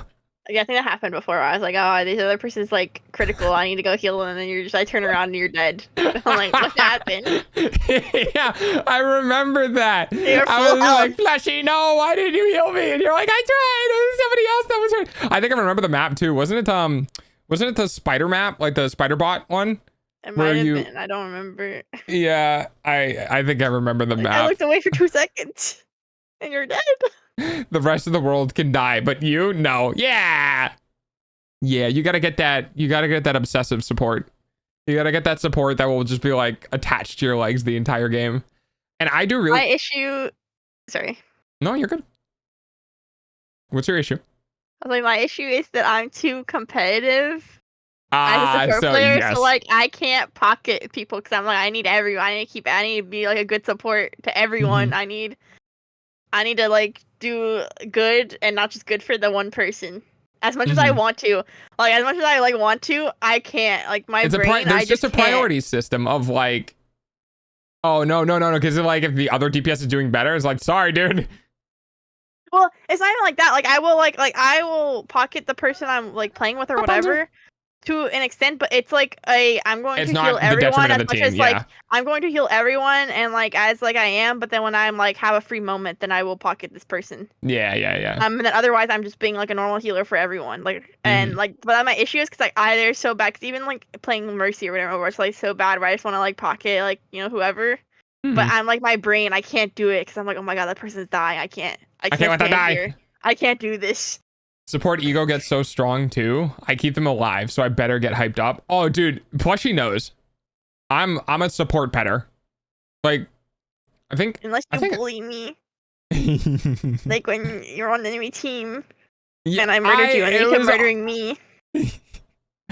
I was Genji, wasn't I? You were Widow, I think. Yeah, it was either Genji or Echo, and I kept flying around, and I kept killing Plushy.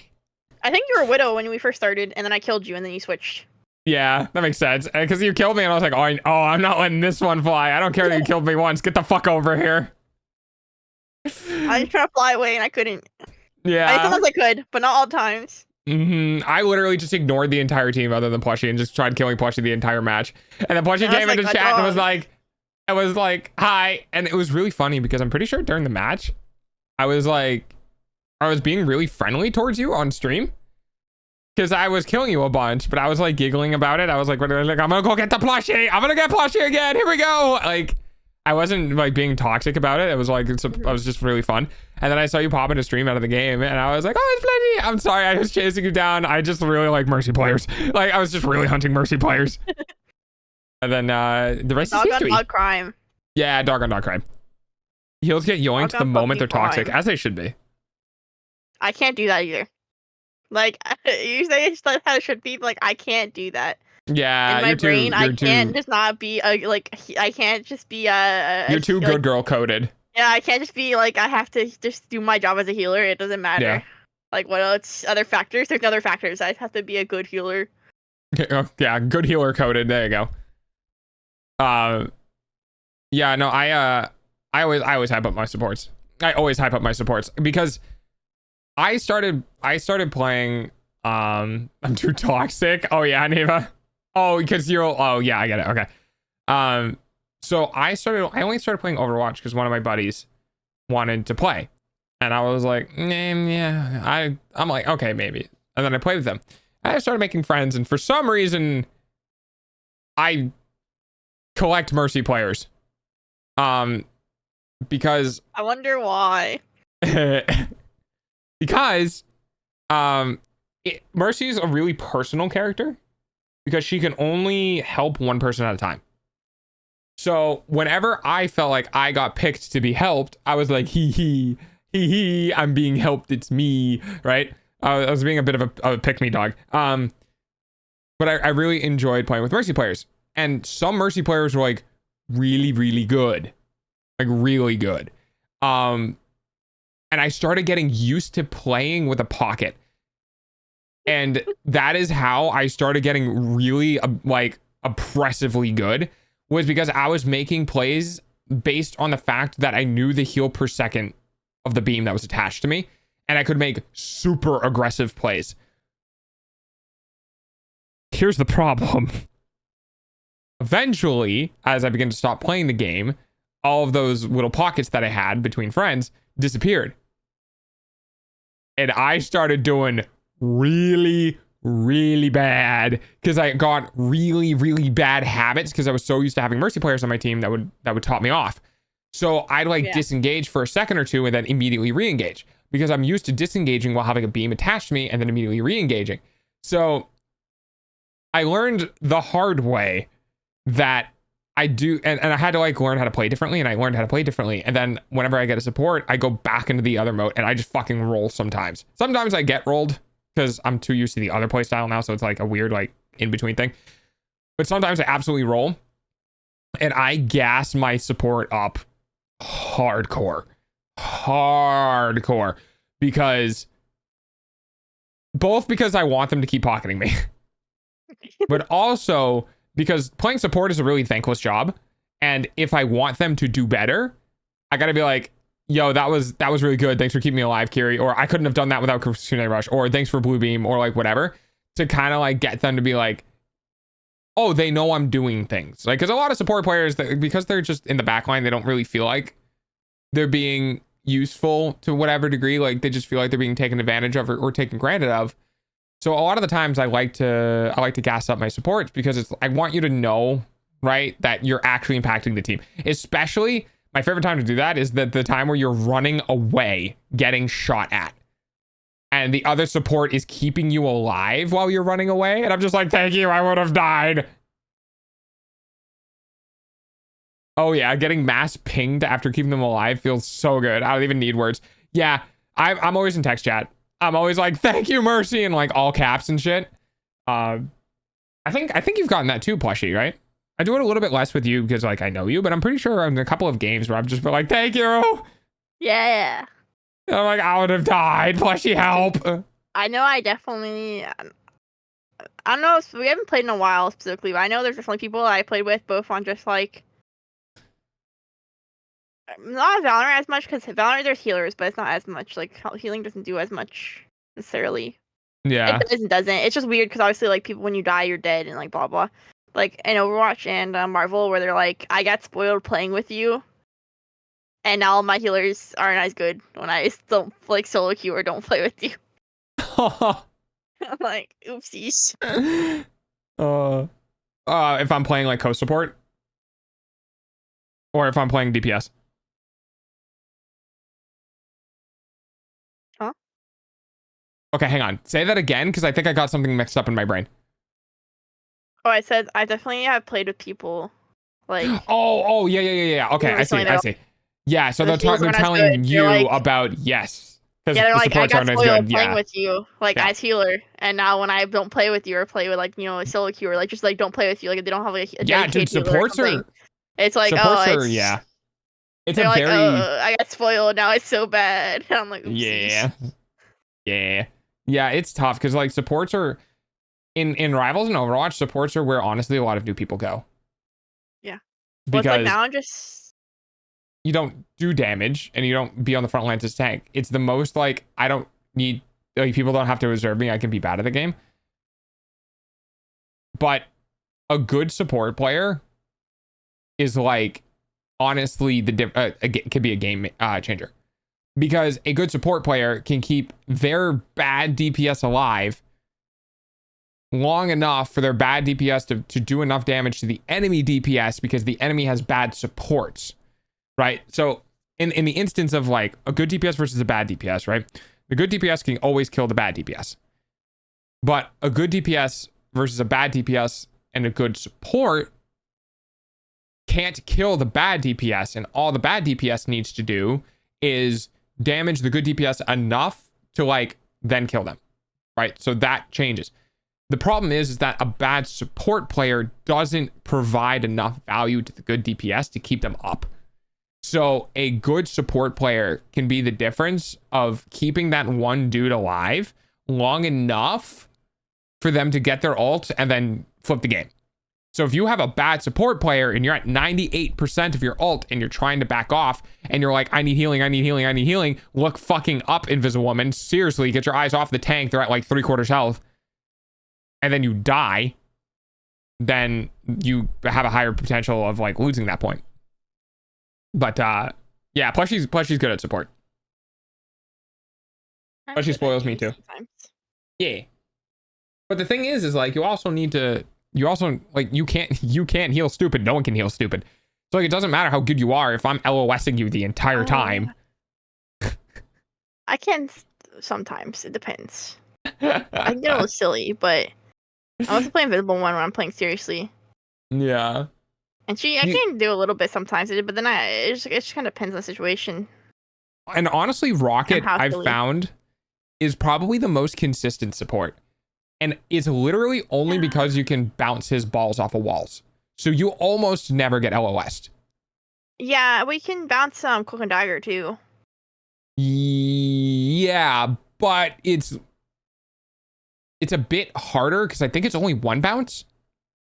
I think so. It's just like because of like Rocket's nerf. I don't know, like he's not bad, but I don't know if I like him as much anymore. Well, he's got significantly more healing output now. He just doesn't have as much mobility.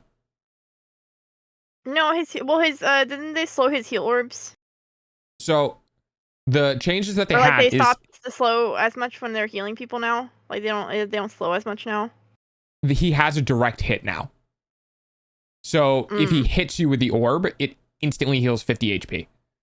And then in combination with the slightly faster orb, the total healing amount is now higher. They gave him skill. If you hit the person you're trying to hit with the orb, you will heal more. If you don't hit the person with the orb, you will heal less. Okay, I guess I didn't realize that. So like that might be why. Yeah. So it's better for tanks and bigger HP pools, but at the same time, it also makes him less valuable for targets like Spooderman and other like Black Panther and other really fast moving targets, because unless they clip the orb, then they won't get as much healing value. But that being said, it resets on wall bounces. So like if it misses, bounces off a wall and then hits, you get the heal bump.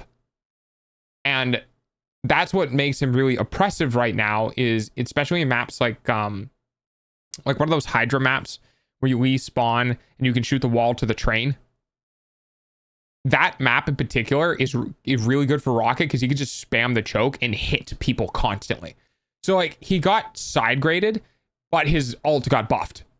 It got nerfed in the fact that you can't combo now very well with like Venom or Thor, but being able to use it defensively is really, really strong. And the HP pool is pretty quick to generate. And then the ult itself,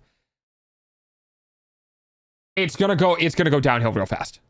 So like what I mean is that once people just like Hella, once people just all focus the ult and they just blow up. So like Rocket's gonna put the amplifier down, and then the entire team is just gonna look at the amplifier for about half a second, and it's just gonna pop, and then he gets no value out of his ult. So I guess that's a good indication that it's stronger now, because people find more value in shooting the ult than shooting the other people within the ult. So like it's kind of better, kind of not. It's weird. I think it's gonna take some time to shake down, but he is nerfed in survivability, so his dash doesn't go as far anymore, and it's a longer cooldown. So like if you get on top of him for a little bit, he's fucking dead. Unless he's on a wall, he's just gonna fall over because he doesn't go as far and he doesn't get it back as quickly. Oh, also, Rocket doesn't get the healing bump if he hits himself. So he just gets a flat nerf to his self heal. I see. Yeah. So Rocket feels very consistent, and just I can pump orbs in a hallway and hit people in the hallway. Whereas Cloak and Dagger, you can definitely still do that, but it feels more awkward because it's kind of harder to track, because it's a super bright blue object on like all of the walls are white, and my brain just can't see the thingy. You know what I mean? Yeah.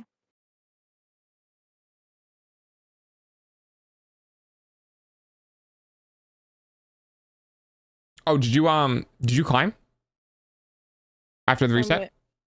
The ladder. Not yet. How do you feel about the whole rank inflation thing? Like what do you mean? Like that essentially people were talking about like it's as long as you play the game enough, you'll get to GM. Well, that's how their model is made, pretty much. Yep, I agree. I'm just wondering how you feel. Said that. That's why they want to do a mid-season reset. Like the devs pretty much said that. Which is why they took people, since like they didn't do the mid-season because everyone complained about it. That's why they took everyone so far back now with the reset. DOGS but because like they kind of know that it's just like Because it would have been 3 That's divisions legendary. or 6 divisions or something like that initially. It probably would have been 7, I assume, because that's what they did with the season 0. But I don't know if they were like season 0 might have been a test, so I don't know if they would have done it less. But I think they might put it back, or they might test it. They might be like in a developer update, being like, we're considering adding in the mid-season reset. But seasons are changing. They're going from 6 weeks to 4 weeks. Well, they already made the season shorter, so I don't know if they're gonna do a mid-season because I think they already made the season shorter. I don't think they did. I think it's not happening until next season because Ultron isn't coming out until the 6th week after. That's right. I know they said they were gonna make it shorter, so they are. They're going from 6 weeks to 4 weeks, but not season 2. I don't think. I'm not sure. Yeah. I think they needed it, but also I hate having to climb all the way back up to Celestial because like the trenches. I am in Diamond is the trenches that I dragged myself through, and then GM was like the getting over the hump of GM. Is pretty tough because it's is it 1 or 3 first? I forget now. I think it's 3, 2, 1, but I'm not sure. Yeah. So GM3. So like getting over the hump was like the Osteo trenches, but then after that I flew easy through 2 and 1 to like Celestial. But it's just like having to climb through the trenches. Because you get stuck with every other person who just happened to be playing a lot, but not that good. Yeah, so like so it's a gamble. So it's a dice roll every time you get a game. Yeah, so like having to like my big climb was with one of my friends that plays DPS. Is like we're good, but like his issue is just that like he never gets healing. And he plays like expecting not to get healing, so like he knows where all the health packs are and stuff. But then it's like if I'm playing with him and I could just throw him a shield sometimes, like because I'm invisible one or something, it's like he could just like do so much more because he's already used to playing as if he is not going to get healing. And so if he just gets like an ounce of healing, he can like do so much more. Yeah, that's literally that's me. That's literally me. I have to play really defensively on like Spider-Man, or I have to play really defensively on just like Bucky. Like I have to play defensively and I have to constantly use cover and give up space on DPS because I can't trust my supports to not be spamming damage down the choke. Yeah. And it's really tough. But I actually, fun fact, I actually played rank last season for a game, or not for a game, for a stream. Let's go. I missed it. No. I was in bronze, and bronze is literally whoever gets the people who don't belong in bronze wins. Because there are some people I played with who definitely belong in bronze. I had a Jeff player who was healing the enemy Penny. That's just the issue with having like no placements. A rank system that there's no placements that starts at bronze because it's literally like it's gonna be unavoidable because there's always in theory there's always gonna be new people coming to the game, so it's impossible to avoid having games where you have someone that isn't actually bronze but is just trying to play ranked for the first time. And that's me because I was like level 40 something, and I looked at I hit P and I go to like, oh no, I guess I don't have to do it in ranked. But I'm looking at all the teams and I'm like seeing like level 15, level 19, level 20, like all the people who just got in, and then there's on like 2 or 3 people on either team that's like level 58, and that are probably like playing the game, and it's like, you either don't belong here or you really belong here. I'm just glad they added banning to gold and above because they put me back to plat, and I don't want to lose my hero bans because I never want to see a Hulk in my games ever. Oh really? Why's that? For the Namor team up? Yeah, the Namor team up. But Namor's not worth banning unless you have flankers, but really he's not worth banning. But Hulk is worth banning because of the team up. Then he doesn't do the team up, which makes him significantly worse. Yeah, because Namor's team up turrets were always what made him strong. Like him and Luna Snow, dude. The fucking ice squid turret. Like when I was playing quick play and I was actually playing into Namor, most people would just, oh, he's playing Spider-Man, I'm gonna pick up Namor, and I was like, well, that's kind of annoying, but I can kind of deal with it.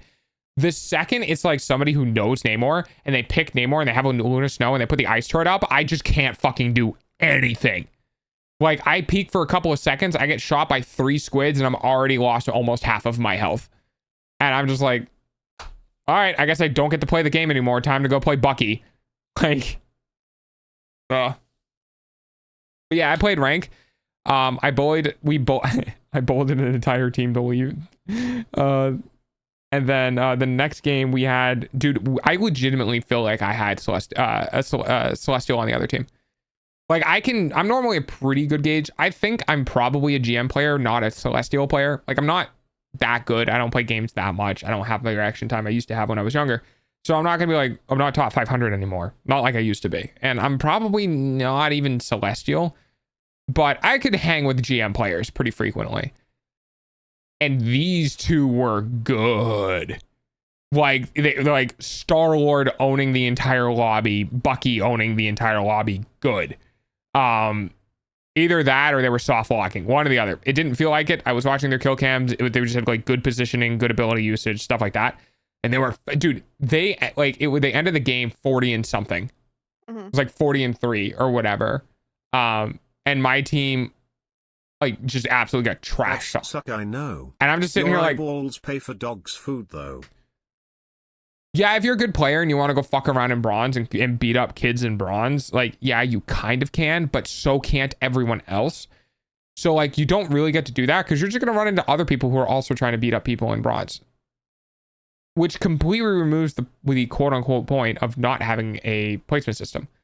Like, just have a placement system so that the poor bronze players don't have to deal with that, because it's not up to them, right? It's not up to them. It's up to whoever has the person who's not supposed to be in bronze, which means that they'll, you know what I mean? They're kind of fodder. And that's not fun. But it's the end of stream. Yes. I need and food. my tummy was grumbling. So yes, I also need to eat food. Thank you for coming in and hanging out. You're welcome. Yeah, I miss you too. Yeah, we gotta play games, but I don't know. I just wanted to yap for a little bit because we haven't had like a yap session. Yeah. In a while. Yep. Alrighty. Bye, anything you want to say? Bye, stream. You're cool. Bye, stream. Yeah. This was awesome. Oh, she said the word. Okay, I'm gonna hang up. Bye, Plushy. Bye, Doctor. Bye, stream. Goodbye. Goodbye. Aw, I'm Plushy's so nice. Literal poppy. All right, everybody. Thanks for hanging out. I appreciate it. Thanks for listening to us yap. We'll be live again tomorrow. I don't know what I'm doing. I'm just glad Plushy was around to distract me for 2 hours.